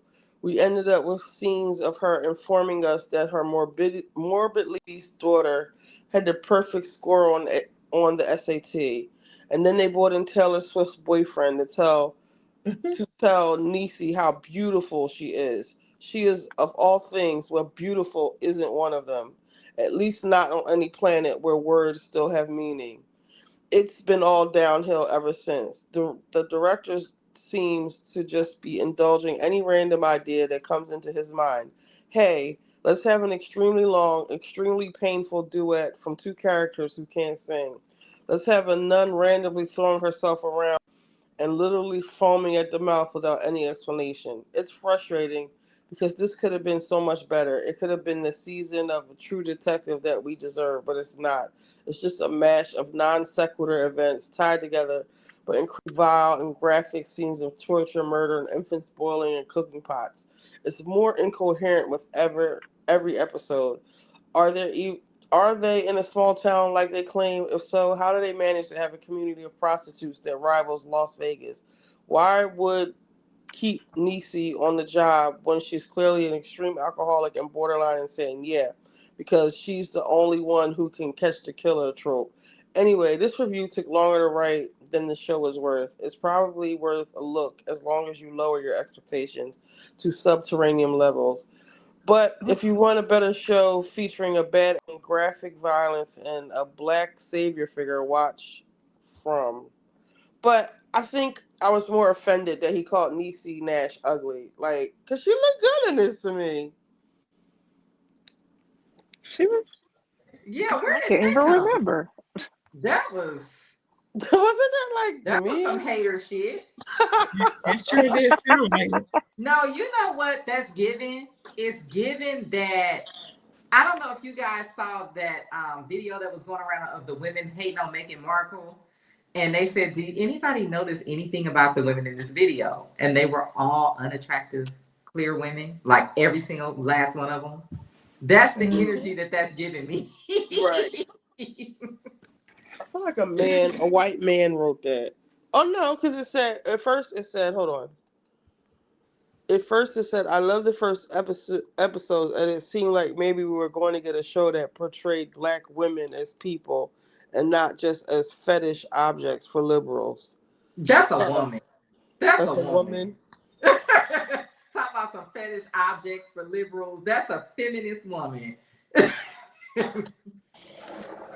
But Niecy Nash, she looked good in there to me. I Somebody can't even hating. remember what she looked like. She had a nice, They be like, hating.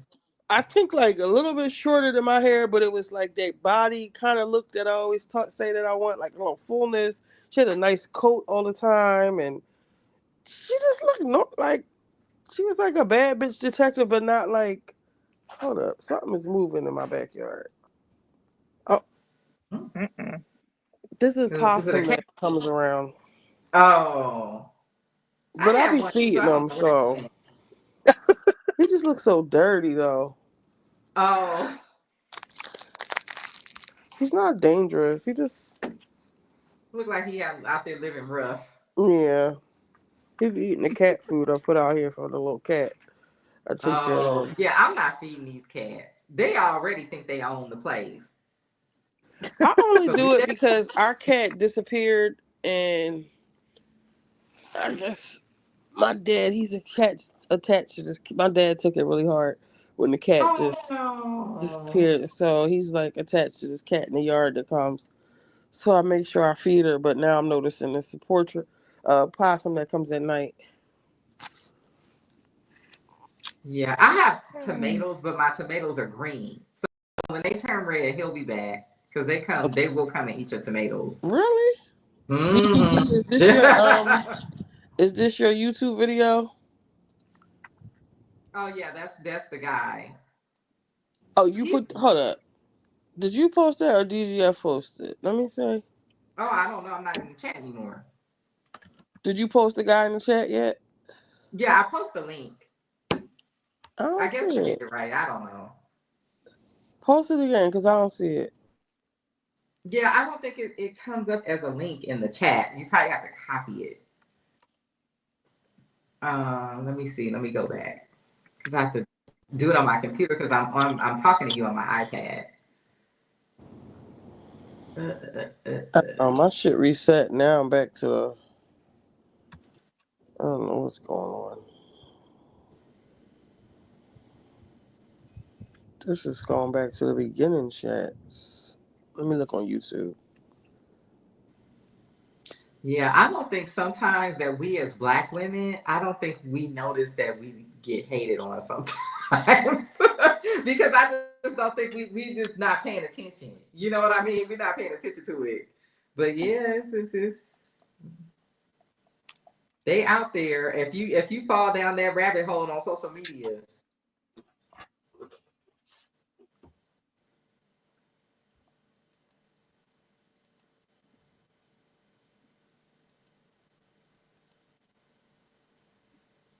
And I used to work with this woman who was an educator for us, and she labeled me stoic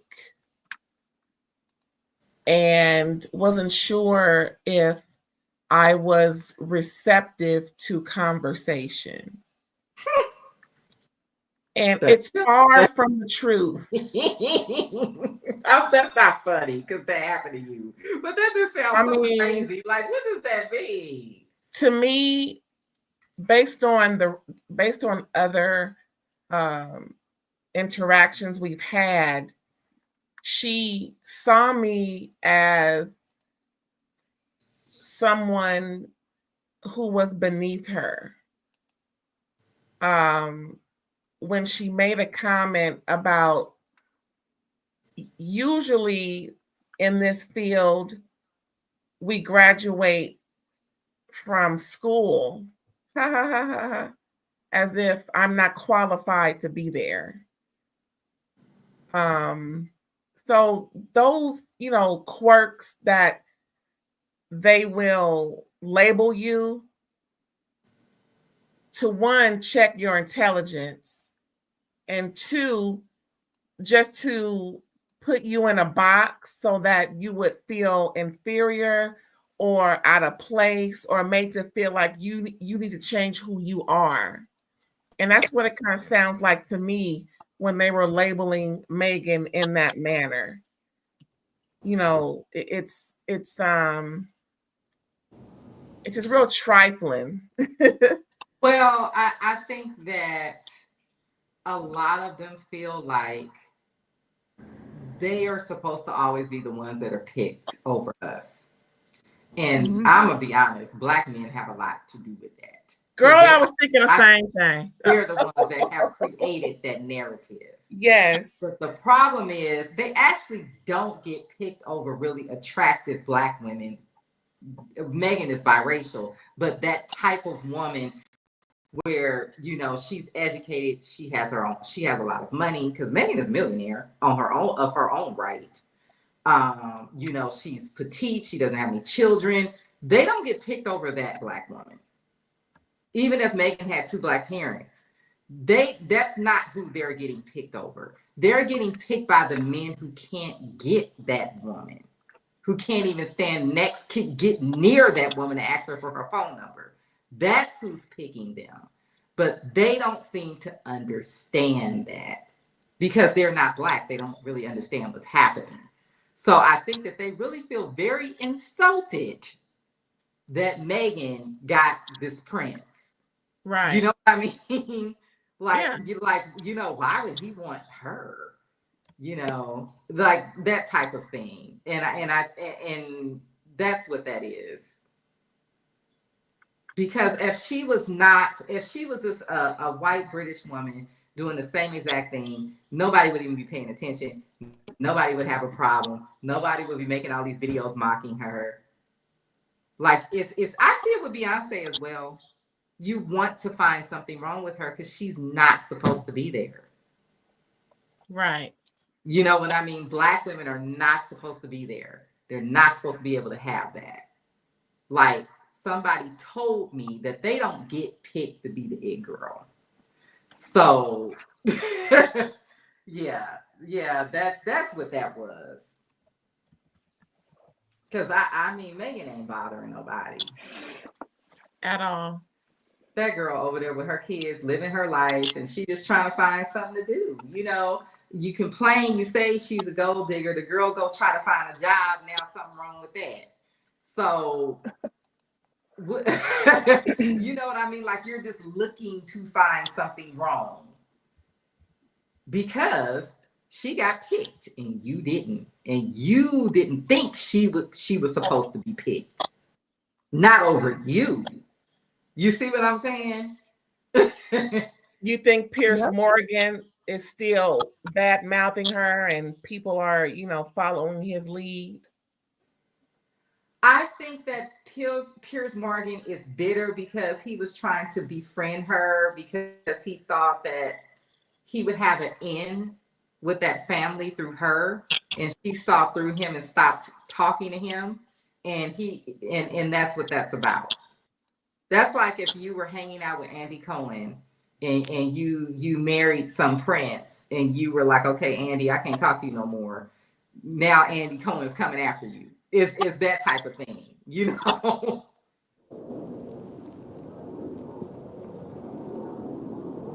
Yeah, but I mean, I don't follow what's going on with that family over there.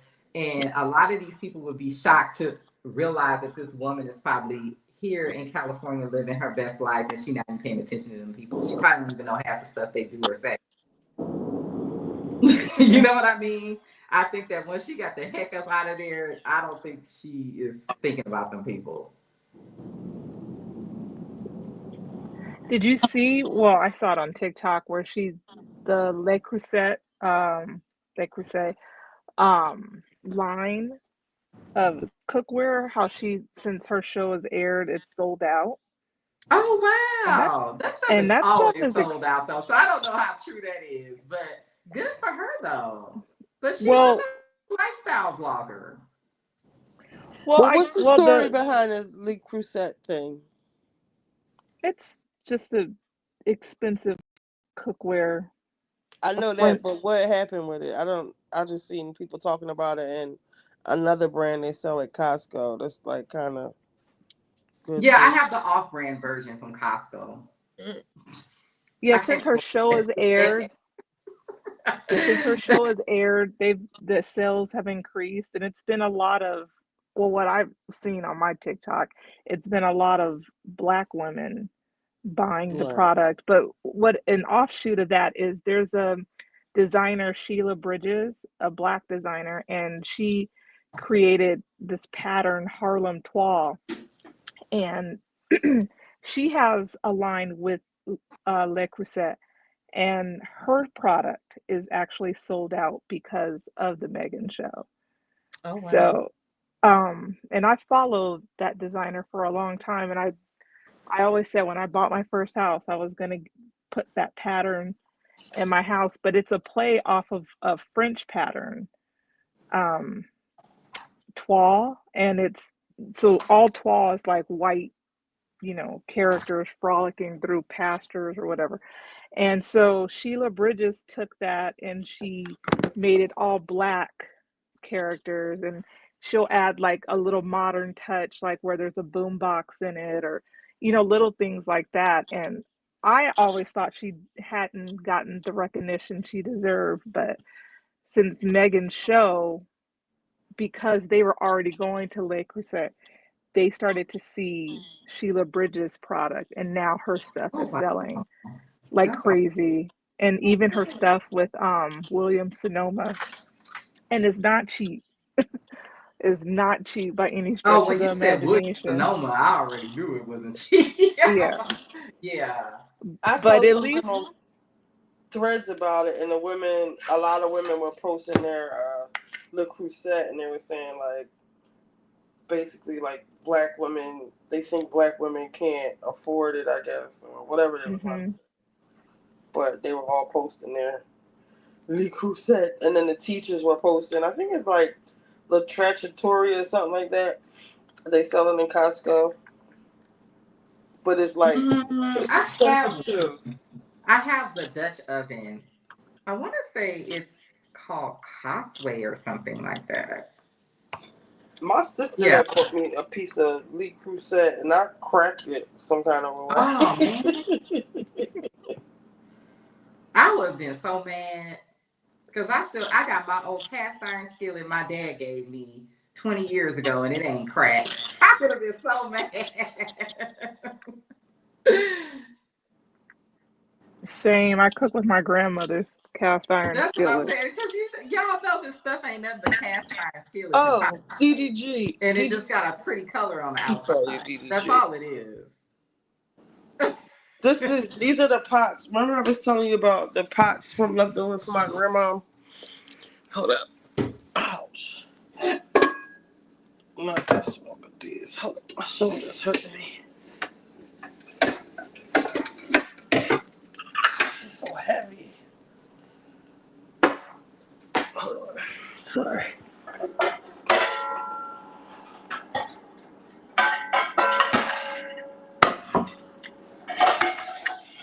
So this was the first one. It's I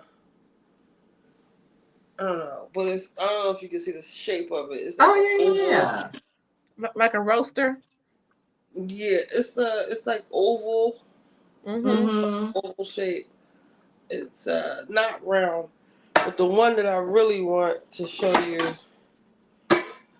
because these are all from my great grandma, is this one with the handle on it. I don't know Oh if you- yeah. Oh yeah. Yeah, we fry fish in those. I got one. It's Black.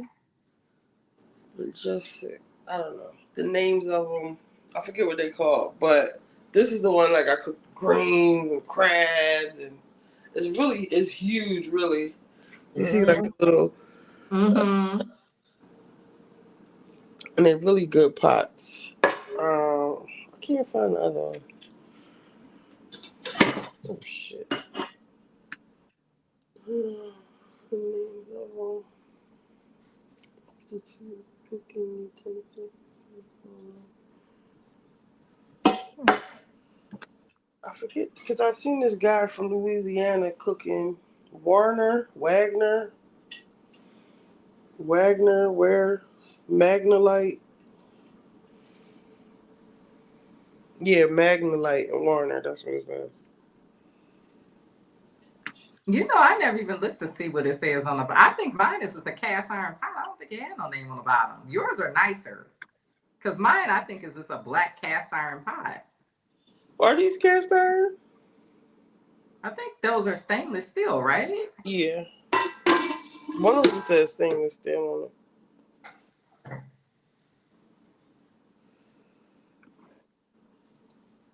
You break out the bay leaves. Yep. Mm-hmm. I want some crawfish.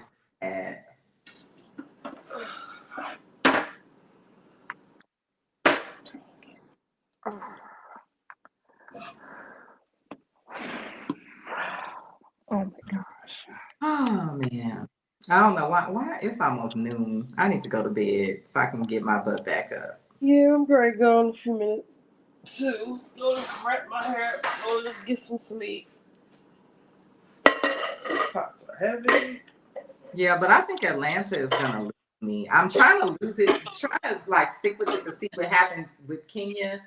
But I don't know if I really care about these people. No, I don't. Absolutely do not. Definitely not these new women or Drew. And they coming in so spicy. Mm-hmm. They I just see a lot of that fake Atlanta that people always talk about, just trying to be in the mix. And I'm not saying that everything about them is fake, but I can see that they're trying really hard to, be a fixture on this show. They see the success in the past. They want to do the next 16 years. Um, I just hope Shamia's daughter grows up to have a better quality, the best quality of life, because it must be hard, having a special needs child in that way. So that's pretty much where I'm at. Everybody else, do you, boo? Oh yeah, I that baby was to be okay. Yeah, that was the only touching thing was the story about the surrogate and the little girl. Other Mhm. than that, I did not care what was happening. I didn't care about it and portion them over there trying to get a check because I'm with Richie. I almost think that y'all just got together and was like, okay, we need a story because Simon won't film. So let's just try to come up with something. Drew ain't got no story because Ralph won't film. So we yeah, gonna just do we the three of us, we gonna come up with something. exactly. You know what I mean? I've been calling Shamia Portia's muse. So Well, it's kind of true. I was Because like, all this Portia time doesn't you even like doing that girl. something. If that girl Britt called Shamia's daughter the R word, and What? Portia is talking about she's friends with her now, Mm-mm. like that's a clear. To me, that's a declaration of war. Like they really don't fuck with each other at all. Like She she actually called that girl the R word.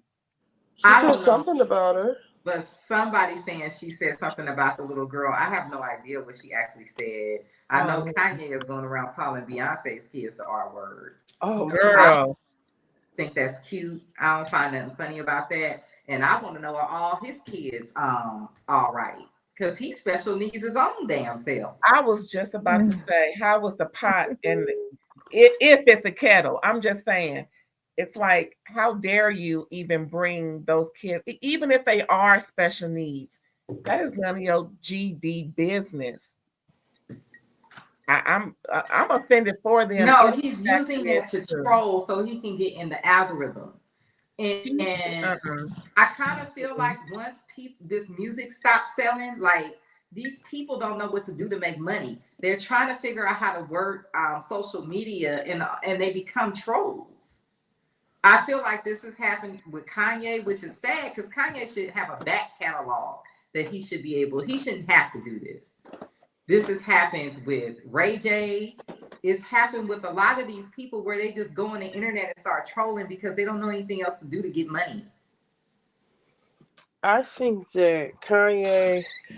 I think the chosen people have really did something so bad to him or took so much from him or whatever. However he feels some type of way, and he is just taking that shit out on the world. I think that he realized that he was still black. And what I Yeah. mean by that is that I think a lot of these people think that their money comes with power. No, it does not. You're still a black person in this society. You're just now a black person who's able to consume more. You don't have power. And Girl. that, I think, was a wake up call to him, and it's something that he cannot process. Hey, it's I me. I'm wrote. jumping in here. It's me, DGF. Wait, real quick, GGF, to Kanye's tweet. I responded basically. I said, "What if someone was to say North is going to be a whore, just like her mother?" And I showed Mm-hmm. pictures of North with her titties pushed up, Ooh. with her dressed in all black with like spaghetti straps at his Sunday service. Just these little skanky outfits that she be wearing. I said, what if somebody was to say that to you? And what if somebody was to say that, basically that, she is she making her sex tape yet? Something like that. Like, don't talk about Jay-Z and Beyonce's kids. Don't do that, because we could easily say a lot of stuff about North. Easily. So you might not want to go there. Cause you can talk about Beyonce kids all you want to, but their parents aren't crazy. Unlike you need a conservatorship, and your wife, she's a whore. But go ahead, DGF. Uh, that's a word about who needs a conservatorship. But you see, it's the women who get them, not the men. Mm-hmm. Hmm. Mm-hmm. Think about it. I was gonna say your Magnolite and your Wagner is the real deal.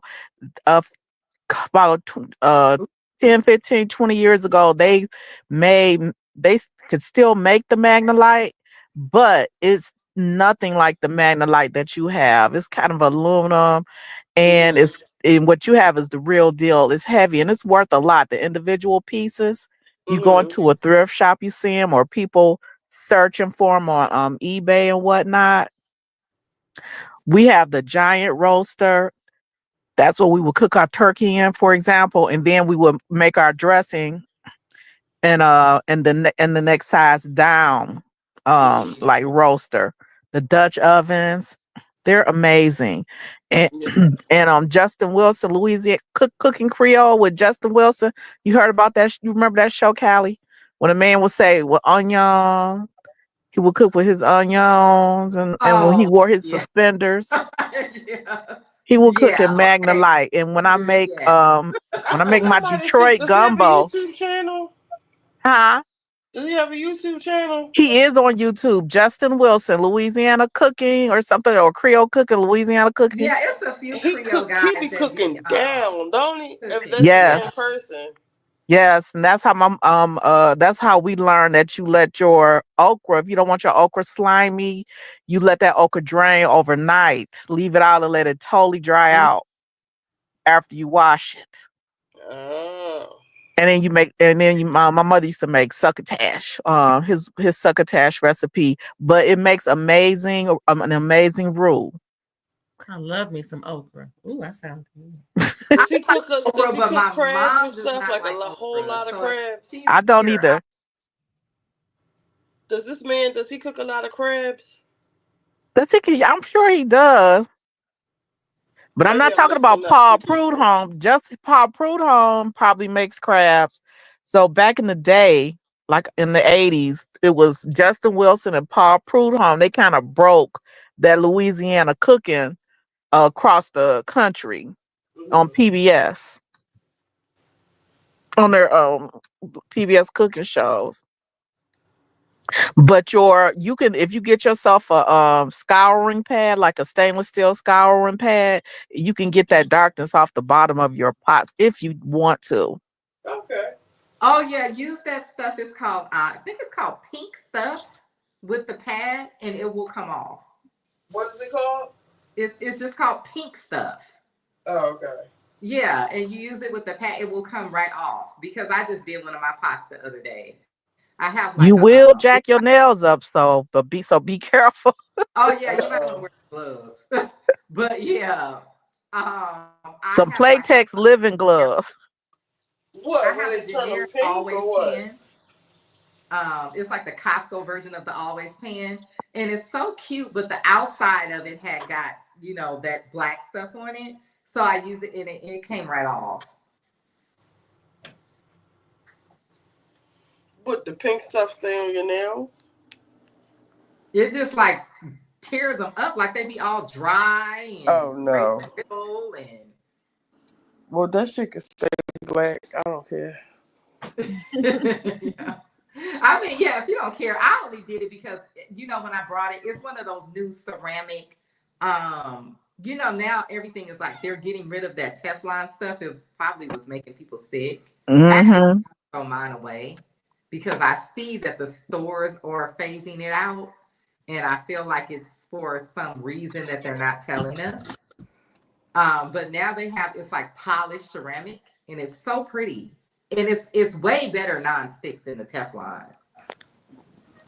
Because they claim the Teflon will only cause cancer if it's scratched up and stuff. Now, tell me, where have you not seen some scratched up Teflon? But not People only don't that, throw that What? away. time it scratches. Even if you use wood, whatever, just after a while, it just starts to wear off. Yes. Hmm.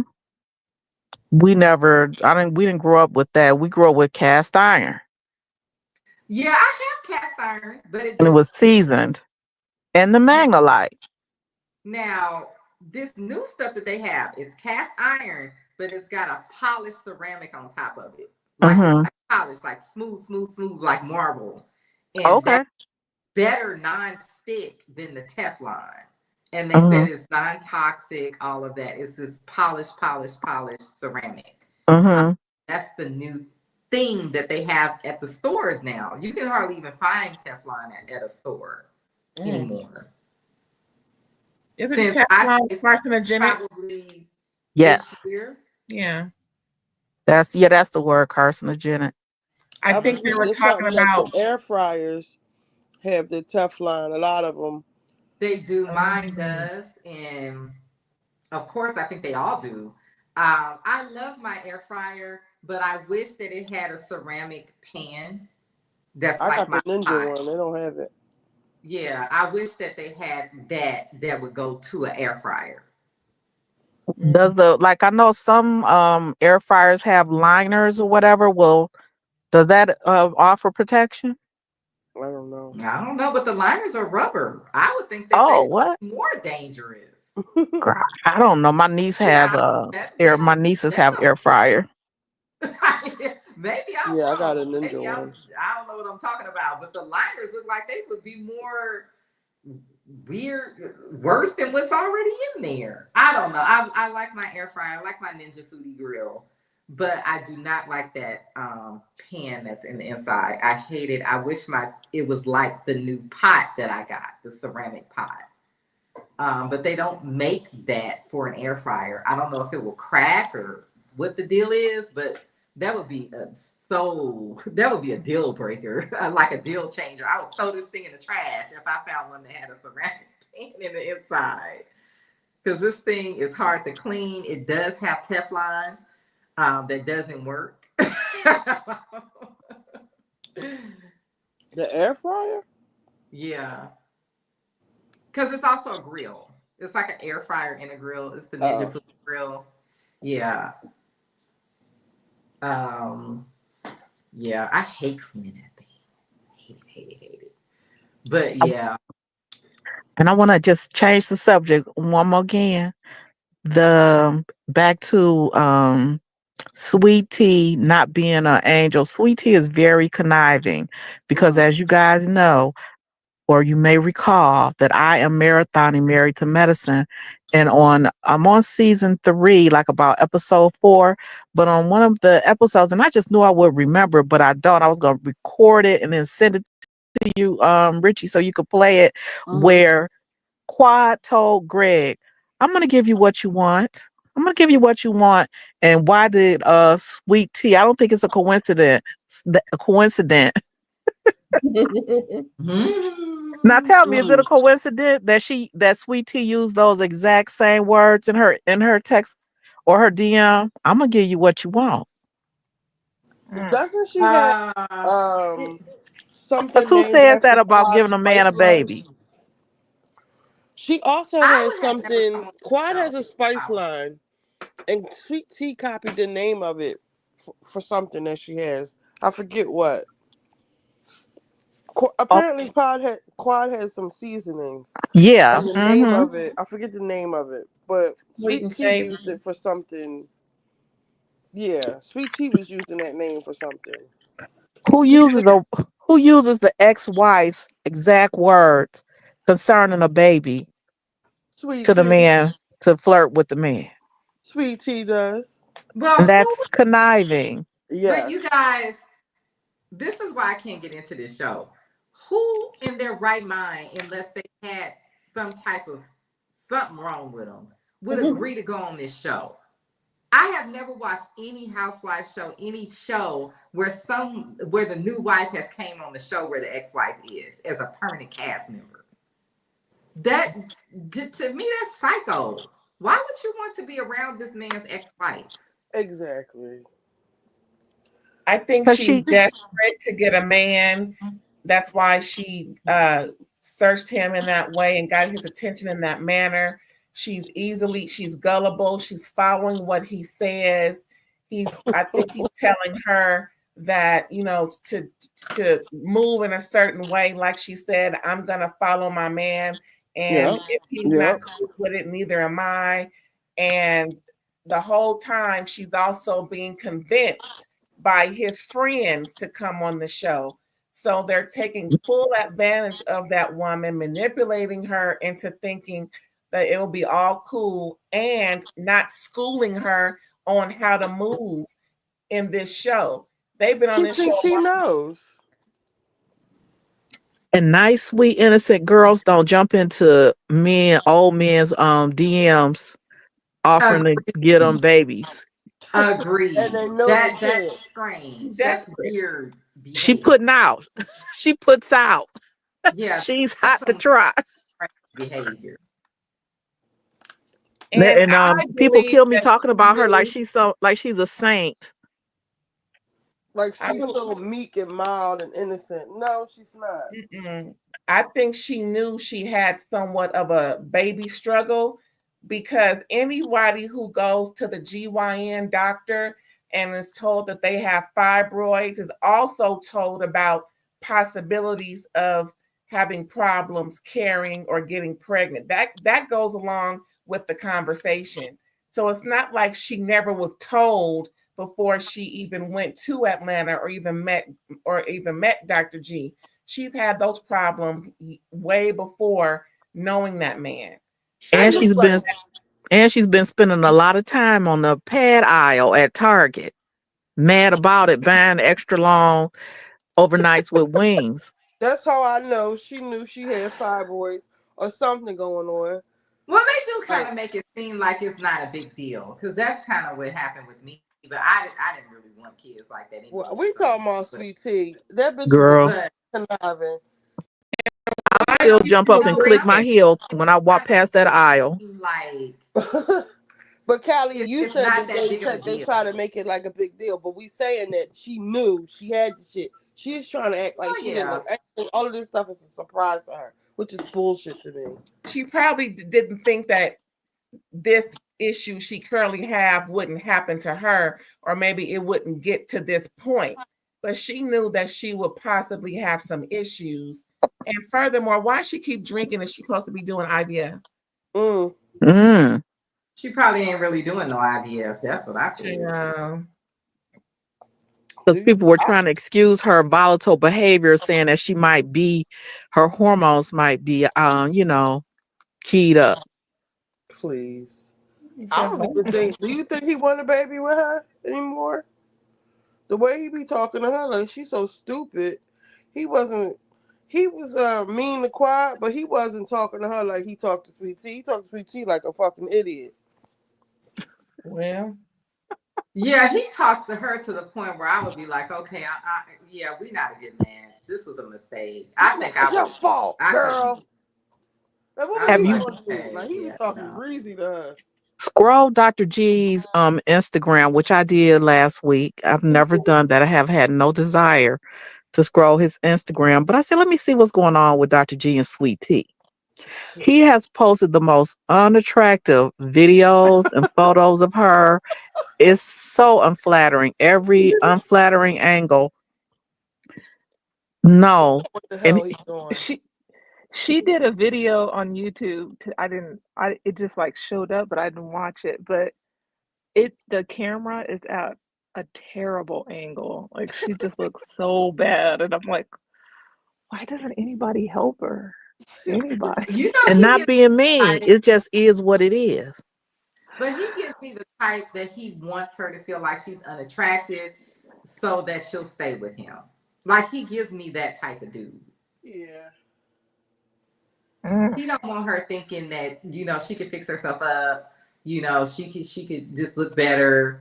He don't want that. Like he you know what I mean? Like he feel like if she starts fixing herself up, she'll leave him.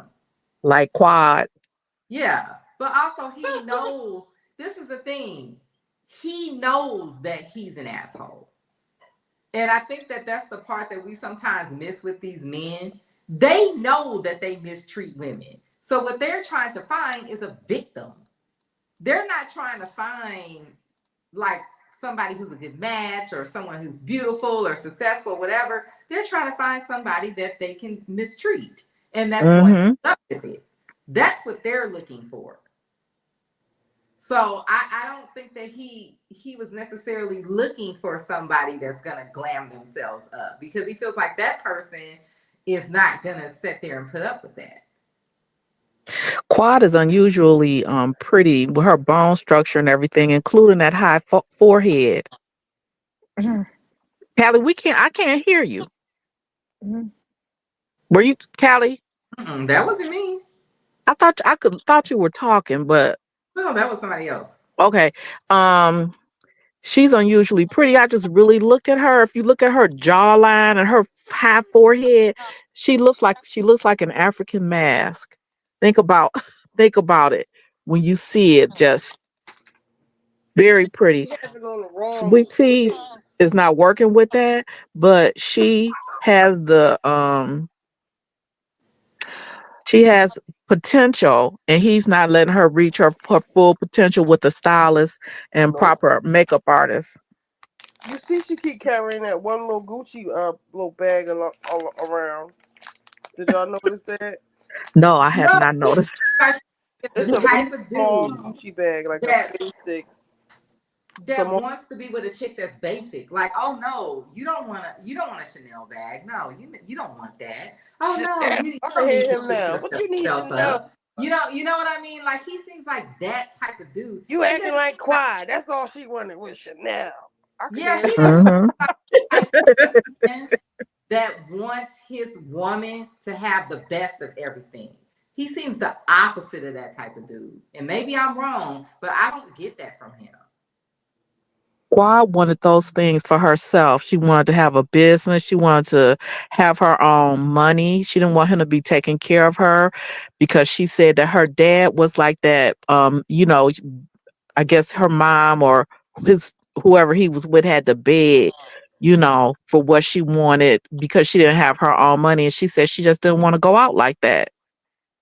So I got a quick story. So I have three younger sisters, and one of them, she went to NYU and she went to Penn Wharton for grad school, and she would bring home these guys. Not a lot of them, but a couple guys she met, like she was dating or whatever, and they were just as like smart and stuff as her. So one guy she brought to like one of our family gatherings, and he was saying that he knew Quad. Like I don't know why we were talking about Mhm. marriage to medicine, but he was like he knew Quad, and I was like, shut up, you don't know, you don't even know what I'm talking about. How do you even know anything about married to medicine? Uh-huh. And he was like, I know. I guess he was from Atlanta, and he was like, she's come a long way. Like I was like, what do you mean? He was like, she used to date like drug dealers and like those kind of guys, but I guess she was married to a doctor now and on TV. I guess she changed her life. But my point in saying that was like, Quad. I remember Greg saying like, I've been taking care of you since the day I met you, Yep. but he was basically saying like Quad was like a go getter, like a get money bitch, like so he wouldn't want Gregory wouldn't want that another type of girl like that. Like Kylie's saying. Like Quad wasn't a bomb that he just like lifted up out. Like he really like just got Sweet Tea out of the DMs. And it makes me think back to when Simone was like, bitches are looking for you. Oh That's why God. I don't respect them trying to act like they like Sweet Tea because she is the antithesis of what they fucking stand for. And Sharina. And this man ain't even cute. Like, why would you go That in is this so true. him? Like this man is Oh not my even God. cute. Like, what? Remember There's she nothing said that? about this man Yes, that that Bitches would be a makes me great go. are ringtone. looking for you. The Oh sweet my tea And God. Curtis preach. and Curtis was Oh in the my back like, God. we know. It's like, shut up, Curtis. But y'all, Like it's I nothing got caught too. about I this got caught too. They man got me too. that would make me go into a DM to try to look him up. Like it's just, I don't know. Sweet Tea is weird. I have been since I have rewatched New Jersey, Oh, see, Beverly I Hills, watch them and too. Married to Medicine, and the people that I used to love, like I used to love Mm. Kyle, Teresa and Kyle and Simone. Like I used to Mm. be like, why can't people stand Simone? I'm on season 3, episode 4, and I understand why people can't stand Simone.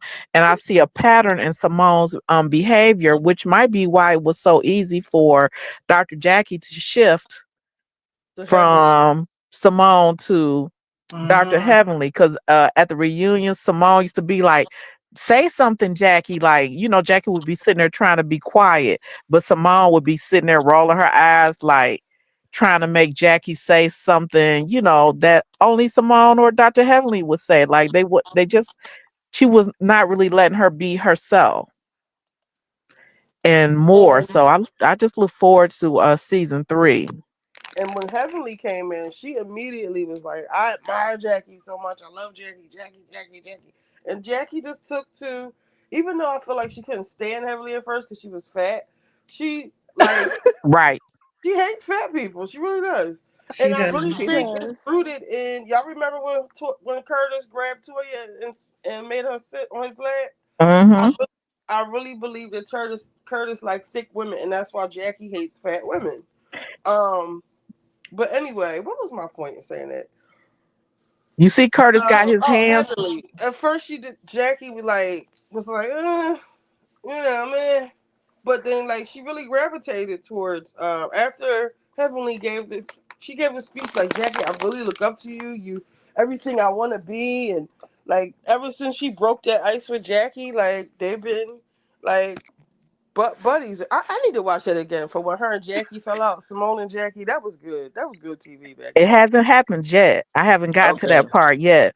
But absolutely, I forgot that absolutely everybody could not stand Mariah after that first season. Quad showed up for Mariah during the reunion, but when they came back, Quad was done with Mariah on the second season because Mariah was threatening everybody with her executive producer credit. Like she Mm. was gonna fire people, intimidating people. Mariah was a little monster She out of was, and people control. forget that they And act like had her no forever. power. I don't. I know you're not to this season yet, but there's at one of the reunions. Heavenly's gonna draw some devil horns on I saw that girl. I love that. I remember the first time around. I'm doing a rewatch. Oh my God. I love that Man, reunion because Heavenly. she I thought it was really brilliant. is. And Mariah ran that into the ground She like she really drew did. horns on her daughter. Like, girl, it was a poster, and she just drew some horns on it. Like, get over it. You made such a big deal out of it. But the only person who was still riding for Mariah was Simone. Oh, I Yeah, thought you were gonna it's say like she Aiden. was scared of her or something. It was That so weird to me. That's because the mom didn't like Heavenly. no. And heavily handled herself from the giddy up. So and then I had posted on my Instagram a video when Simone walked up and introduced herself to Dr. Heavenly. Right before bitches in ball gowns were fighting. Oh, uh-uh. Simone is Oh, hilarious. I do miss that Mariah. first season was great. I sure wish she could have, things would have went better, but I like Mariah for the show. I really do. Mariah was too toxic though, because she was making people draw lines just like they do on Potomac. Like Giselle, she was worse, 10 Remember times when she was worse. like, "This ain't no damn family," when they was on that vacation or that couples Oh trip. yeah, I remember that. Wait, She who was said that? Mariah? yes, because Eugene was giving like some speech, and he was like, "And whether we like it or not, we family." Mariah's off to the side. This ain't no damn family. Was that when And Aiden had to. she broke the glass on the chair? Hmm. Oh, when she was about But to cut, when she did Pico de Gallo, that bitch. Yeah. Girl. Girl, you ain't gonna do nothing. Sit down. You And that's gonna the go to only jail. time that we saw Dr. Damon go off because he threw a chair and walked off the set. He was upset that oh, I happened. can't wait to get to that. What season was that? I don't know, but it was maybe the one before Mariah left because she Mhm. went. I don't know. I can't. Don't give me a line. It amazes me how some content creators have perfect total recall of That is, seasons and episodes. Gabor is very good at Yeah. yeah. that. I remember on I episode keep I 5. keep Married to Medicine on I'm as like, like oh my white God. noise when I go to bed. I will fire up like with Peacock, like with no commercials, and go to sleep to it. Yeah, I do that sometimes too. I Just love let Is them Peacock roll. and Paramount y'all together? hates. MTV and Paramount. Peacock and Paramount. Oh, I No, don't they're think so. separate. Oh man, I wish they were together because they. I really want them. I think I might break my strike for those. Because people tell me they can watch stuff. I don't know. You I can watch regular CBS on with Paramount, okay. and you can watch. Can you watch live stuff? Yeah, well, I don't know. You might have to on have a Peacock. on Peacock. No, I don't No, think you can. But I just do watch no. like Wait, wait. You I can watch watch Beyond NBC. You can. I watch Right. Beyond the Gates without commercials. And I get caught up because it's only like 32, 33 minutes of content. The rest is commercials.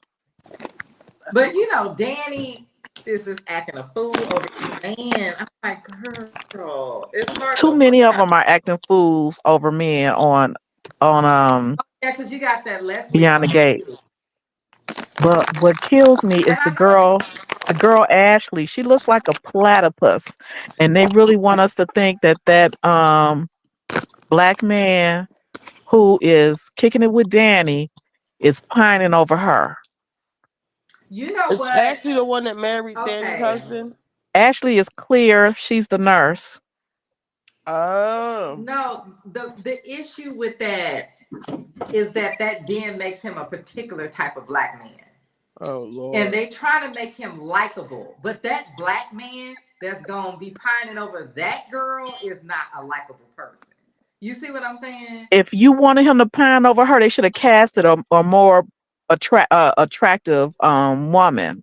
But you, girl, you know most of these white girls they be with ain't attractive. The attractive white girls ain't checking for them. So I'm only on episode like I'm on the episode right after the wedding when the daughter figures out that she was live streaming the wedding. I don't see Hmm. anything after that. Okay, I didn't give any spoilers. I don't care because I'm not watching it. I'm too far behind. No, Does no, Danny? I just marathon like 7 episodes because I was Oh, behind like a week and a oh, you'll half. be able to pop in anytime. So does Danny keep the guy she slept with? The guy's nephew. Does she keep sleeping with him? Yeah, Okay. Mm-hmm. Don't tell me she falls in love with him. wait, no, nothing is advanced. Nothing has advanced like that. Okay. She just Some really don't just when move that she's feeling fast. some kind of way about Bill, she'll call him up when she's in her emotions. Because somebody told me You she fell know, asleep in Bill house. Oh yeah, yeah, she did. she been No, drinking. Did yeah, she she's ever been get in to the trouble for bottle, pulling that gun girl. on him at the wedding? She got arrested. Okay. You know, I think we're gonna find out that she cheated on Bill first. That it's gonna be revealed. Oh, so I got I just another have that question. feeling. The girl, remember? All right, so it was a girl. It was a lady who ran the girl over with a motorcycle, and it Yeah. gave her daughter her job. Now, whose daughter is she supposed to be? Do you really want to know? Is that Danny's sister's husband's daughter? Yes. Supposedly, Allegedly. supposedly, Okay. yeah. I don't think it is. I think this woman's manipulating her. But But she is falling in love with her alleged daddy and his wife. Hold up. The yeah, daughter is. They're such nice y- people. yeah, and I think what's gonna happen, she gonna find out Not who falling in love sexually. No, not like that. No, no. Okay, I'm No, about to she say, just wants to whoa. be with the family. Like she wants to be with these people because they are very nice to her. They're really trying to Uh, lift her up and be good, yeah, really just very like nice people. You would want your child to be with them. So is the mom trying to poison her against them? Hmm. it is her mom. But I Mm. want to say, Richie, you should the hair is beautiful. Danny's hair, Oh Leslie's hair, yeah, the psycho woman, their silk presses Mm-hmm. Danny's I hair are makes on noticed Danny me point. hair. love the girl. I, it's all bouncy and shiny. Yes. When she I pulled that helmet off and that hair was bouncing and Well, I behaving. think that's her real hair. Yeah, I do too. Yeah. I'm just so appreciative that we don't see no baby hairs and lace Mhm. closures and shit. I just really appreciate that.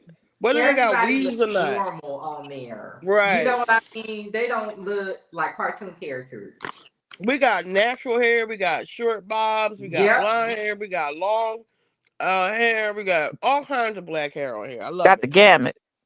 No wigs. Only even the mom, the lady from Law and Order, that might be a wig, but it doesn't look like a wig, It you don't know? look crazy. Yeah, it don't. Yeah, it Cause looks she got age locks. appropriate. Oh, she got locked in real life? Uh-huh. I Yeah. think, yeah, I believe so. I believe she got lots.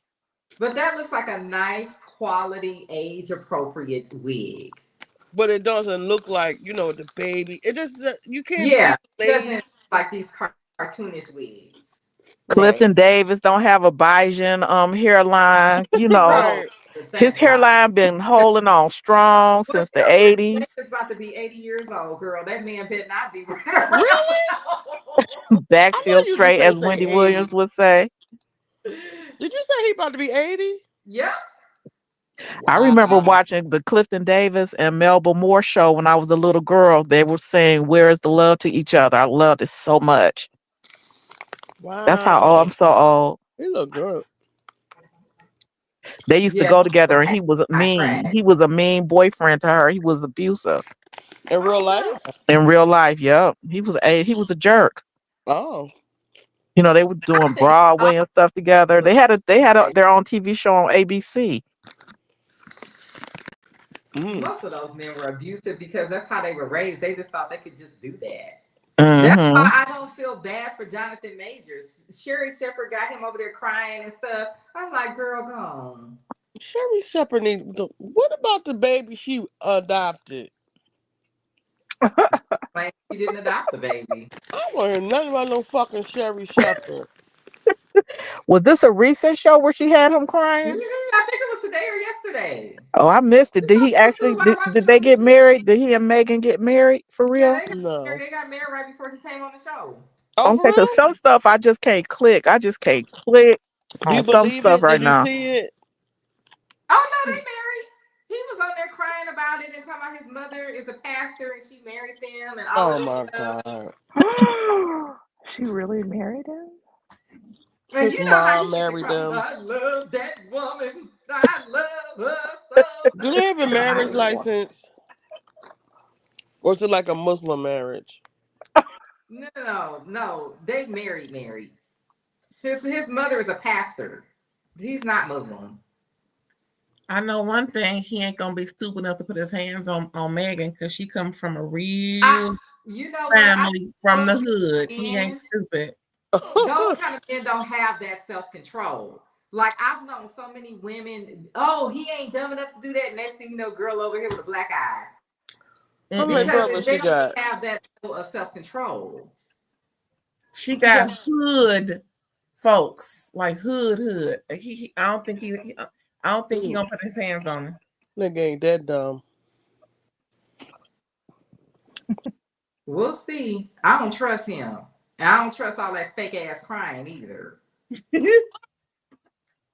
Yeah, because what is he I crying love for? that woman. I love her. I'm like, oh Lord. He lost his mind. I saw I um they're I saw married. Megan at Bubba Gump's in the back in the day Mm-hmm. when I went to visit New York, and I just she was sitting there with her girlfriend. They was talking or whatever. She was just ridiculously pretty in person. Yeah, she is. I've met her. I met her Yeah, before. She was at like anybody this who was cafe at on a Sunset, dog house Hmm. and like him. she was really. I tried to get my friend to. I was like, "Girl, don't go over there. She's eating." And my friend was like, "No, no, I'm gonna go say hi." I was like, "Oh my god!" But she went over.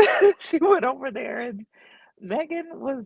She was so nice. She was like, "Where you guys going?" And the guy she was with, he was pissed, but Megan was cool.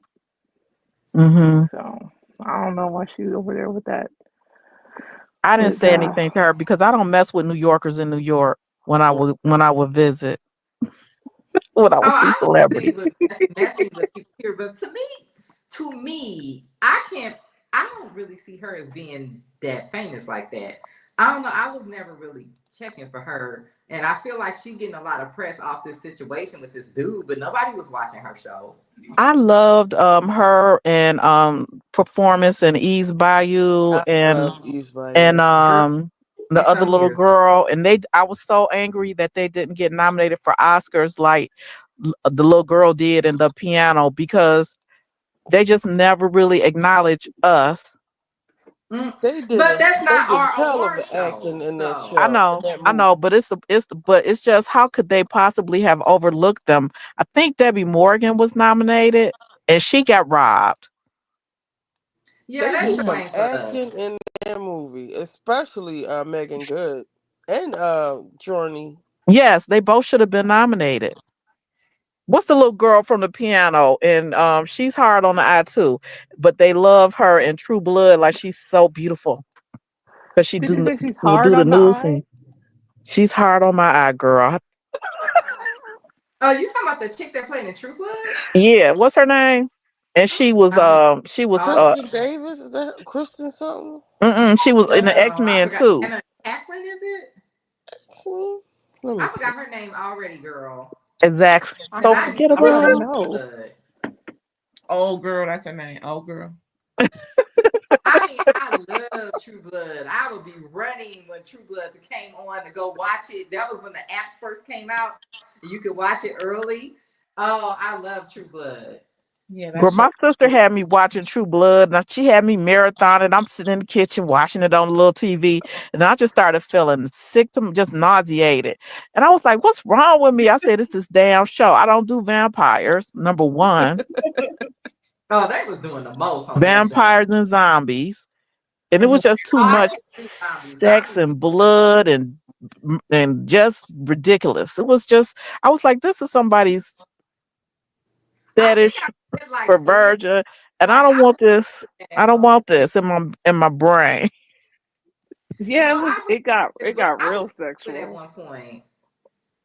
But also my family is from that part of Louisiana specifically. Like that Okay. little hub. I can't tell you the town, but the town is in the show. But do you think Uh, that it was through the P POV of um the non-melanated as to what black people do, or is that what the unmelanated would do? I'm gonna be Are they honest. I read twisting the book. around with Those people were not black, so they took some white characters and just cast black actors. okay, So, and that's what you when you do that, that's what you get when you do that. okay. But I tapped out, and right now I'm watching the Natalia Grace Good American People on Hulu. Two oh, I episodes didn't watch that. dropped, Now I did and watch Paradise. Paradise was so good. I can't get past the episode about the Secret Service dude, The whole show is about the Secret Service dude. the one Secret Service agent who was in prison. Secret Service agent that was in White, prison. the white guy. Oh, the white dude. Yeah, Yeah. I kind of skipped through that episode. That episode is horrible. That's the worst Okay. episode. I cannot Yeah, get. I cannot yeah. get. You might as well just go on to the next episode. Okay, because I keep trying to power through. Yeah. I get grossed out easily. That's why I haven't been back into those the show you were talking about earlier, Richie. Um with Andy Cohen's buddies produces it. And they had Oh, Ryan Murphy. yeah, the Ryan Murphy show. The last one I watched was with the clowns, the freak show. I didn't Oh, watch that I because, didn't like like you that said, I season. was grossed out. I only watched one American Horror Story, and that was the one where they were in New Orleans with the witches and Stevie Nicks and all of that stuff. I And watched that the witches. I, completely fell apart toward the end. I was like, what the F am I watching? When I got toward the end, I was like, are you Brian Murphy? You son of a. But the Menendez series was good. I couldn't. Um, I had enough of them when that first go round in real Yeah, life. I well, felt the same I way. I was like, nah, I'm good. kind of feel you on that because they Menendez dust to out. Then we already know we're gonna be getting the Diddy story. We already know that.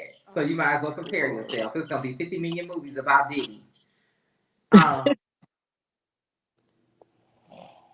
That where Natalia Grace, though, the little actress who was playing her, I was like, did Natalia Grace look like her? Or I don't I understand. remember who Natalia Grace is. I didn't watch any of the Natalia Grace stuff, so I don't know anything about her other than they thought that she was older than 6 or 8. They thought she was like 20 something years old. Oh, that's who Natalia Grace is.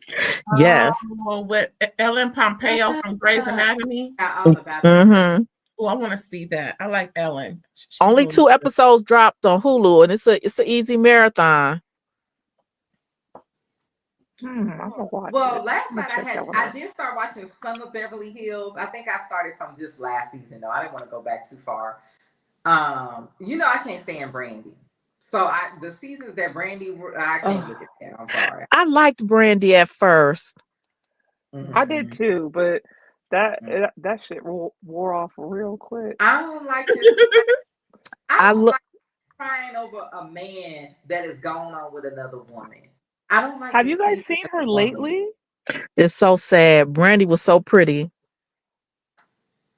She has Her such a is pretty face. so wide, and she keeps Well, saying it's parasites in her face, but it's but they're saying that that's not possible. It almost sounds like yeah. maybe I'm just understanding it wrong.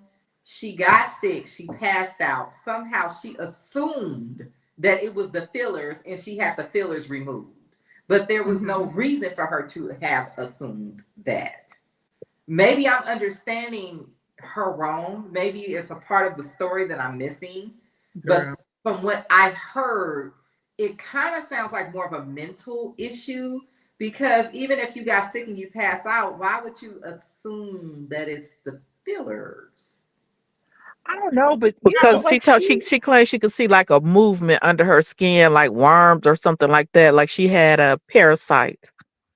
but somebody, Probably But I think she Doc, probably Dr. thought that Jerry said what she's talking about is not possible. She might have an infection, but she doesn't have I think he checked her out. So I don't know if he's yeah, saying I don't think there is, but she mhm. like she comprehends things like weird, like like you'll say something to her and she hears something completely different than what's actually being said. So I don't know.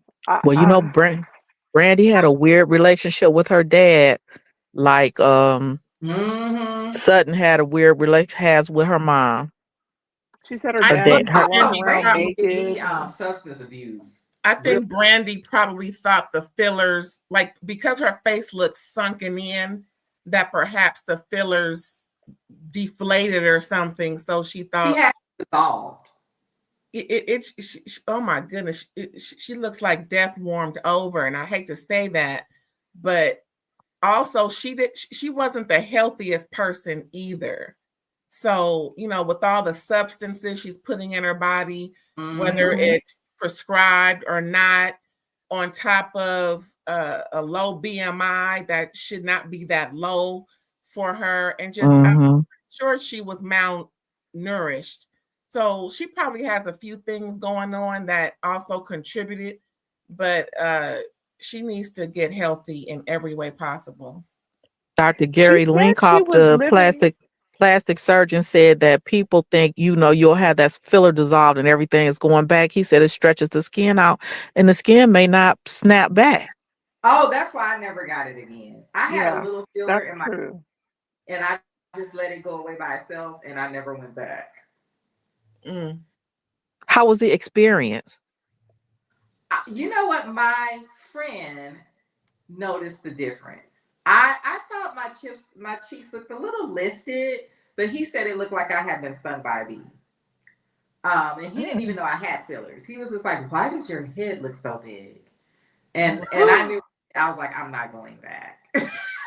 So I just let them dissolve, and I got the good stuff. So it took like 2.5 years for it to dissolve.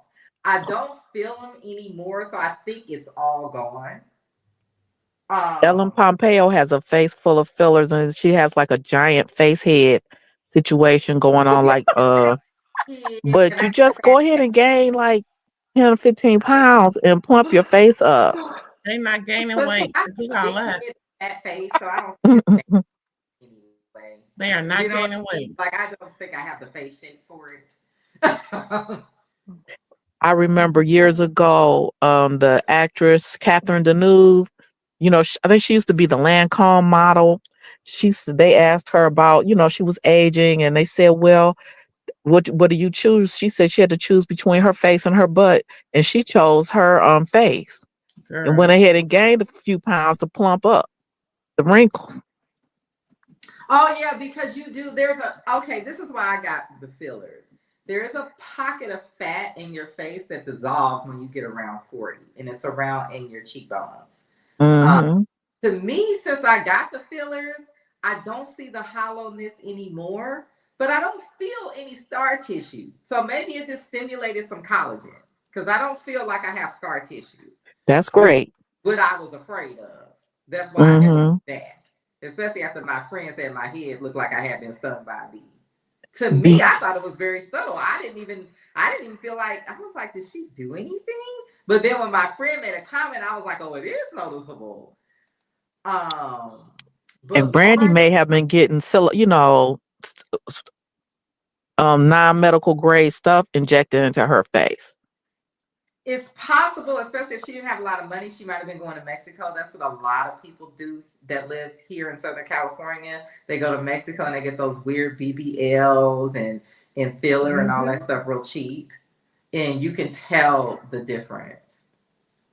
Um, if you look at one of Nick Cannon's baby mamas, oh Lord, and she used to be such a cute girl. She used to be on the radio here.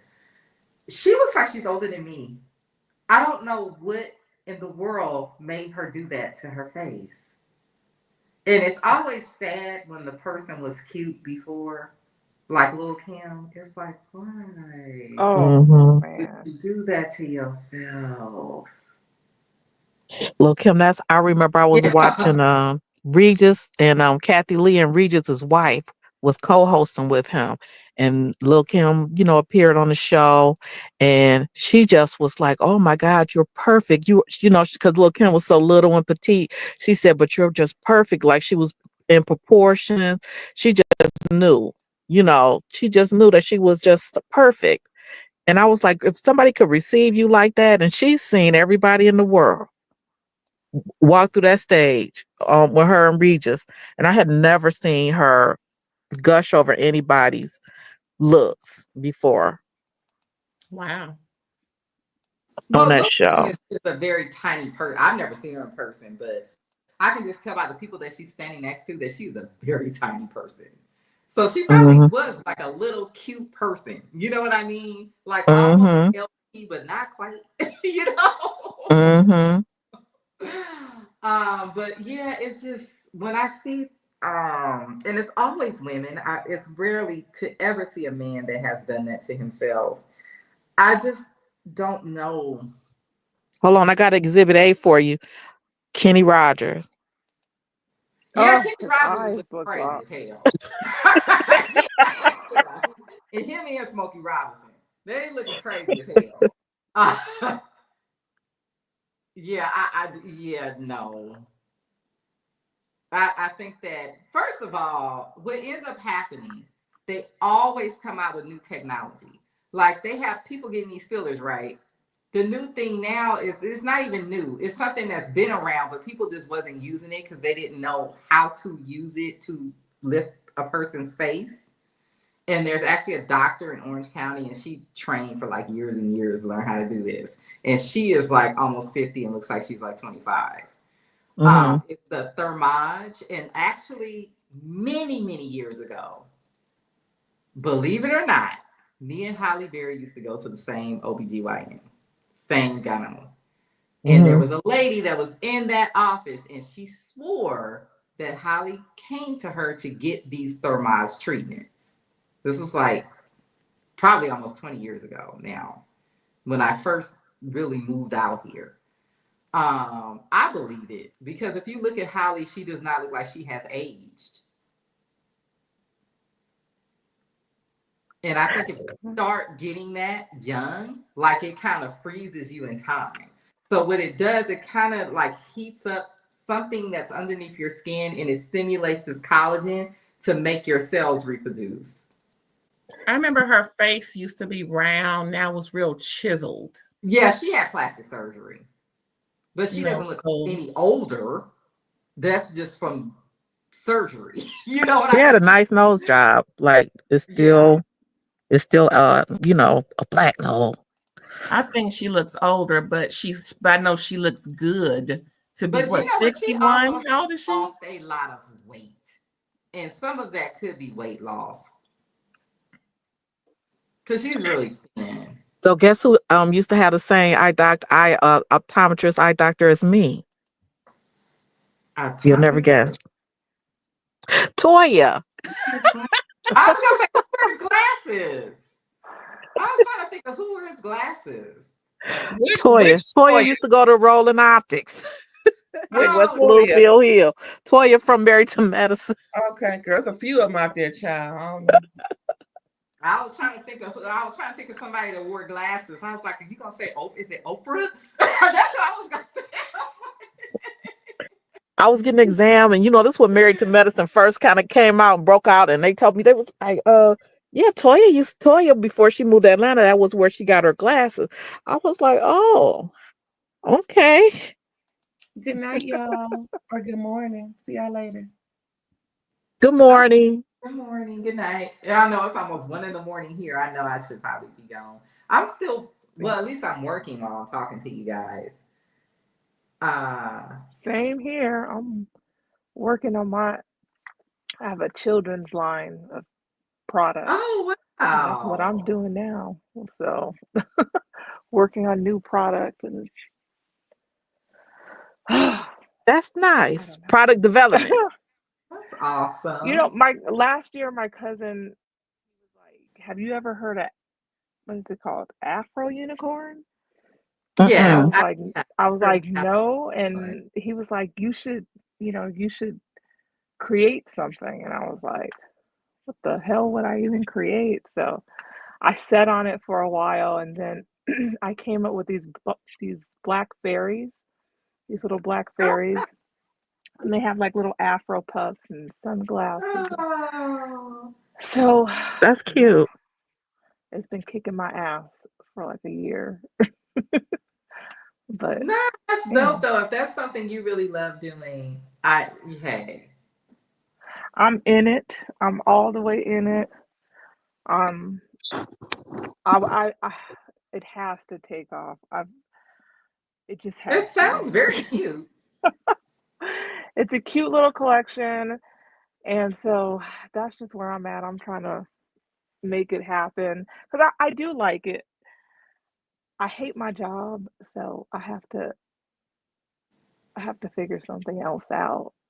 And so I don't know when this will actually yield money, but you know, I'm gonna keep Do going you with follow it. the anti HR lady on YouTube? No. I used to, I think I'm still subscribed, but I haven't been watching her videos lately. I love her. I love her show. I discovered her on another show that I can't recall the name of, but she helps you with exit strategies. Okay. When you to leave a workplace and with your like right now she lives in Mexico and she was having issues at her job, but she knew the laws because she was HR, and Mhm. so that put her in place she left with enough money to start her own business and to leave the country to live. She lives in Mexico now. And she was on the Karen Hunter show, and I noticed that kind of boosted her subscribers numbers quite a bit. See, Awesome. So you might want to I need to. check her out. Her name is Anne Marie. Can't think of her last name. And she's the HR and the anti HR lady. And okay, I'm gonna And check so her that out. you should get some pointers on your exit strategy and how you can use that to benefit your next move, to make your next move Yeah, because stress free.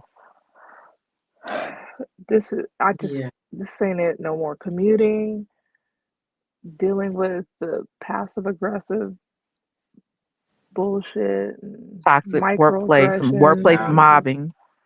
Hmm. it's like it's a small company. It's only a couple of us, but man, Is it a nonprofit? no, it's a It's a high-end furniture showroom. Mm-hmm. So Oh, our clients are interior designers, and uh-huh. so yeah, like we're not open to the public. We just deal with the trade. Um, I mean, that part's okay. It's the people I work with that drive me crazy. And Start documenting everything in longhand, not on the I workplace have been, computer. I've been putting it on my notes on my phone, and every Okay. time there's something, I'm just like, write it Yeah, down. and if you're able to save your emails to your own device, make sure you do that. Like, if they give you a password or whatever, that you could put your email on your phone, make sure you put it on your phone. Because you just never know what can happen. Mm, I think it's a way you can download your emails to Google, but I just would forward emails to my personal Google. okay. And Oh, well, then for me, because I had an email account with the password, so I just set up the email on my phone. Everywhere I've ever worked, people have always done that, except for the bank. You can't do that. But that was the only exception. Anywhere else I've ever worked, once they give you that email and that password, you just set up the mail client on your phone. If they get rid of you or whatever, those emails are always saved to your cloud. Okay. take Okay. pictures of the calendar so you can document when other people are able to leave, but you can't, stuff like that, like when the rules are not the same across the board. Yeah. And it's just like, oh,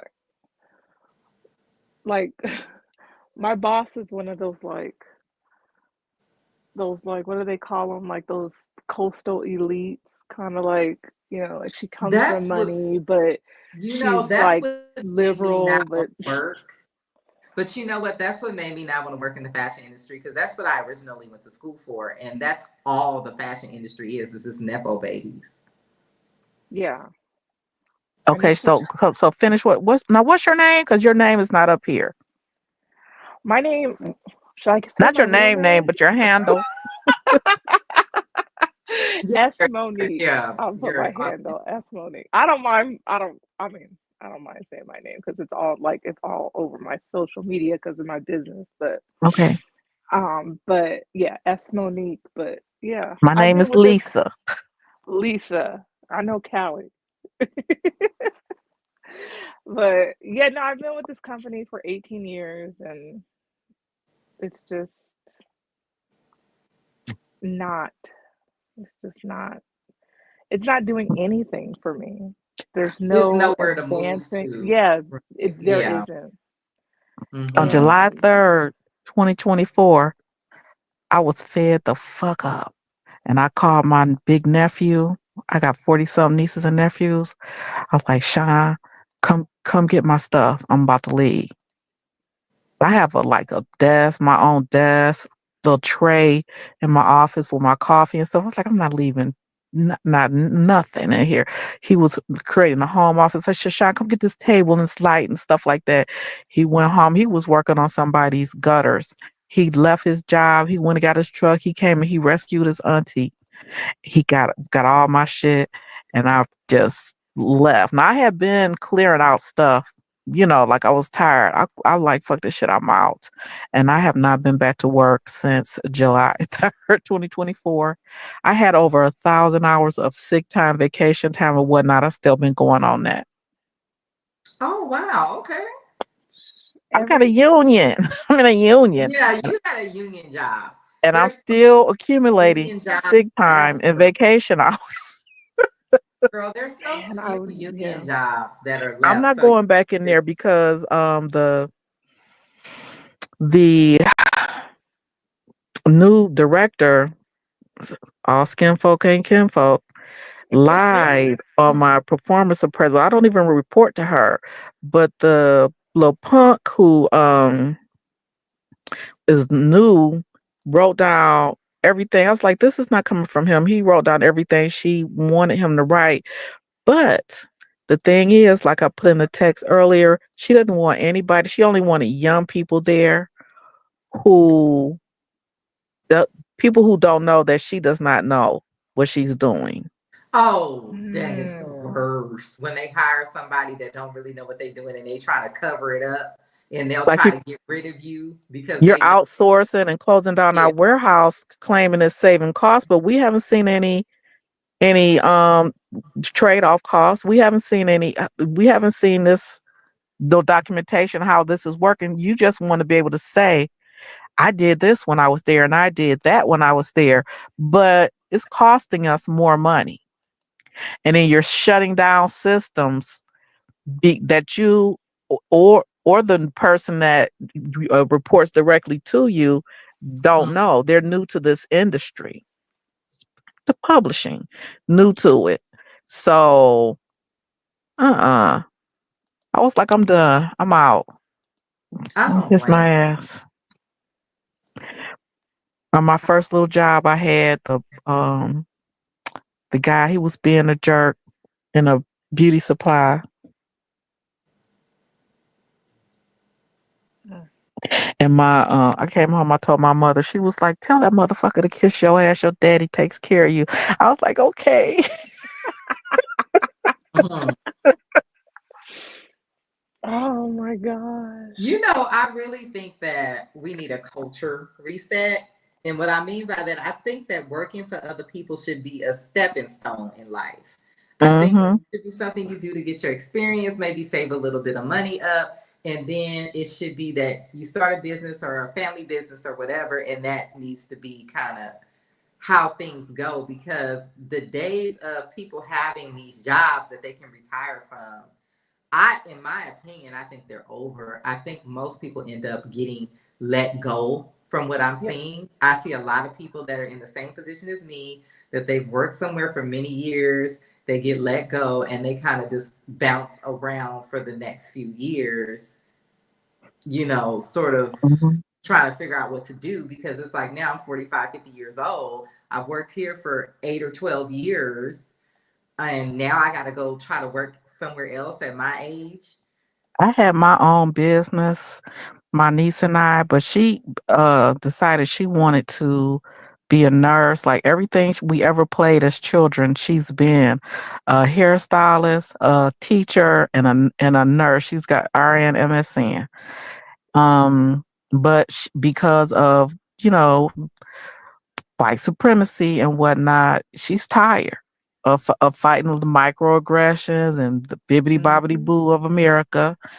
And I developed carpal tunnel because I was booked like a library all the time, just doing nails. I had so much money because I didn't even have time to spend money. And this was before, this was when Spiegel still had Spiegel catalogs Mhm. and waiting on the catalog to come to buy something. No, it was not pre-internet and stuff. But I was sitting in the car, had taken my mother to the supermarket to get a turkey for Thanksgiving, and I couldn't feel my hand, and I was like, Oh.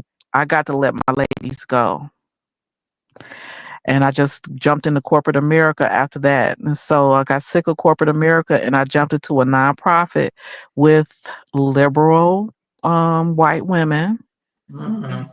who were the nastiest. See you next Tuesdays, and I don't even use that word. It means absolutely nothing to me as a black person. I like You know, laugh. it's Like like, what? what? How is this an insult? Like, I don't get it. I'm lost. Right? Yeah. That's not of my culture. Um, so fake, so phony, so workplace of mobbing. I went to the EEOC on them. The HR didn't help. HR said that we did that the our division did not need any uh training or reviews about what is it called? Y'all know what I'm trying to say about race relations and what's appropriate and Oh, yeah. inappropriate at work. What is it? Mm. Race The relations, term? DEI. Oh, I was like, okay, so that wasn't the Well, it doesn't work anyway. because If that's mm-hmm, within someone's reality, they're just going to do that.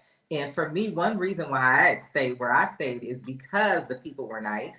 And I knew that if I left there, there's no telling what I might have to deal with. So I stayed there as long as I could because, yeah, I was. I heard some horror stories.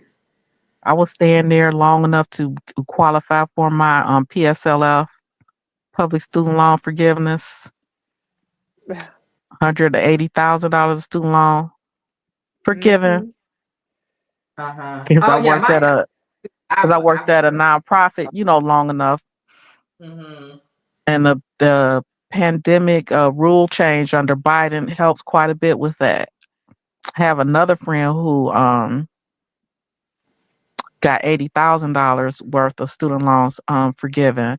So like they say when a job, like you're at your job now Mm-hmm. and it's if you hate it there, it's no longer serving you, it's time to move on. You don't it's Yeah. and another agency uh YouTube video had come across my timeline last July, and it said basically thugging it out at your job that you're not happy with people who are nasty to you, or whatever, is not the flex you think it is. And it resonated with me Mm-hmm. because And for one thing, they were not going to run me out of there before I got my yeah. student loans forgiven. And at the end of Yeah. the day, it's not your company. Like they still can just get rid of you anytime they feel like it. Yeah, they can. Just They because Hmm. sure. we're cutting costs. Someone over you made a bad decision. Someone wants to close the company. Whatever BS reason. Like you could work your ass off, and they can still just get rid of you because it's like you're Mm-hmm. depending on them to have work for you. And they Like will that's draw up how. Yeah. something. They will change the rules. A smart person who is diabolical will make up some lies. Like the lie on me was that because I was listening to like Gabor, and he was dropping M bombs in the afternoon. I had to shut my office door, and it was a little sign on my door. I'm just listening to my podcast. Just come in. Tried to claim that I was unapproachable, and like people were afraid of me. Do I sound scary? And I said, well, that's a lie. Absolutely. Everybody in the office has my cell phone. I have their cell phone. We communicate. Um, when the people are leaving or whatever, it's getting towards the end of the day. I would, open my office door. People would stop by, knock on the door, and come in, and we would kick it like forever. Yeah. But they didn't know that. So But I was like, this is all I, fabricated. And I they was don't like, fabric. I'm leaving. That day that they gave me that performance appraisal, which was a lie, I left. Yeah. It's just. And I took my experience from corporate America to this nonprofit, kept that ball rolling. When a lot of shit was going on, I was like, I'll do it. Or you let her go, oh, I'll do it. But I'm just being nice. I'm volunteering my time because it's a nonprofit. Yeah. Yeah. I'm working more than my hours is because I'm volunteering my time. If you want us to volunteer to go to a book launch or do this or that, okay. But this is the same thing. And Mm-hmm. also I was working extra hard because the new director was a Black woman. And so I was the only other Black employee there. So I'm really working hard to her success. Yeah. But she wanted to hire an intern basically. But the way to subvert the union contract was to come up with some bogus claims. Yeah, because you were union. But the thing Hmm. is, I find that with a lot of these people, when they hire a new person, they feel like their contribution to the company is to cut costs. So either they try to come in Yep. and either they bring in people, they outsource, or they start laying off people because Hmm. they feel like this is what I have to offer. I can tell you how you can get rid of this person. But it's not. It's not. And this is her first directorship, so it didn't cost. It didn't cut costs though. Because for Anybody could her, look at the the numbers to see what she had to pay for print on demand books for. We housed our books. We didn't have to pay for Mhm. to house our inventory. That's a big cost. We didn't have to pay to house our books, but now we have to pay somebody else to house our books, to ship our books, to manage the warehouse. And we had somebody who had been doing that for 29 years there, just one person who knew it in and out. If we had book launches and events, all the authors had to do was come by and get their books and whatnot. And you know, and we're in the heart of a booming city that's on an international border. And most of the types of bookstores that we are in like kind of rural areas or suburbs. They're not in big cities. They're in college towns, small little college Mhm. towns. So it just wasn't smart. Most of these people aren't smart. Most of these people get these jobs because they know somebody. Mm-hmm. It's some type of social capital. Um, Mm-hmm. all of this. Now, that's one thing I will agree with Anthony Mackie. What he said is that success is does not happen because you work hard. It happens because you were chosen. I Mm-hmm. because it's a whole lot of people working hard, and that's why I'm not really into this idea that we're just going to pretend like racism doesn't exist and everybody could just be judged on their merit because it's hundreds of other people with the same merit. And I know that we all want to feel like we're special and that we work harder than the next person, but the reality of it is it's probably 20 other people that work just as hard as you that also want this job. But nobody If not, works. 73 people applied for my job, and when I applied for it was during the recession, and I got it. So the the thing is, if your job is making you sick, your blood pressure is going up, your little health stats are changing, get out of there. oh yeah, because at the end of the day, it's not your business. And It's these not your people business. literally could just get rid of you tomorrow. They can. Mm-hmm. They don't have to. You don't have to do anything wrong. You don't have to show up for work late or anything. They could just decide we don't want to pay nobody to do this no more. Mm-hmm. This is costing too much money. We're gonna get rid of your. We're just gonna get rid of you, or we're gonna get rid of you and hire, like you said, an intern or hire somebody cheaper and just change the name of the job. Or we're gonna outsource or whatever. Um, for me, I kind of feel like what happened was I kind of knew better, but I didn't really want to accept it because I was like scared to go out and do something else. You know what I mean? But in Mm-hmm. hindsight, there is no way in the world I should have ever worked at that place that long. See, that's my thing. I am terrified to like to leave. Like, I think if it were just me, if I didn't have a child, I probably would have just Well, I said, wasn't given a choice. My position yeah. was eliminated. But I believe in like manifestation and all of these things. And I feel like what I was trying to manifest in life, it was not going to happen as long as I had that job. And Uh, I think. I believe that for myself. yeah, I yeah, believe I needed that to be pushed out of that. I, I I believe needed that to. It was just like, the universe was like, okay, you're not listening, so we about to smack you because you're not listening. Because even before that, I was having the same feelings like you were having. Like, I was and I kept having this like internal feeling of like almost like I'm never gonna have to work again. I was buying lottery tickets, still am, because I'm like, maybe I don't know, like maybe I'm about to get some money. I don't know what's about to happen. But I just started having that like feeling internally, and it's like I still don't know what's gonna happen. You know what I mean? I'm going through the motions. I'm looking for a job. I can't afford to retire. I'm gonna have to find a job soon. I'm gonna have to get some money coming in soon. But I felt it coming, but I felt like that wasn't what was coming. That's something that's on the way to what's coming. If that makes any sense. mm, yeah, yeah. Like I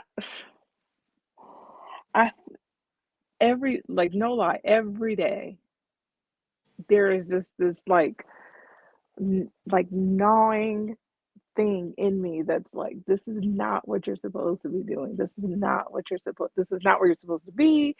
Why are you, up at 6 o'clock in the morning commuting to this? Like, this is not where you're supposed to be. I have that feeling every single day.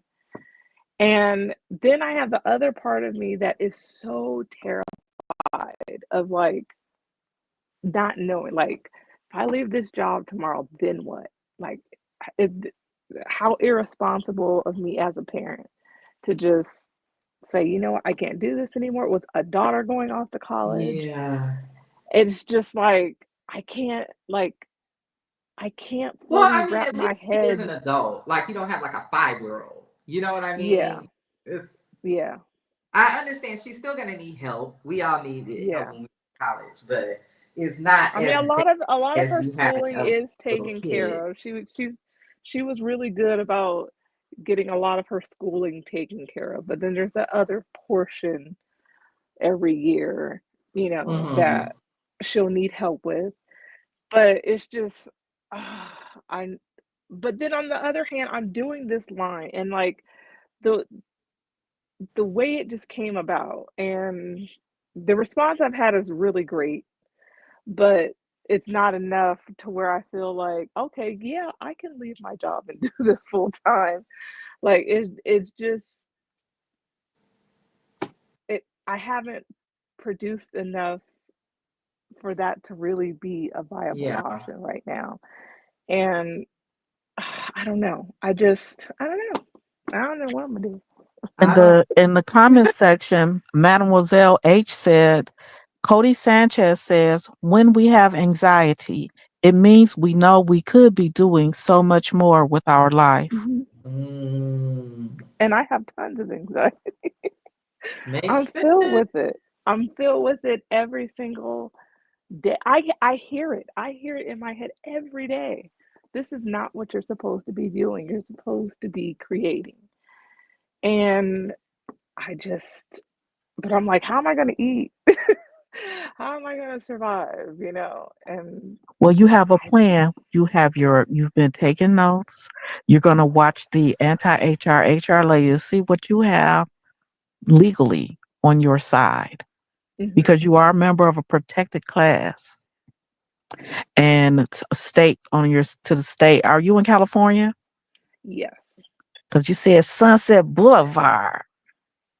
I used to love that Yeah. song Sunset People by Donna Summer. Um, so you know, I believe some states you will have a like a legal recourse, maybe to set yourself up with a nice nest egg.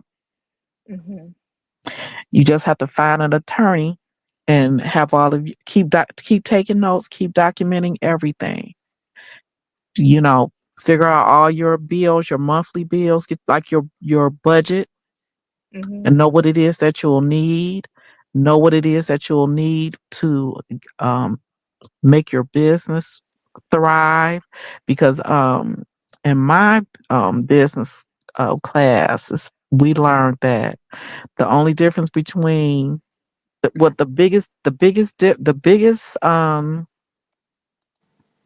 indicator that a business will be successful is if that business owner, a new business will be successful is if that business owner has the money to see it through the hard times, through the growing phase. That's Mm. generational wealth or wealthy Let me tell parents. you, I am definitely seeing it through the hard times, the slow days right now. But I truly feel like in my heart, like I truly feel that this collection will be something big. When it will be, I don't know, but I'm working on it. I'm sticking with it, and I just, What's the but age I'm range? well. I have onesies on the website, but I have like the clothing goes up to it's adults. I mean, to be honest with you, the majority of my sales so far have come from adults, like buying things for themselves, actually. Hmm. Um, but I do have some kids buying, parents buying things for, kids, but I've had a lot of support from adults that love it and they've been buying pieces, but it's still new. I really launched the product December. Like I put it like on the website. I redid my website and all of that and launched it. And so it's not, the sales are not crazy yet, but it's the beginning and I understand that. Um, but I think on the other hand, when you're at a job that you don't want to be at, there's you put a lot of pressure on the creative thing and you want so much for that to really work and that to take off. So I'm in that phase right now because I don't want to be at my job. I really want this to work. I'm so proud of what I've created so far and Congratulations. thank you. Yeah, I Now, what's the mean, name of your you're website? My gotten a long website way. my website is smartstudioandhome.com. Smartstudioandhome.com. So it has because I started because I paint and I'm an artist in that way and I've been doing that for a couple of years. Guess what? I just wrote your email. I mean your website on my watercolor and my watercolor book. I'm teaching myself watercolor. I would love to learn watercolor, I but used to watercolor know is it so when like I was going to school for fashion. I haven't done it in so long. YouTube watercolor. University. Oh my God, this is adorable. And they're just little, it's I wanted to create Oh, look, something she got for a little black cupcake. girls and so that's really what it is and it's Yeah, this is adorable. I love it. Maybe so I I wonder how hard it is to get like a toy deal or something. But see, a lot of people are getting those deals through Target, and Target is cutting all that shit. At yes. least for us black folks. Have you Well, guys heard of Jam and Rico jewelry? no. Mm. JAM ampersand Rico RICO. Jewelry. Okay. I know I know the founder of that. She was a small business too. And she got her a deal at Claire's Oh, this is and at pretty. Target. See. It's very pretty. I would Hmm. love to get I own the copyright of my fairies and I've been doing a lot of that and spending a lot of money, Hmm. doing all of I was that gonna to say, protect yeah, you've myself. already invested a lot of money into this.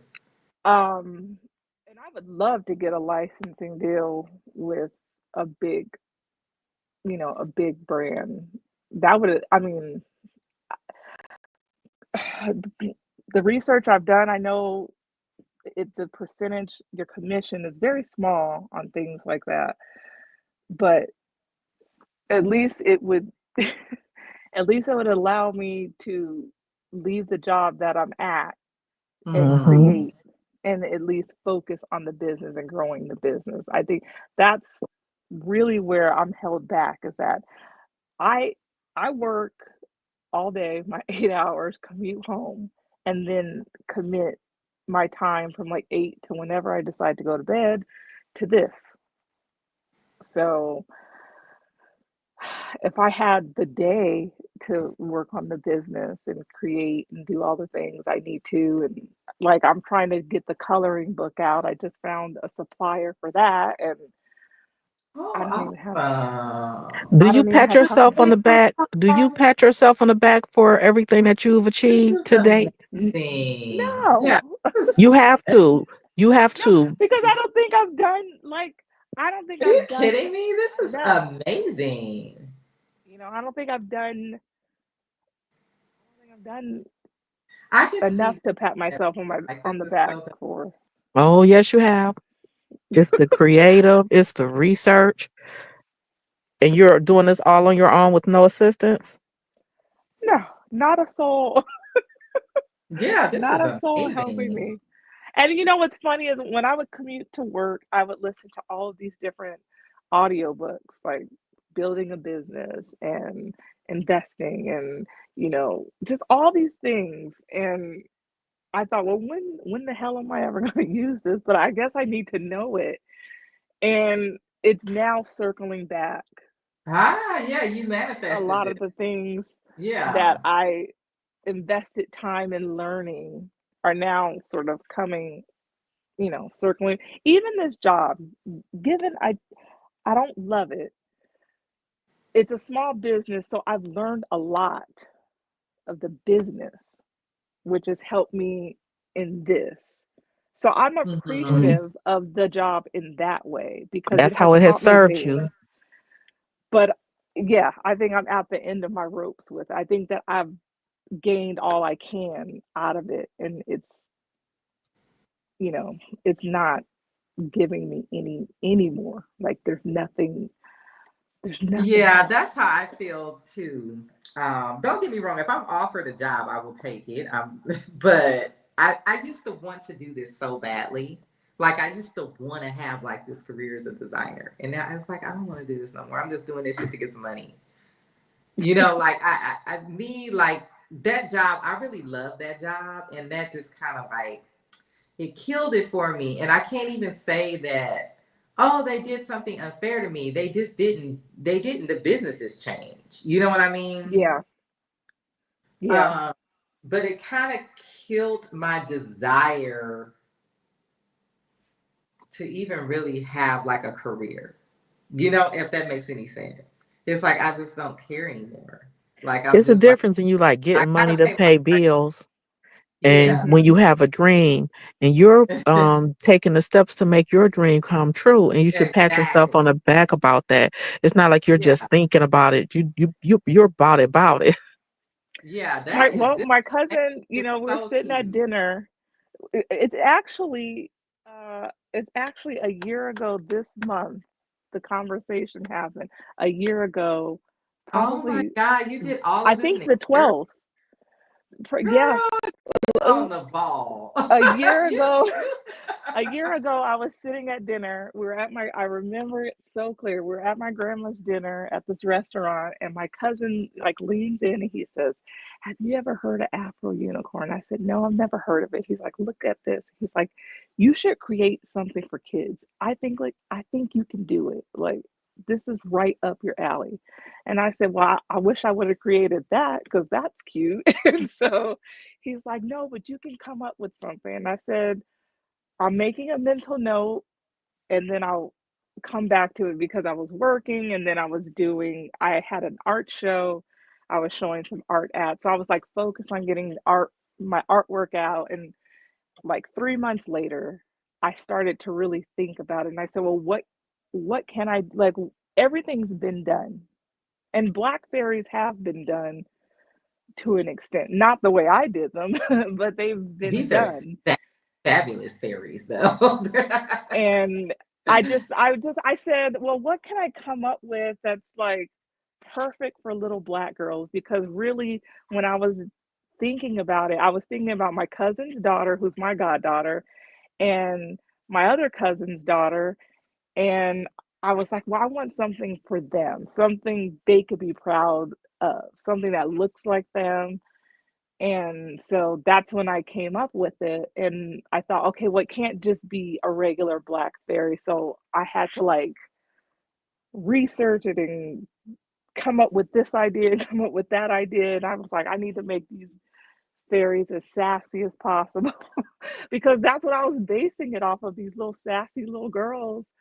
And so that's kind of how I came up with it. And they wear sneakers and, they have cute little flower crowns and afro puffs, and that's really the whole thing is that they have these curly styles, and so that's kind of how it came to be.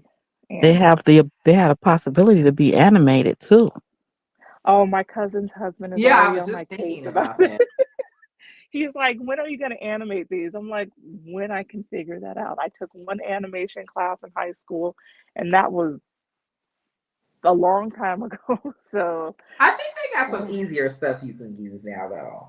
yeah, Because that there some are of some that stuff was things. like hard as hell to the user interface of that stuff, and just the learning curve was just terrible.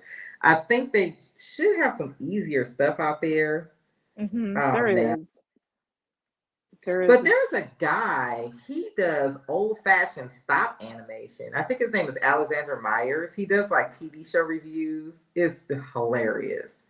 And he does it like the old fashioned way but he does it on the computer. Well, you draw Uh huh. it, take the still, like back how they used to do like in the 20s. Uh huh. I think But that's how I there's learned to easier animate in stuff. high school. Yeah, there's easier. There's got to be easier stuff out there now. There has to be. Yeah, there is. There is. There's a program out there that I actually want to buy. It's not very expensive, but I've been spending, every extra dollar I have on buying samples to make sure I'm not selling people crappy product. Um, and buying copyrights and all these different things for the company. So it's just it's just been a whole thing, but I want to create a product that I'm proud of, This that is going to people are be the proud new of. My Little Pony. We are speaking it into existence. That's Mm-hmm. that's what By the I'm way, shooting I for. actually did work with My Little Pony for a minute. That's what I'm shooting for. That's what I'm shooting for.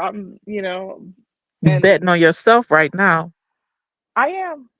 Mm-hmm. I'm putting all my eggs and time and money into this because I have a very strong feeling that this is going to be something, and I just have to, like, me being the anxious person that I am, I'm just naturally like that. I'm always like on edge. I want to see it already, like, successful, but it's new. I have to keep telling myself this is new. It has to go through the process, and so that is where I'm Yeah, at because it's like we currently. have all these apps and stuff now. I don't know what the process would be. Um, if there was some way to collaborate with someone who wants to produce a kids TV show, like that would I be know. awesome. And they have this lady on YouTube, Miss Rachel, that all the kids go Yes, crazy Miss over. Rachel, I know And who I'm it is. like, this is like filmed I probably have in a her 3-year-old garage. niece. And it's probably filmed in her garage for like $50. And Yeah, and she's a she's YouTuber. like Yeah, killing she's it. not, I Yeah, mean, she's killing she's it. not really doing anything that nobody else is not doing on you. She's just a YouTuber. I don't even think she's in a garage. I think she's just like in a room in her house. You know what I But mean? I was looking at that and I was looking at how my goddaughter was like glued to the TV watching her. Hmm. And I'm thinking like, what? Uh, what? Like That lady how? straight up created her own kids TV show on YouTube. I'm sure she's a millionaire by now. And I'm sure she. it's not anything fancy, it's not complicated, it's just straight to the point, simple, clean, they sound out letters and shit. It's just like I'm right to the thinking maybe she used to be a teacher or she went to school to be a teacher. I don't know her background, mhm. but I would assume because I'm wondering like how did she get into like what made her think to create this channel? But yeah, it's super like lo-fi. Yeah. It's literally just her in like a room or whatever in her den or some shit. It's Like, analog. I It's analog, old school. yeah. I can't think it like, well, she did it, and this is the simplest form of any like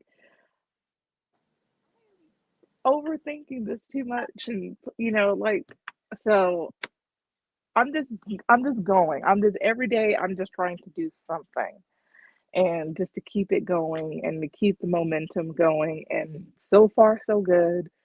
Um I'm just trying to get myself out there more, which is difficult for me. I've never been someone that like being even on this panel when I called in, I was terrified.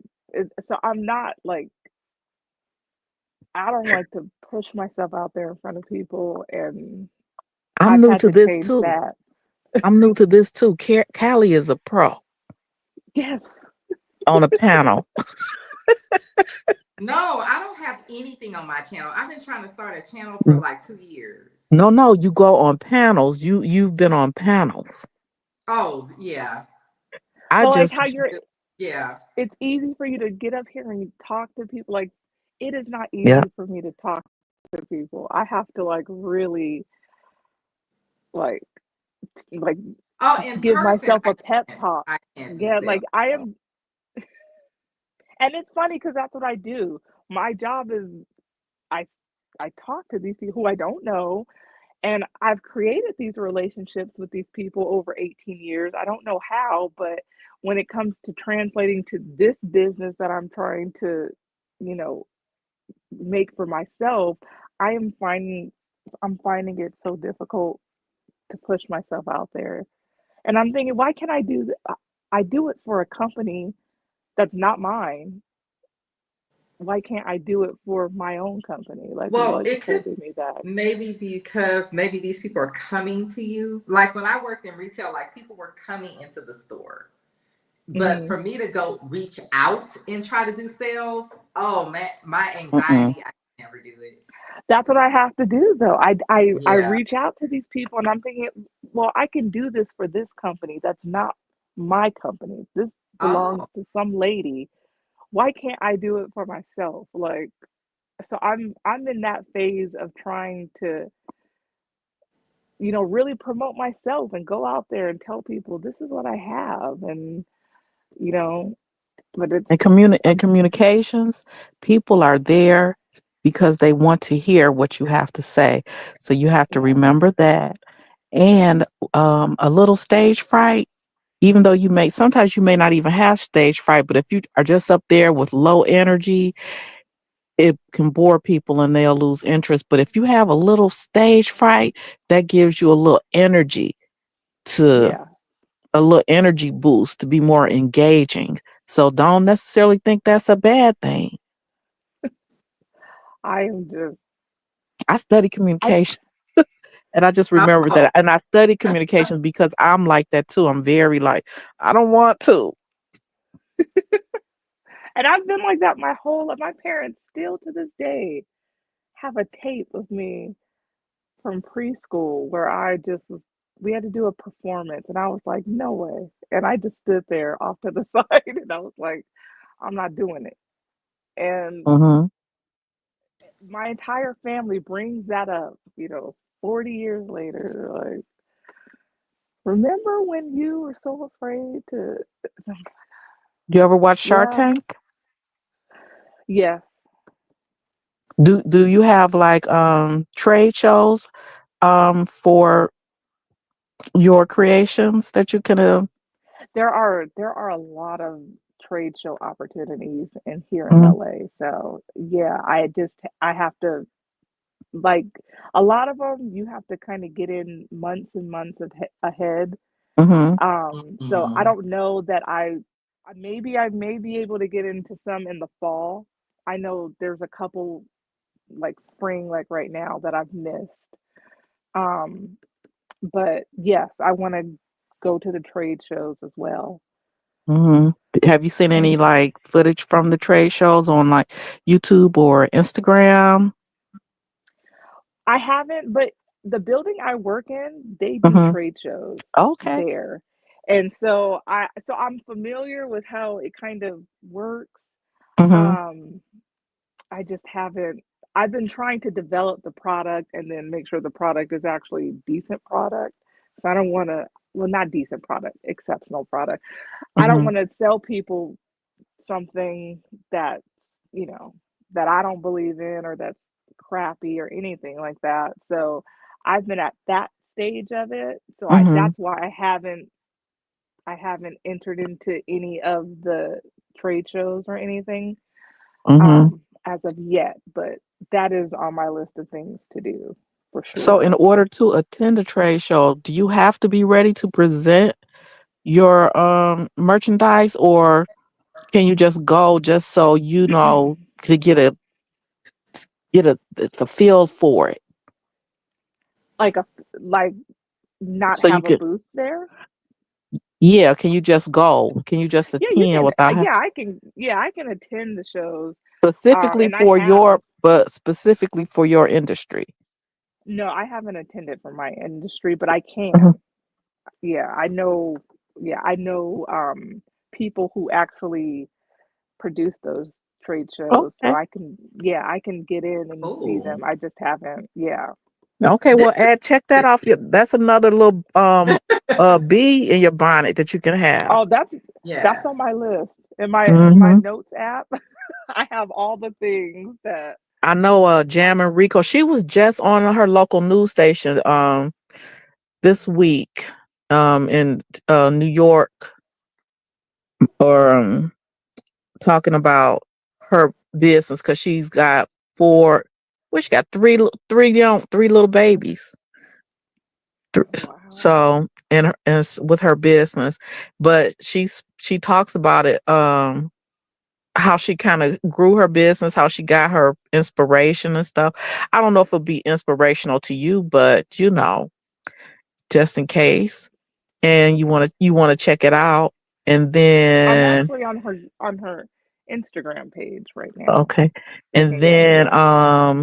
Melissa Butler, who started the Lip Bar, and she was on Shark Mhm. Tank. She's a Detroiter, and she went to high school with my niece. Oh She's a wow. cast technician. That's the same school Kenya Moore attended. Oh, okay. So they Diana really are Ross, letting Lily them out. Tomlin. So she she had a little storefront on the east side, just very small, where people could come in and buy her lipsticks and try them on. And she had she would cut baby wipes into little squares, and would have them in like little jars, airtight jars. You could just sample her lipsticks. And now she's downtown with her own store, and she got that deal With uh Target. with Target. Hmm. So I'm sure she has all types of stories of about how it's not, the business is different, but it's still growing a business as a black women. Hmm. No, I listen to all the stories.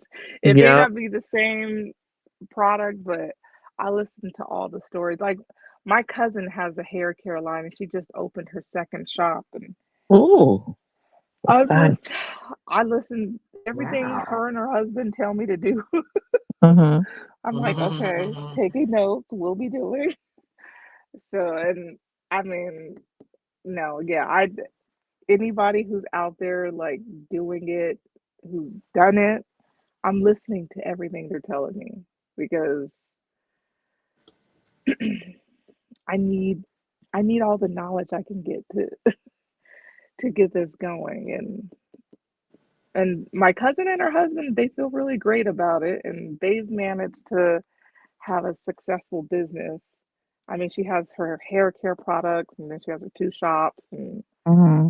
she just told me that the second shop she just opened in the last 3 months is too small, and now they're looking for another place because it's Oh, that's already expand, it's already grown. So yeah, yeah. The yeah, hair industry is a lot of chaos going on. I that's the only other way I can put it. So that's really good that But they're. it's been snatched away from us. Our hair care has been snatched away from us yeah, culturally. I don't, Lord, I don't even know what's happening because a lot of even the black people that were recommending things and selling things were selling stuff that was no good. So it's all I can say is it's chaos. yeah. And that's the goal, though, for your business to blow up, and then to have somebody come and offer you a lot of money for it, and make you billionaire. But Or you can that's what Yeah, happened with and pass it down, you know. yeah, they don't pass. But that's how these businesses end up, and one business ends up owning everything. I got my dry Mm-hmm. mouth. But like we had a furniture store here called Art Van for decades. And some company came in big conglomerate came in, that buys up everything, bought it, had it for a hot minute and shut it down Yep. for no reason. Mhm. Well, we had the 99-cent store here, and it was almost it was a dollar store, but it was almost like a market too. And it was I felt a lot really bad because for a lot of people, especially elderly people that didn't have a lot of money, that was their grocery store. And Mm-hmm. the man who owned it, he became really elderly, so he sold it to this company, and they fired his nephew and ran the company into the ground within a year, and now it's gone. Yeah. And we So just they could have get a Yep. tax write these off probably. markets setting all over Los Angeles, Mhm. and it was like an iconic store. Like the 99-cent store was something that if you lived in LA, you knew the 99-cent store. Mm-hmm. Yep. And they just destroyed that business in a very short amount of time. And they're just all those stores are just sitting there empty. Excuse me, what's the name of your business again? Because my penmanship, I bought a new set of Faber Castell pencils and I use the HB and it's very light. It's Smart Smart Studio and Home.com. at home.com or and home ampersand. And so you spell out the and. Okay. Yeah. All right. I thought it said, okay. I knew I had the wrong thing. Yeah. Let me pick another pencil with a harder lead. It's so interesting what you like learn about business, and I thought that I would own the trademark and all these things, and then I started reading no, my business needs to own that, and then it's so That's a interesting. lot of legal stuff, sounds like. Yeah, it I would imagine protects the. creating a character, it would be a lot of, like, you need an attorney. Yeah. you know. Yes, it's a lot. It's just it's so it is just so interesting because I didn't know any of this in 2023. And then I personally think you're moving really faster than most people would be moving. And to me, that's a sign that it's meant to be. you We're think so excited so? for you. Can you tell? Yeah. yeah. I So see. I excited. don't. I think I'm moving at a snail's pace. No, girl. I get up every day and I'm like, this is It's not. people that piddle around with stuff like this for 20 something years. Oh, I had this idea to do this fairy, and they still ain't did nothing with the fairy. It's been a decade. you know what I mean? I just thought I thought if I don't do this, I know I would regret it. And I just said I at least have to try. And it couldn't hurt to try. I mean, That it is cost me a lot this of is money an to try. inspired action. It's an inspired idea. It's something that you're meant to be doing. And I don't know if you believe in all that manifestation stuff, but everything you're telling me is in aligned with that. I am trying to manifest a lifestyle where I can just travel and shop and drive around in a G wagon. And when people ask me what I do, I'm like, oh, I just do some bullshit, that doesn't really make money. I want to be a rich LA lady. Like that is my You dream. have to be rich to live in this freaking to live in this city. It's like, I mean, to live I want to comfortably. be like Kyle Richards I without love the crazy Kyle's. I love sexuality. the house that they moved out of was so perfect. Oh, Was that was so The a cute to one, beautiful me. house. oh, that house, it's in Bel Air. I've been meaning to go and try to find that house. Oh, is that Um, the house Sutton is living in? no, Sutton lives Oh, close. the one Sutton Sutton. actually lives close to Kathy. She lives like a couple streets Oh, over. you meant But Kyle's old house. Yeah. That one. yeah, Oh, okay. Because But remember that Sutton house had is redecorated that little powder room, and they had beautiful black and gold wallpaper. It was just so pretty. it was probably like I think it's called Gournay or there's another one. It's probably Degournay, but it's a wallpaper. It's extremely expensive. It's all hand done. Hmm. Um, Mm. but no, she's actually not that far from Kathy, and No, yeah. It's somewhere in the middle in is Jennifer Westwood, right? Tilly. I'm sorry. Sutton is in Westwood, right? No, she's in Bel Air. Or okay, well, it's She's right in crunched up close together. yeah. The what So part of if Bel Air you're you in? enter off of I forgot what that street is called. Starts with a B. It's like the main gate entry there, and you go up a little bit, and you'll make a left. You'll come down and then make a right. You'll slowly go up, and you'll see Kathy's house, and then right up a little bit from there is the Bel Air Hotel. So Oh, okay, okay, okay. yeah, I know. if people are familiar with the area, there's a house on that street, not close to Kathy's, but it's further up, and I've never it been is. there, but I watched this guy drive around Sunset during the fires. Uh-huh. He just drove from the ocean all the way up I Up guess Sunset. up Sunset. He passed the Beverly Hills Hotel, but I pulled up on my Uh-huh. cell phone as he was driving the Mhm. coordinates, like the streets, the cross streets. So then I was following him along his Yeah, you can his see us route, and he beach. went through the neighborhoods. Like you really, he never turned his camera to the left or right though, so he was just going straight. Like Mhm. so that's why I'm trying to think of the names of the streets. Like I've never been there, but I could kind of see.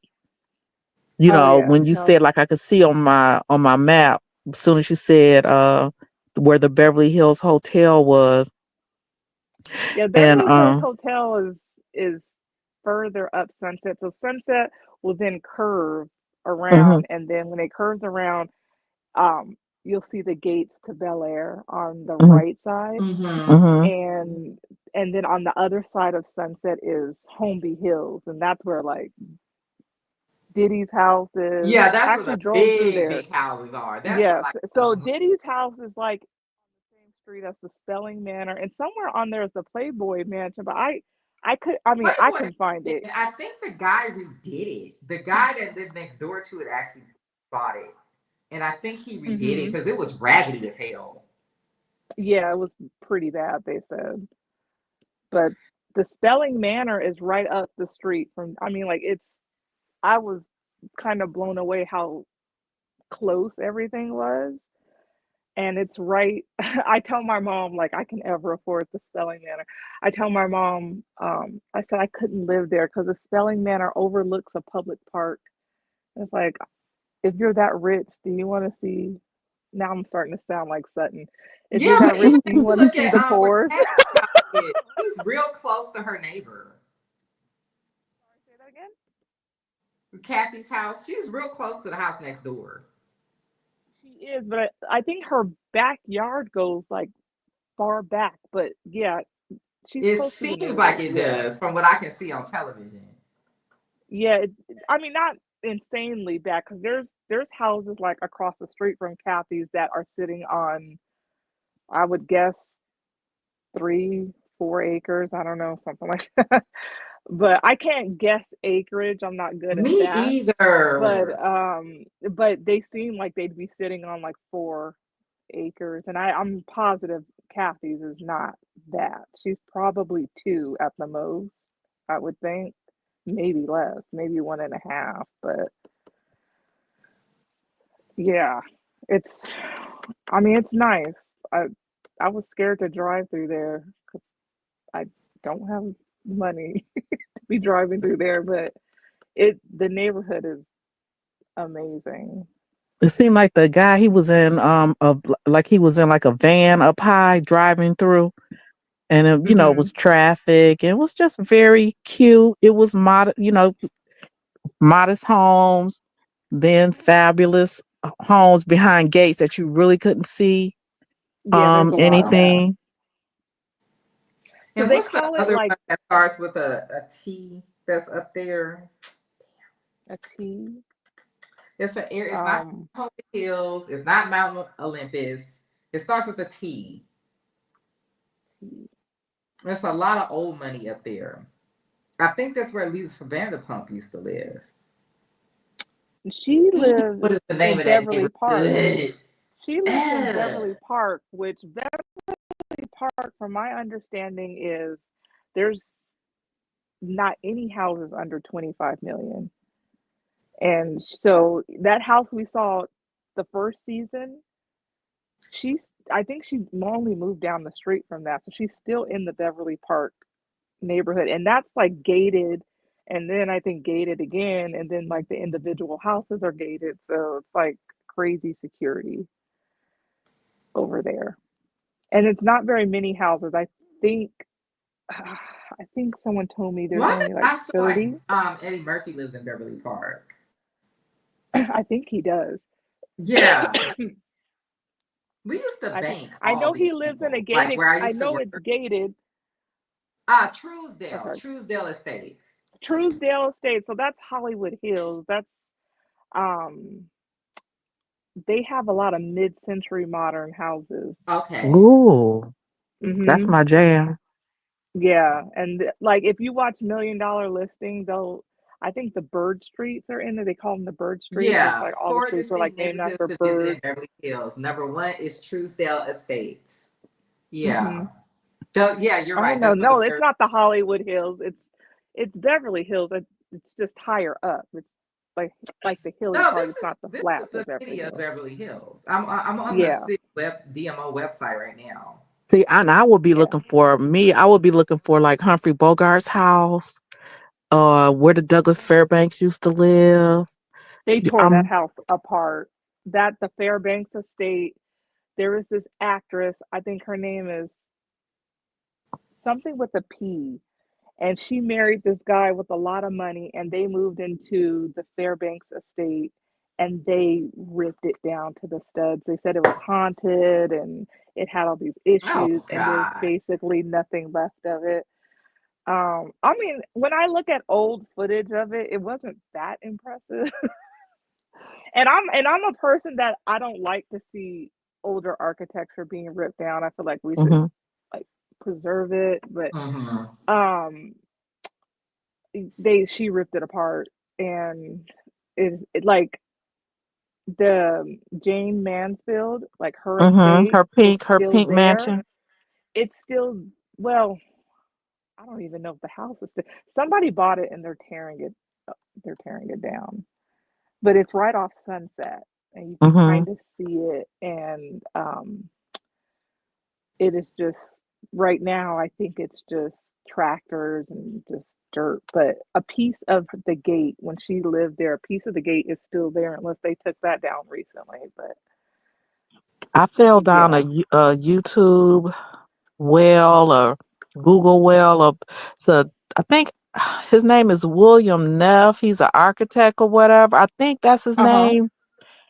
I Mhm. might be totally wrong, but he designed a lot of homes for the movie stars there. And Him and one of his Paul homes, Revere Roberts. Yeah, Wait, I know Paul Paul Revere Revere, Williams, sorry. Paul Revere Williams. Williams or But whatever. Paul Revere something. yeah, he was a black architect who did a lot of Yeah, I the think that's homes his for the name on stars the side of the too. Beverly let me Hills write Hotel. that name down. I've never heard of him. Oh yes. Oh yes. Paul Revere, what's his The last name? Williams. I have a Paul T-shirt Williams. with him on it around here somewhere. I gotta. Oh yes. He Is did a this lot of, nerd? I Are we think nerds? I No, am. we're this is design talk. I think this is nerd, and we're nerding out, No, geeking out.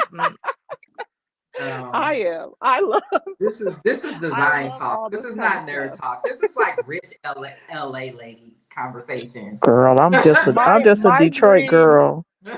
my dream is to own a Paul Williams house. I just had like one that hasn't been, I feel severely like I tainted. live in I don't want to tell people where I live, but I live in an area where I don't know if he did this development or if it was someone that was trying to make a smaller homes that look like his homes.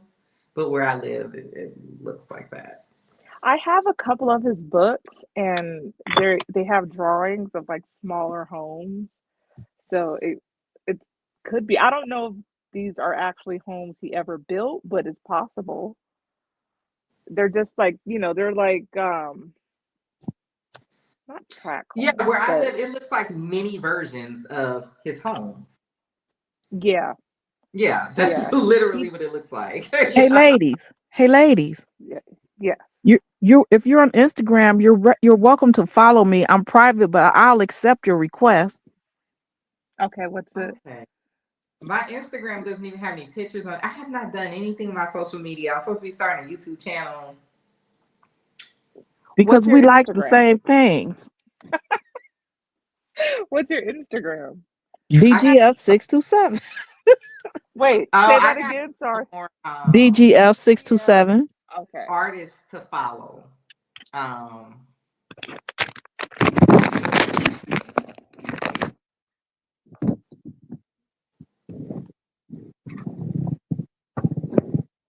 Definitely got to get some more artists to follow on Instagram.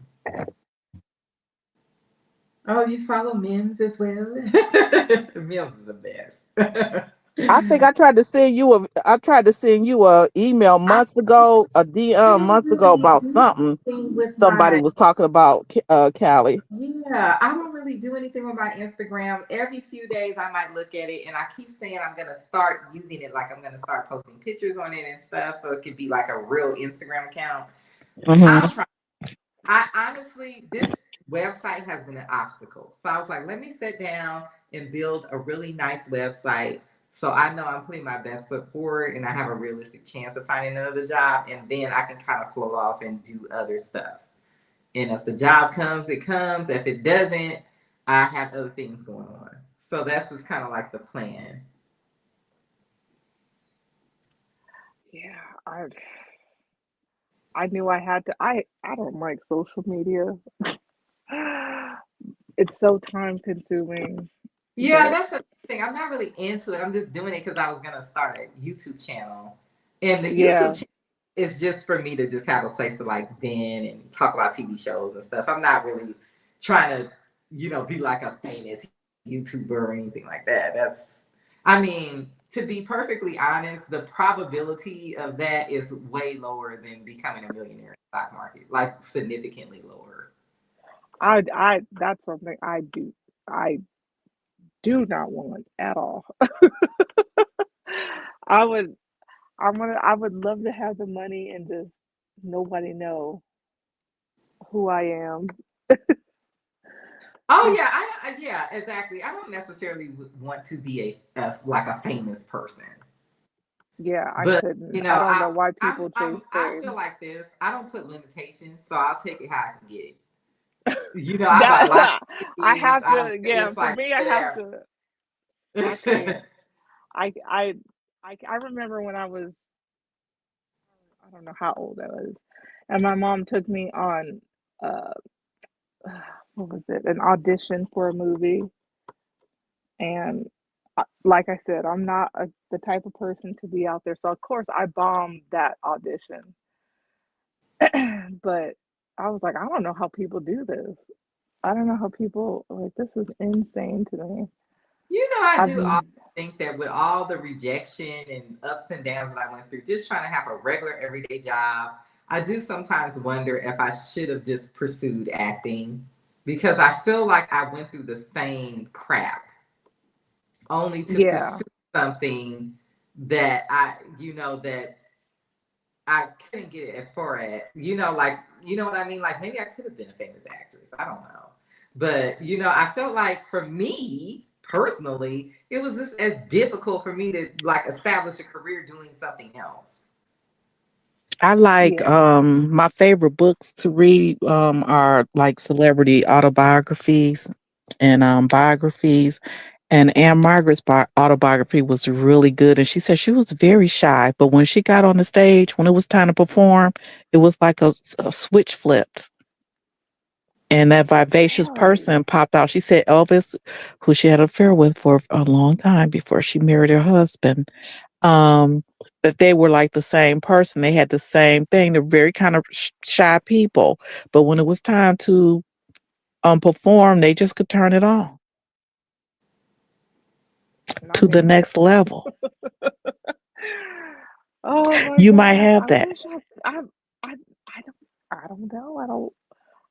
I don't know. I don't think. I mean, I, the older I get, I seem to do better out talking to people than I used to. You,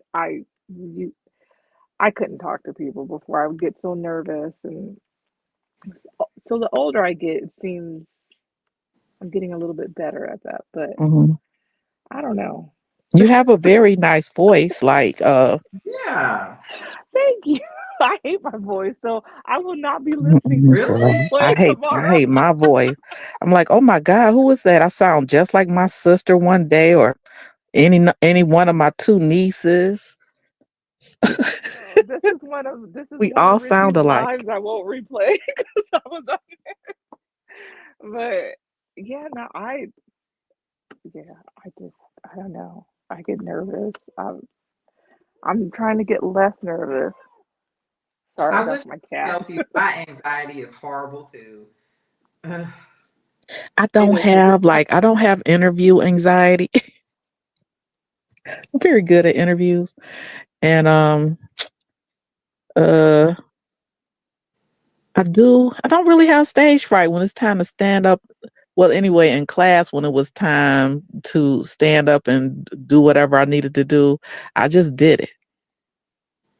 Oh, see, Cause I it's like, admire that. I'm just basically like, who are they? They're not writing my ticket to heaven, not paying my bill. Oh, see, I was a bullied kid, so I did not want to do that at all. Mm, I have really bad social anxiety, and I did not realize it until I started working from home, and I realized, like, I am just a much happier person. Like, a lot of my anxiety issues that I was having are now gone. Hmm. And that's I when I started pushed realizing, like, this was social anxiety. I pushed through my like social type anxiety. I was at I was at a bar. And you know how your friends be like, come on, and they make you go dance with them on the dance floor. I mean, I'm just dancing, girl. Probably was mystical or something playing. And I look around and nobody, they just left the dance floor. And I was like, am I gonna run? Am I gonna leave the dance floor? I did not. I stayed out there on the dance floor and danced by myself. See, no. And I was throwing down, I was doing the best I could. Because, I was about 10 years old and everybody didn't realize I was older than them. Oh, wow. See, I am no. See, I'd be running off to dance floor like a little mouse. Yeah, Like, oh my I'm god. not really. I rarely will dance. I have to be like with a lot of friends and probably a little drunk for you to get me to dance when I go out. I'm usually just there like chilling. And if No. I find somebody to talk to, I'll talk to them. I'm a house head. House heads, you just get out there and do what you got to do. House head techno. But I don't really like going out. The only time I usually will go anywhere is if it's to like a networking event. And it's Mhm. usually some friend has drugged me there, Mhm. or I'm there to network for whatever reason, which is something that I hadn't had to do in a really long time because I had like a solid job for a while. Mhm. Um, I'll go to the bar by myself. Like like let's say Gabor's coming on like at 8:30 or something. Like, let me hurry up and get up here, and I hope it's a seat at the bar so I can put my headphones on and watch YouTube and have an old fashioned or a cosmopolitan and slice of you know pizza. what? I used to do that. And I would be You know, so mad when somebody tries to talk to me because I'm trying to do my YouTube. what? Yes. I used to do that when I didn't live by myself. And then when I started living by myself, I'm like, I'm in the house by myself. I gotta fix my own drink. I can order Postmates or whatever I want to do. Like, Hmm. you know what I mean? So that's when I really stopped going out, when I started living by myself. I used to like to go hang out at the bar at the Marriott next to my old job years ago. And I broke down and told the bartender, I was like, I really don't want these chicken tenders. Going to get a carry out. I really don't want these chicken tenders. I just wanted this cosmopolitan. And I don't think it's nice for ladies to drink at a bar alone. Oh man, I took myself to lunch. Because my daughter was out wherever she was, and I took myself to lunch, and because all my friends, have moved out of California, so I said, okay, well, I'll just go to lunch, and they set me at the bar, and I sat up there. I said, okay, well, since I'm here, I'll have a Long Island iced tea. Oh, you went for the Mm, gusto.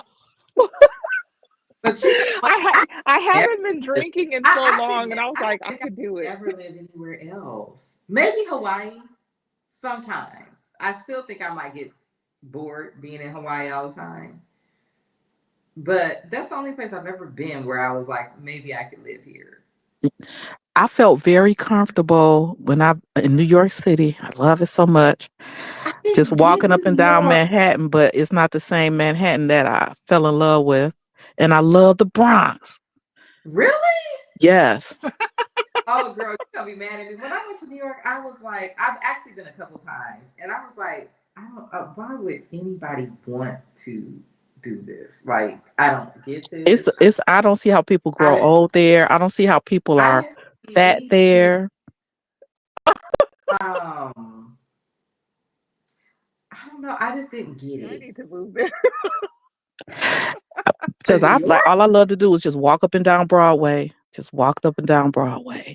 Yeah, New York, you walk a lot, so you don't see no whole Mhm. experience because I people had a walk couple of a lot. boyfriends there and I would go visit, you know, back when I was Well, that's younger. one thing that I did like is the guys there, and they approach Hmm. you, they buy you drinks. That you know what I mean. They're men.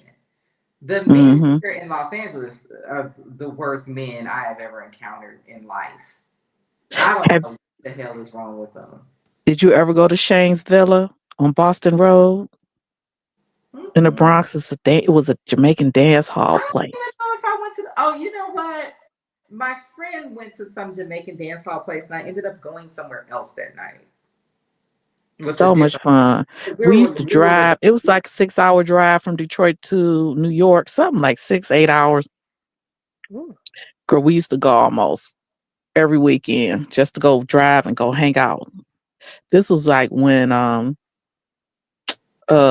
whatever year Maria was out, Ricky Martin's Maria. And so we went to the Bronx and everybody was playing Maria everywhere we went. Got the cab. Maria was playing, walking down the street, going to I don't even bodega. remember that song. Maria was playing. Do you Woo. really want it? So that was very it's just a great memory. And I just loved the Bronx. Really? And But you then right one though. Like night I was New York, hanging out in Manhattan too long, and I was like, why am I on the subway on 125th Street at midnight by myself? Nobody's oh, down yeah, here. out there in the I middle was of the doing night. too I much. not by myself, thank God. But yeah, I can see how you could do that in New York. I can see how you could do that because it's like it's always like popping. I feel And I'm a night owl. LA used to be like that a Hmm. LA long never time was. The ago. clubs closed here at Well, 2.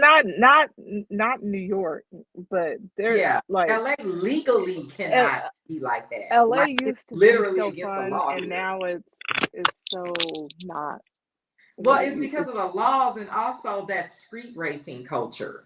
Like for me, Oh, I got scared of driving home at night because I would like be driving and it would either be someone that was getting ready to race or the police trying to stop somebody from racing. And I've almost gotten mm-hmm. hit a couple times. And What I'm are They like, they do that I racing during the on Dodge day. don't know Chargers? this time of night. Hmm? Chargers, Challengers, It's like the anything that Fast and the they could Furious, put but a real. engine in. Yeah, it's the fast. I was like, I couldn't believe people were doing that in real life. I said, wait a minute, people are really actually doing this? Oh yes. Oh Girl, yes. I was like, what the heck? What are you like? This is a girl. I was too through. I'm like, these people actually meeting up under the freeway racing like we on the Fast and the Furious. We used I'm to, like, wait my a friend used to have this like raced out Jetta something. I don't know, some little hatchback thing. And we would go to those street races. Like we were like 18. And we would go to those things, and there was a few times where cops would break them up, but oh yes, and there's lots of people who go, and I'm just like, how do y'all get the word out and not get caught? Like, there's no one like leaking this information to the police. No, I think they're all into that culture. It's so wild how many people show up, and it's, I don't know, it's weird, but Did you No, all see all, all on the news a couple years ago they had shut the this I our freeway here called the Lodge Freeway, and they shut the freeway down to race, and this girl was recording it, and she was like, "We on the Lodge with it," and so that was like, if you look up, we on the Lodge with it, we on the Lodge with it. However, I don't know how they spell the TH or the WIT. Uh, it was too much. It was hilarious. oh my, yeah, yeah, that happens. That But I follow happens. KTLA from Oh, you here. do? Yes, yes, because they go live with the car chases. Oh yeah. Oh, those happen Yeah, all the the car chases time. are There's It off the hit my chain. It's algorithm a one mess. time on my YouTube, and I just never. I was like, okay, I was glued to the TV, and one time this person was running from the cops, and they turned up into the mall parking structure, and hmm then they went it like, I don't know, I can't remember if they caught that person. I was like, that's just the perfect escape.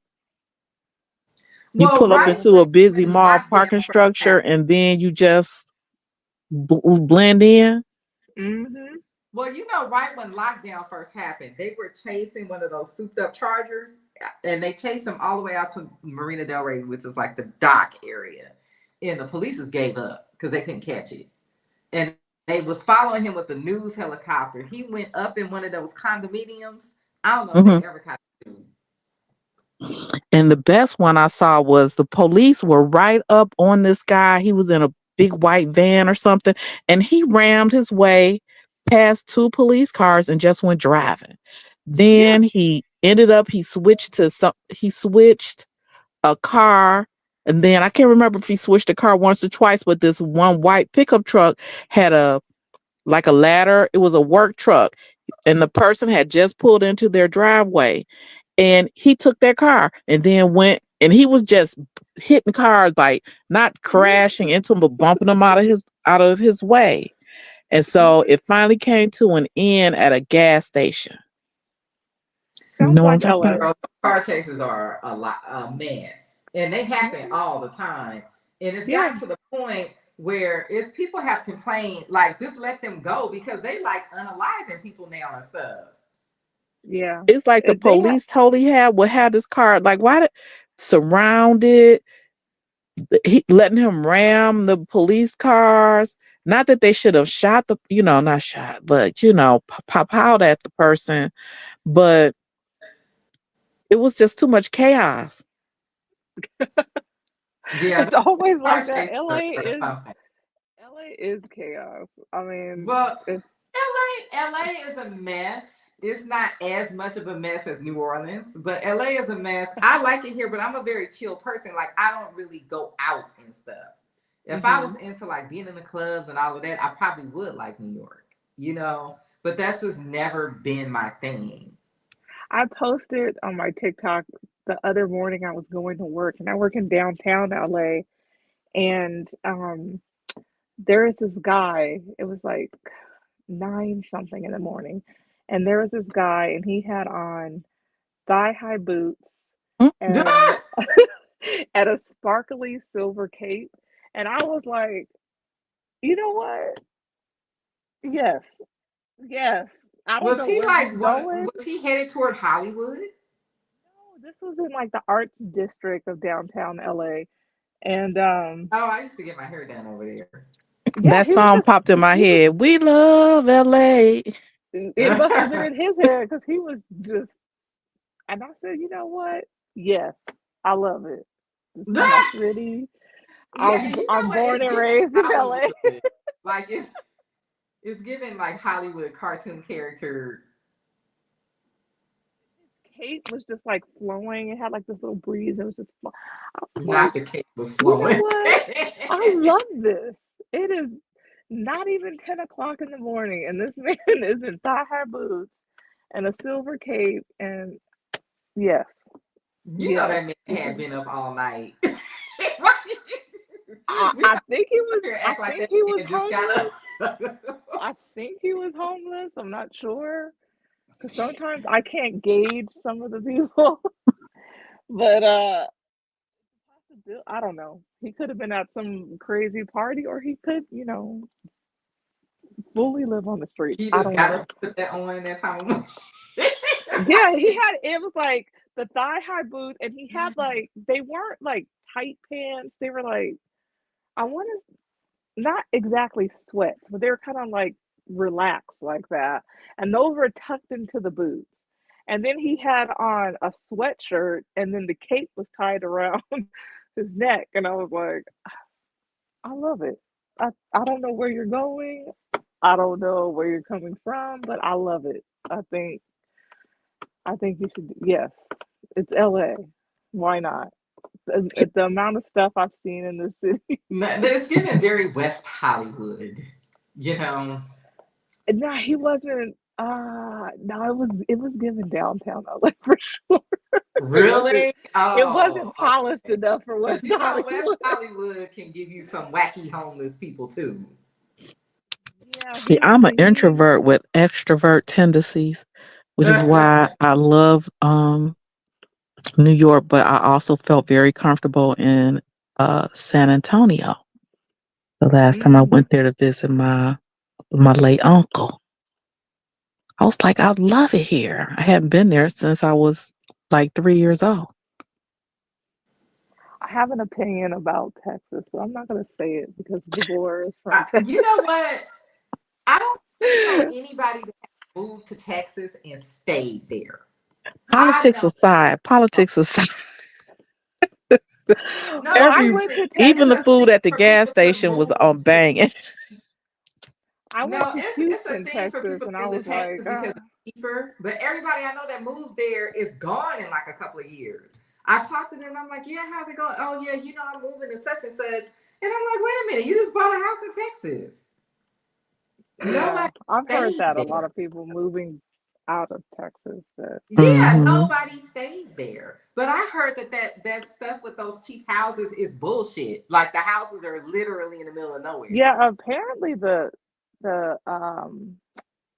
and the property taxes are wild in Well, Texas. I Or was know that the heating and Florida? cooling is crazy because they have privatized electricity.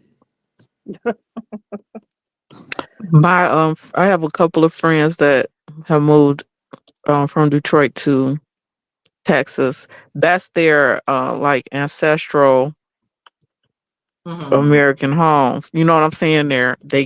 They migrated from Texas to Detroit, so their family is still there. So they moved there. One lives in Austin, the other moved to the Dallas area, and they're not utterly happy. That's I what I'm saying. did I don't know go what's wrong with on a everybody road trip. they We flew into Memphis in last October, and uh-huh. my cousin from New York, I mean from Maryland, and her friend from New York, and me from Detroit. We flew into Memphis and rented a car, and we hung out at Memphis, and we stayed at the Peabody hotel where Al Green hangs out. Kept waiting on him to come in, never did. And we He saw wouldn't those have recognized. ducks. Drove from Girl, Memphis I think like 50 to pounds. huh? He probably did come in. We drove from Memphis to Nashville, and Nashville was off the chain, hopping. Oh, my sister lives in I did Nashville. go to Graceland in Memphis too. Uh, I hear that it's so small. The house, it's like It not. It was is small. small and it It's not smells as. old. It's like I'm like, what are you guys doing with the money? Because we here in Detroit we have a Greenfield. I went on the plane to the Lisa Marie. Um, the we have Greenfield Village, the Henry Ford Greenfield Village, where they'll move homes and stuff from across the country, and it's like like uh it's a place you visit. Like it's beautiful, but it does not smell like Thomas Edison's lab, whatever. It doesn't smell like Thomas Edison is still in there. Well, you. I Graceland mean, look, no is a one's mess. allowed upstairs, so who knows what's up there? Maybe that's Hmm. what. Maybe that's why the house smells. So.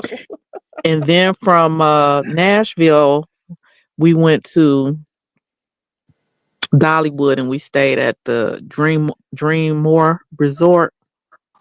And Okay. I like that area. Dolly's room was right above the floor above ours. So we Oh went up there wow. and took Wow. pictures of Suite 627. That's my birthday. So I was like, oh, simpatico, but it was so nice and relaxing. No, but And what she has done for that community up there, that community was nothing. Everybody was on welfare. It was no jobs. It was crippling poverty. mhm, And so they built all that tourist stuff up there. it's so nice, but it's in Tennessee with the crazy rules about drag shows and whatnot. It's Mm. just nutty what's going And on. you And can't then buy everybody is alcohol. so Wait. nice. It's something where you can't buy alcohol in the store or something in Tennessee. It's something Oh, like that. Is you got to go to a liquor store or you got to go to a wine place. mm-hmm. I don't Really? know. No, because my family goes to Tennessee all the time. I've been three Okay. times. I was It's the primary yeah. driver, so I It was really some wasn't kind of drinking. restriction where you can only get alcohol at like a liquor store or something.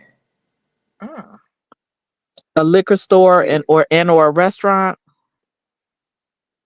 And you can buy wine from like a winery I know or they a have I remember a or winery. you can buy moonshine from like those, I guess like a moonshinery.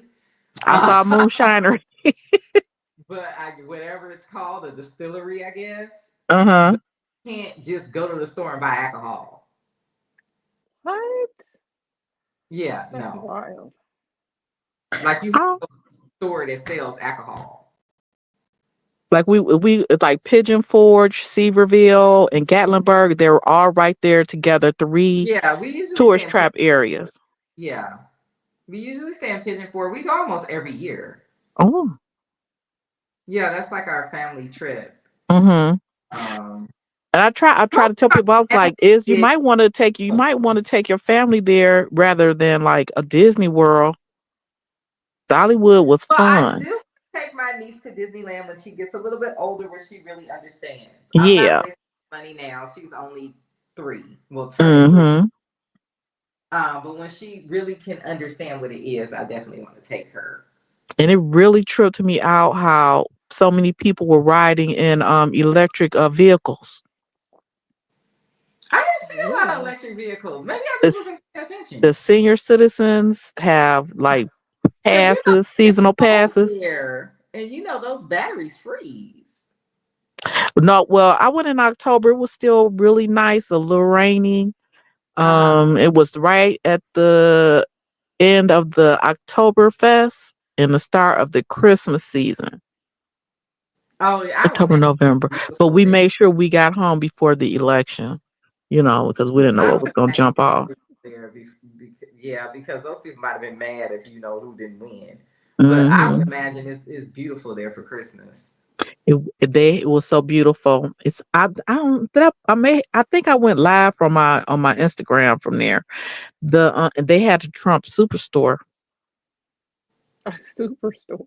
Oh no, they got stores that sell like Confederate merchandise there and shit. Like it's the South for real. So where do you have to let me know where you guys go. I want to go back. Um, Oh, um and Pigeon Forward in the cabins up in the mountains. Like Yeah, the which one? Friday, Saturday, We I went think on a it was pink Jeep cabins. tour. Oh yeah, the Pink Jeep tour. We didn't go, but I saw that we it was a bunch of little stuff that we went to. We went to God, what was that? Some kind of little upside down museum or something. Mm-hmm. That Titanic place. Mm-hmm. Um, there was a hot air balloon, but it was tethered. Mm-hmm. Okay, I didn't see that. Yeah. There's also roller coasters. They there are few YouTubers who just do that area. That's all they do, and I Really? follow them Okay. now. I'm gonna have to start following them and check them out. I'll show my cousin because she likes to go up there. But you know, it's such a long drive from New Orleans, and what we would do because almost my whole family is like back home. So I would fly to New Orleans, I would ride with them, and then my Mm-hmm. uncle was this is like too far to be driving. So I don't know if we're gonna go back. We might end up doing something else. Because I was with my uncle. I'm like, this is just too far for us to be driving. This is like a hard ass drive. Like, Mm-hmm. you know what I mean?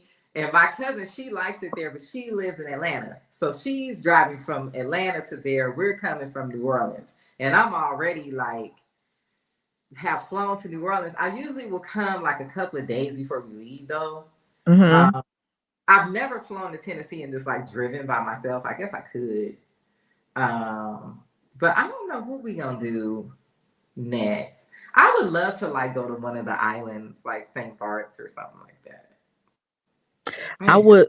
Who was that? that's fun. Somebody was asked on on their channel, like which of the housewives would you like to go party with and hang with?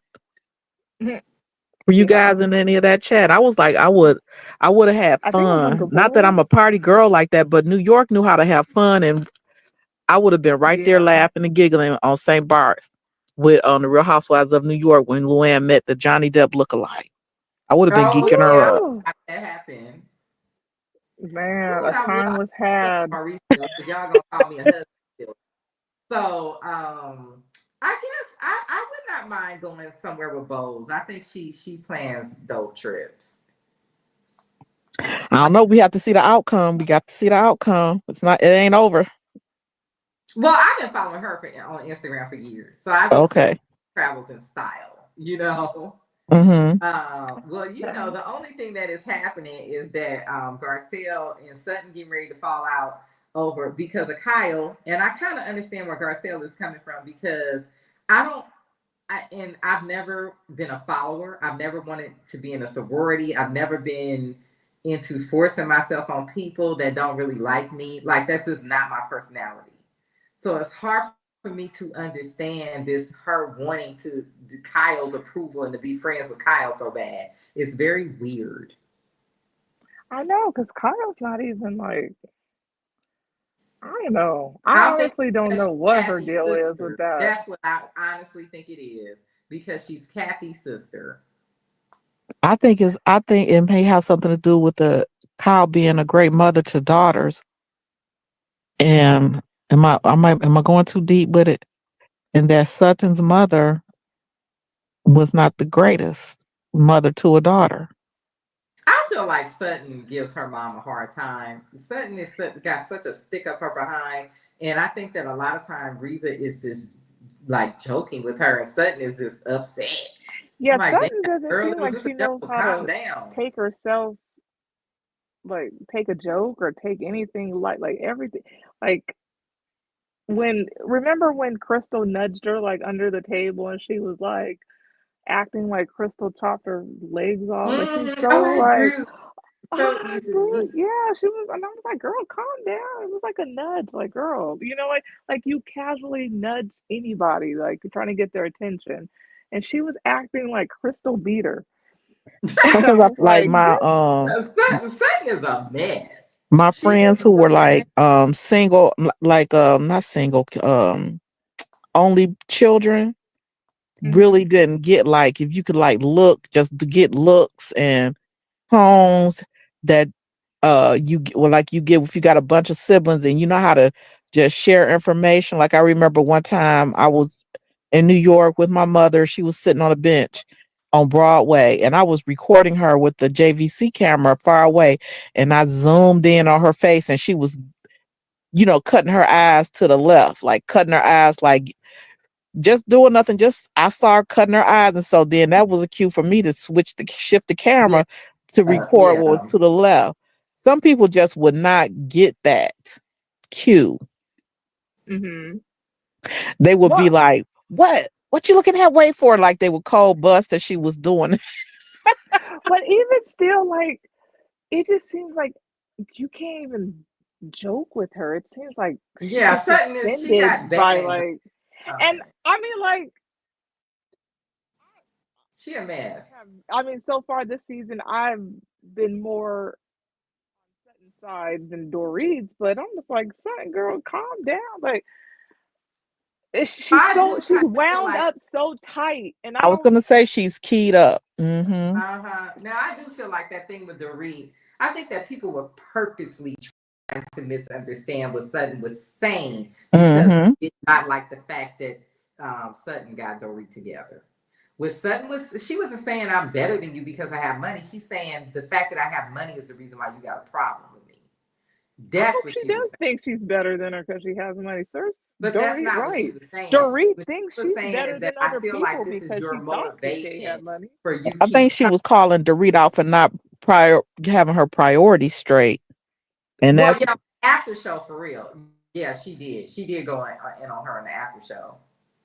Like because walking around with Chanel on and you about to lose your house. And this ain't no old Chanel. This is something you just brought. Yeah. I do love Dorit's big black ring in her after shows that she wears with that deep dark polish, Oh, super dark, deep I I didn't got watch red. the it after again. shows. I like that clear cuff she had on when they were eating. Dorit can put together some nice pieces sometimes. But other times it just looks like she just put together just something that was all the same label. Like, you know what I mean? Like it's not styled, like you're just grabbing like a pre-made outfit that's But that's how Erica was her Chanel, first this is Chanel, season. let's just put it all on. You know what I mean? There are times where she looks like that. I That's love how how Erica Jennifer was her Tilly first has fun. season. Yeah. Well, Erica would wear that what is that vinyl Oh yeah, when I she was could wearing I vinyl when this her caps is the body was first and more putting full. powder this on to is the try to first squeeze season in I them. am even this is the first season I'm even remotely liking Erica. I never liked her. I was like, who I'm she gonna came be on this honest with show you. like these women should give a I'm shit. getting a twinge of her being jealous of Garcelle. Just a little twinge of it. Because you know, Erica wants to be famous. And Garcelle is still getting work, you know. And you know, and especially when Garcelle was talking about how she was dating these famous men back in the day, Erica's still hating on that. Not only is Garcelle is making her own opportunities, making her own work. Yeah, Mm-hmm. I didn't understand this whole like she peaked in the like the audacity, No, girl. that sounds like You spent mannerism. That all sounds these like she was years jealous. blowing That's what that Tom sounded like. only to end up renting that little shithole of a house. And like I just there's just things I don't care for Erica. I never have. I People are always like she's so this and she's I don't think she's any of that. And from my understanding from people who've met her, she's like awkward in person. She's like she doesn't really have like a sense of humor. She's just sort of like stiff. I think she had power that oh, she's married to Tom Girardi, or she might sue you, or she probably would make threats and stuff like a mean girl like Probably. that. She had that type of energy when she I first just came on never the saw it show. for her. I never liked anything. I didn't like the dance. I didn't think like nothing about her I thought was anything to admire. She No, can't she just sing, seems she like can't your dance. typical delusional She woman that's on these shows that thinks that she's more famous than she actually Yeah, is. she's And I trying think the to hang on problem to is this that Garcelle actually has like a level of fame outside of this show. And a lot of people try to play Garcelle, but Garcelle was an it girl for a moment. She was. She was one of those sexy chicks that they would bring her on the show to be the sexy girl on the show. You know what I mean? Like When she was. Garcelle was ticking off her name, she was real low key with her business back in the day. Yeah, She was discreet. yeah, I that, don't think that this is my opinion as a woman. I don't think that Garcelle was doing anything more than going out on dates so she could come back and tell yeah. the story. I don't think that she was really seriously trying to be with any of these guys because I think that she probably felt like, oh, they're bad guys. And I believe that's why her husband hurt her so much because she thought he was better. She thought that he was the behind the scenes guy, white guy, and he's not going to do all of this fuckery that all these other men are doing. And he was just as bad, if not worse. And I think that's why that situation hurt her so. This guy hit my algorithm on my Instagram algorithm named Christos or something like that. But he's Greek and turns out he's from Detroit, from the east side of Detroit. So I just was he was with Garcelle. So that's why I clicked on the picture. And Mm-hmm. so then I saw that he was from Detroit and he's having a book launch and he'll be at the Foundation Hotel here. Um and he still comes here all the time. Like he came here to see Madonna at the Little Caesars arena and Okay. with his family. And so he's a fashion guy. And I wonder if Garcelle is consulting him because you can see all these pictures going back years. And he'd be like, it's Garcelle again. Here's Garcelle. So I wonder if she's not really buying her clothes that she's wearing, but getting them from here. He's like a Oh, girl, that's stylist. a stylist that's like pulling clothes for her. I'm not Hmm. necessarily saying it's this dude. This dude sound like he might be kind of expensive, but we've seen her team. They've been on the show with her. Hmm. Now That it's little probably a swimsuit, combination lacy of swimsuit cover she walked in, that was beautiful. yeah, it's probably a combination of her own personal clothing and then things that they pull for her. It's probably a Hmm. combination of both. But unless you're, this is why Erica lost all that weight. Unless you're that skinny, a lot of this stuff is not going to fit you because of the way that it's cut, Trying to be a size 4, size 6. or yeah, or smaller. Yeah, Hmm. that's smart. So that is why Erica lost all that weight. Marlo was trying to do the same thing because they want to be able to wear those clothes. Mm, But you I gotta don't. almost starve yourself, or you just gotta be a person that's just naturally skinny. Some people are just naturally thin, and those are the people that Yeah. usually end up being models I used to because love they're how so. Dorinda dresses. Like she can really wear some like slacks, not pants. Hmm. When she puts on a pantsuit, because I think because she's got long legs. To me, Nene can really wear the heck out of like a jumpsuit, pants, and stuff, and she wears shoes beautifully. She I wears the don't heck out like of shoes. me with this whole video girl look or Girl, mm-mm. Instagram. It's not even video girl; it's Instagram model look. If you check Nene out on Trick Daddies, Trick Daddy has a cooking show on YouTube. Yeah, So Nene was his guest on one of the episodes, and she was the Nene that we want to see. Like he was being kind of inappropriate with her, but she got them all the way together in her Nene style, and it was just so good. And so is she still in there? You know. because when she that interview with Carlos King that I saw with her, I was like, "Oh, Nene, you on this BS again?" when she went to Hollywood that season, was it like I think it was Kenya's and Portia's first season on the show? When she Hmm. went to Hollywood, oh my gosh, I couldn't believe how much. That's when somebody was Candy late to the dinner party and she ain't let her in or something. And Candy was like, "Can we at least get a plate?" No. But I think he would have really studied acting and took it a lot more seriously. I really think she could have been an actress. Now she might have had to move out of Atlanta. For some people, Atlanta works. Some people it doesn't. It just depends on where your opportunities pop up. But I really think that she had a foot in the door. And I even think at one point Kenya had a foot in the door. And once your foot is in the door, you in. You just gotta I not know mess people talk about Kenya and her acting and all these things she's done, and I'm just watching these shows and I'm just like, It's like no. she Walk don't take on it one seriously. line. Yeah. It's but she's not that good. Like I No, she's can't not. It's like recall she does anything she's not done take that's it seriously. good. It's not. It doesn't seem like she has an acting coach or anything. It's just like whatever, you know. But if you think back on the time when Kenya kind of broke into the industry and was popular, brown girls were not being selected. They were Well, you kind of I had to think look like her you had to in look had to person. look like Apollonia, Kenya don't go Vanity. back that far. I know I'm Kenya just saying that's just my Garcia are around example the I'm era. coming up with. Yeah. No, Kenya and Garcelle are around the same era. I just think that for black women in general, there were only so many roles, and you had to really be able to act. You had Nia No, they Long, weren't. you They had weren't all picking of a these Callie. They Salame, weren't. you know. They weren't picking a. They were not picking the dark brown girls like that back in the day. I was grown.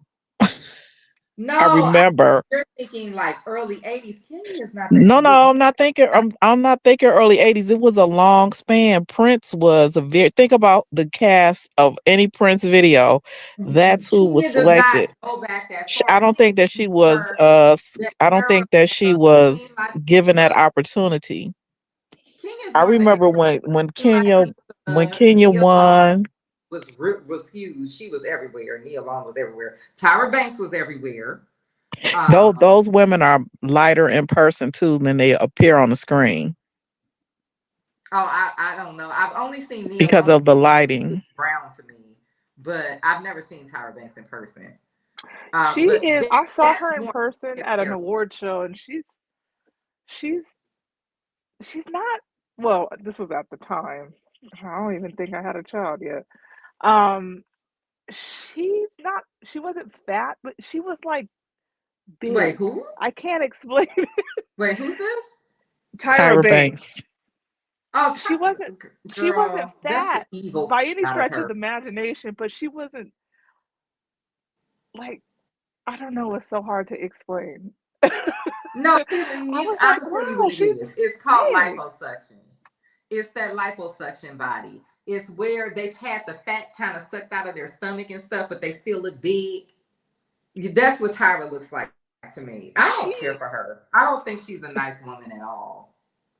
I don't know. I've never heard anything about her. I used to I hear things about Kenya, so that's why I was really interested when she came on to Housewives, and I was like, oh, this should be good because I haven't heard anything really, when good she about. came on Housewives, I was excited for her. I did not know she had that type of personality.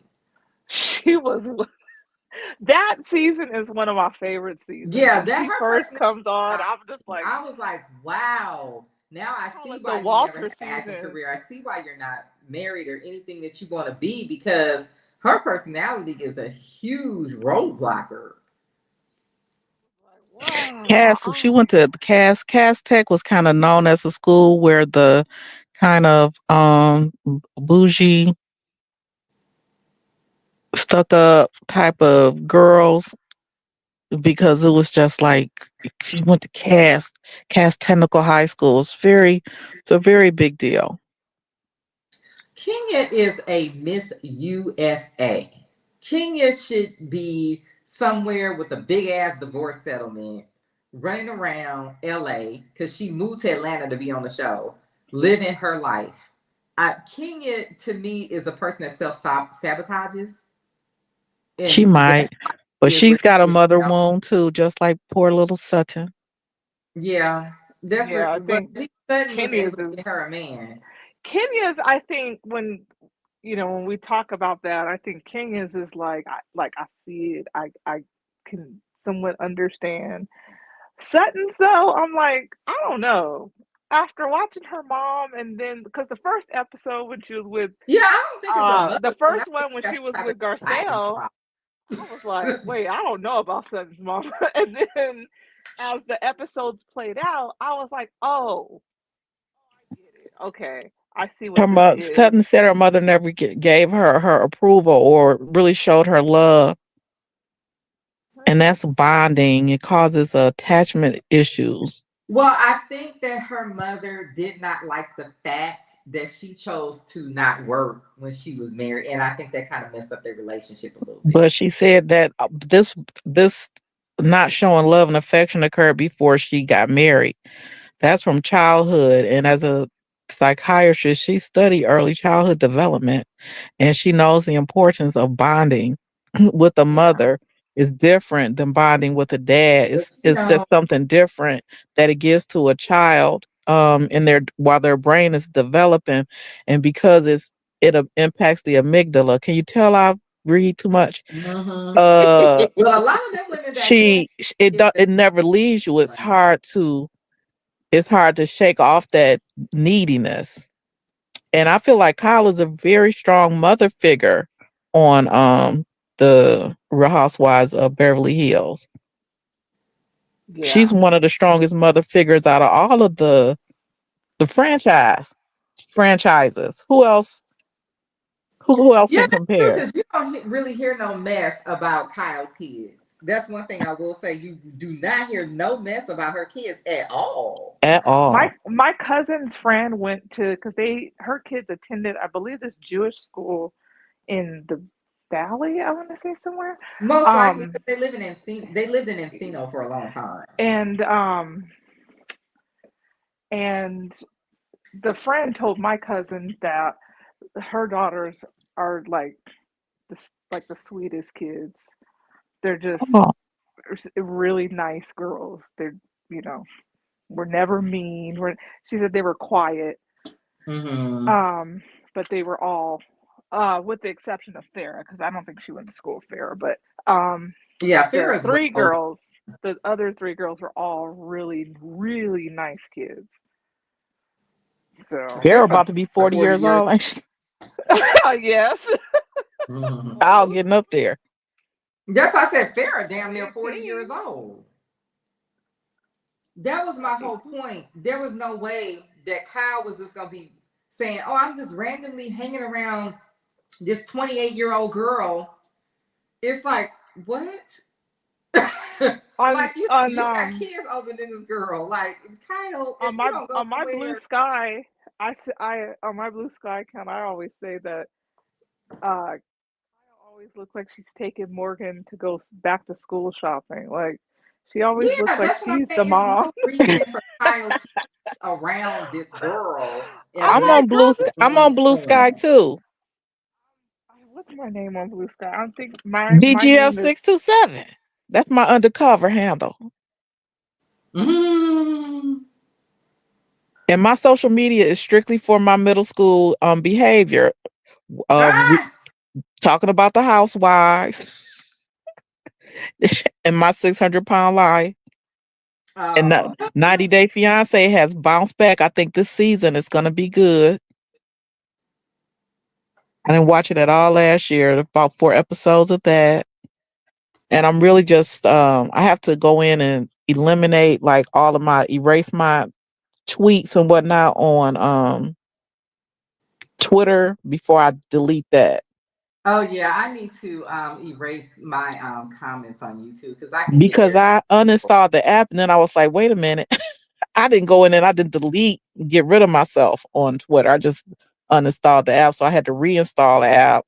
And then I was like, do I need this app to keep up with stuff? But it's such a wasteland now. It's nothing like it's not fun at all. Oh yeah, I have a Blue Sky account. I just also have not used it, just like my Instagram account. But yeah, you reminded me. I got to go through my YouTube, and YouTube takes a minute to process and start deleting because I can get very political. And Facebook wants everybody to down. They're gonna get rid of everybody's live videos on Facebook. Oh, I never use Facebook Live ever. I used to go live I used to practice going live all the time, especially after the George Floyd incident, because Roland Martin said everybody should just get comfortable and practice going live, just recording things Oh, and I going don't. live on your social media in case something Roland Martin. happens. you'll I be know. comfortable with it. You'll use the correct orientation, landscape. So the video, full screen. Hmm. And so then Yeah. from there I would just, go live from the club. By that time that happened with George Floyd, I was not using Facebook anymore. Like Hmm. that Facebook, that got as soon as they like Twitter and YouTube and all that stuff got really popular, I have not used Facebook since. I Um, never got into like really killed. Snapchat, or I just, Periscope, all of these fly by nights, the doing it for the I what's the still divine. chat because there's people making money on Snapchat. People made money on Snapchat. Hmm.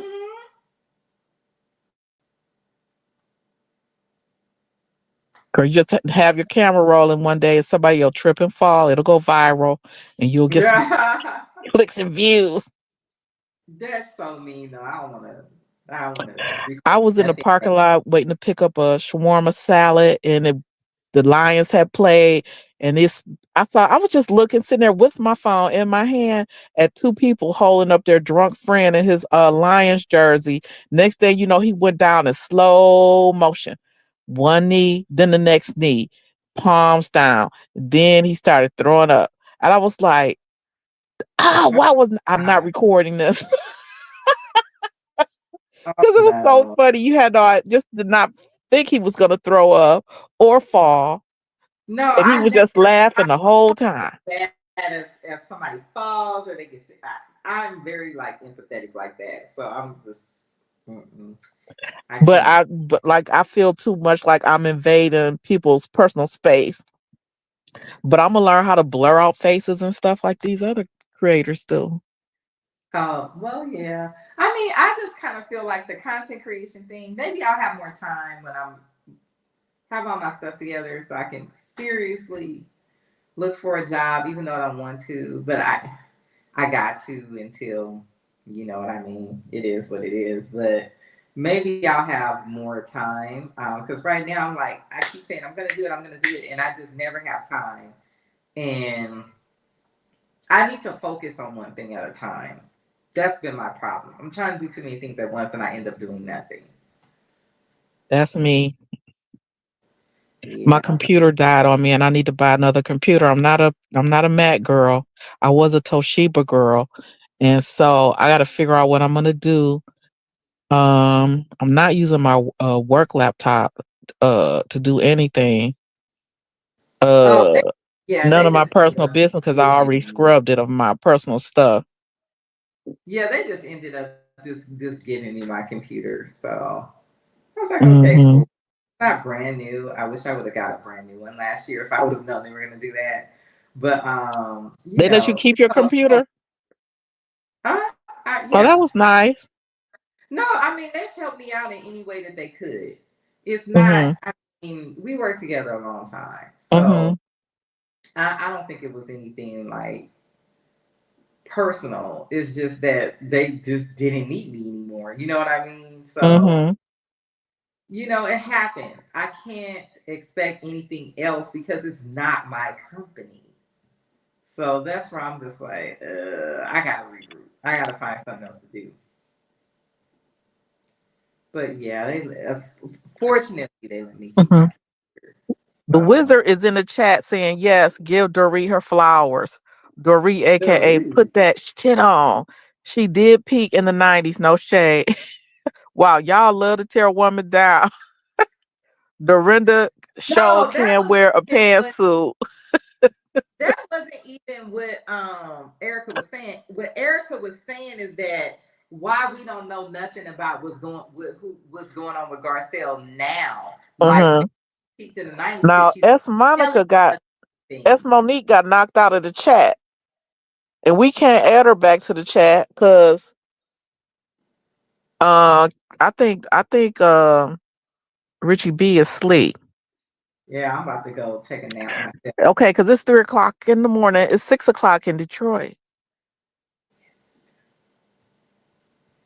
Yes, yes, yes. And I just finished something. So I'll take a quick nap and I'll see if I can get up and get back to it. Okay, it's been delightful talking to you, ladies, and I'm about to go. I couldn't check out On this website, because I'm on my phone, I will boot myself out when I'm on Oh StreamYard. yeah, yeah. I just happen to be sitting at my desk. That was the only way. But it's adorable. It's so All right, let me go brush my cute. teeth because if I don't brush my teeth, I'll have a nightmare that my teeth are falling out.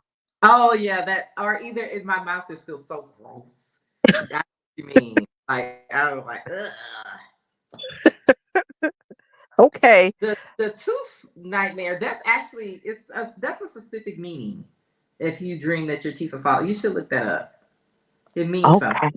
Yeah. I mean, it's just a regular, like, even if when I used to party hard and be tipsy, fall asleep, I will wake up and brush my teeth. Like, no matter what, I'm always going to brush my Mm-hmm. teeth and floss. And I'm so glad tomorrow is not Friday. I still got to bring the trash cans in tomorrow though, so I still have to Mhm. go out of Our the house. trash goes out on Thursday and night and we pick it up on Friday, but I have to watch Survivor. I'm going to stick with it this season. Survivor and Amazing Race. And, Believe it or not, I'm freezing cold. Like it was beautiful today in LA, but it's been like windy and like 40 something degrees. oh And my that makes God, me want to leave this house because I cannot take cold at all. it was Oh 73 degrees today in Detroit in yeah, March. it was beautiful. It was like 77, but that stupid cool weather is coming back. I'm done Mhm. with it. I want it to be summer. I want it to be 75 every day. Girl, 75 is hoodie weather for me. I like it to be like about 85, 90 Oh with a yeah, with a little humidity. I can deal with it being 85, but I just know in LA it ain't gonna stay 85 long. We might get like maybe that like 1 week out the year, where it's like that hot. Like I live in actual LA, like not Hmm. the valley. So even if it is that hot, by the time the sun starts going down, it starts getting cool again. Now my cousin who lives in San Antonio, he said he is freezing, like freezing when it's 74 degrees. No, I like the hot weather too, but here it doesn't. People think it's like hot here all the time, but if you're in actual Los Angeles, not Mhm. really. When I Um, visited yeah. California a few years ago, we were at in Lompoc at Vandenberg Air Force Base, but we went to Pismo Beach and I was so mad because I was freezing. It was so cold. I was like, what the hell is going on? This is California. From Mhm. everything we see, it's hot. No, it gets a little nippy here. It really So does. nippy. I like for it to be hot at No, night. no, I don't like for it we to get have cooled down. months where it is 75 plus degrees, Hmm. but we also have a few months where it's chilly and nippy, and Hmm. also it gets cold at night once the sun goes down because we don't have much humidity. Hmm. So sun goes down, the wind comes off the ocean. It's only like maybe like a month where it's warm at night here, where you don't need like a jacket to go out at night. Hmm. We went to the places where they had the award winning clam chowder Mm. off, and I took some beautiful photos off the pier. And I think we went to San Luis Obispo kind of area. It was a Bed Bath and Beyond or something up there. Mm. We went to That is Santa amazing. Barbara and we ate at a delicious Italian restaurant, which is no Yeah, longer Santa there.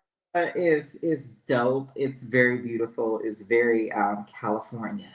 Everything is on State Street. Um, Hmm. there's a really that's a breakfast place there that I like. And there's We also saw there. the Scientologists. People just was it was busy. I was like, what the hell is Oh, going that's some on? yeah, that is some weird mess. One time I did an event at the Scientology Center, and those people started asking me them questions, and I was ready for them. They got the biggest attitude. They was giving me dirty looks the whole time I was there. I'm like, yeah, Girl, I'm you not looking for nothing. I'm not lost. I'm not hurt. I don't have childhood wounds that you can heal or any of this other stuff that y'all over here talking about. Get you away lucky from they didn't me. stalk you. Oh no, Um, I didn't interact with them. I didn't don't no, they only stalk you if you donate money to them. Once you donate okay. money to them, they will literally track you from house to house, from phone to phone to phone. I know a man, the man actually now has dementia, and his daughter is still having to argue with these people. And this is 30 years ago he gave these people money. And they still trying to get the whole what's They have left. moved several times. That's aggressive. Yeah, they are. You know, I'm looking for them to get a RICO charge next, because you know they handing out RICO charges like candy. They busting everybody. So Mm-hmm. I'm looking for the certain Scientology to end up getting one eventually. Mm-hmm. Because it's a hustle. Oh yeah, I watched the documentary years ago. How they love Mm-hmm. people to get the IRS to give them that status as a church, Mm-hmm. and all of this. Ron L. Herbert actually was calling the VA hospital here in Westwood to try to get mental health services. He was a mentally ill person, and he purposely decided, he was a science fiction author. He purposely decided to create a religion to see if he can get money out of people and get people to work for free. And knowing that people still follow this foolishness. It used It's to be a Dianetics commercial on, and I don't know how it was just a Dianetics book around the house. And so I was like, I'm gonna read this book because I was a reader. I'm just gonna pick it up. I'm gonna read it. I could not get through that thing. Thank goodness. You know But it what? just They had no target, impact on me whatsoever. It was just like a mumbo jumbo. yeah, exactly. They target people who they target a lot of people that were confused about their sexuality. Like that was a big thing. They would target those Hmm. people a lot. That's why they had that big old church in West Hollywood and all of that. They targeted that community very heavily. So they came through here and bought a Detroit had, gentrification, and they came through here and bought one of our beautiful buildings right on the waterfront, right on Jefferson Avenue, Well, I mean, Scientology. I was like, this is not Detroit. This is not we've had Detroit, okay? multiple documentaries. We've had multiple people, including some celebrities, come back and tell us what these people would Hey, end up Deidre. doing to those people in those churches, in those buildings. And I'm just waiting. I'm waiting for them to get the RICO and human trafficking. I'm waiting for it. Deidre Douglas just popped in the chat. She said, "Good morning, everyone. Did anyone go to bed last night? We believe Richie B went to bed." Yes. Richie B went to bed. I'm about to go take a nap, and I will talk to you ladies later. All right, I'm leaving the chat. Good night. Good night.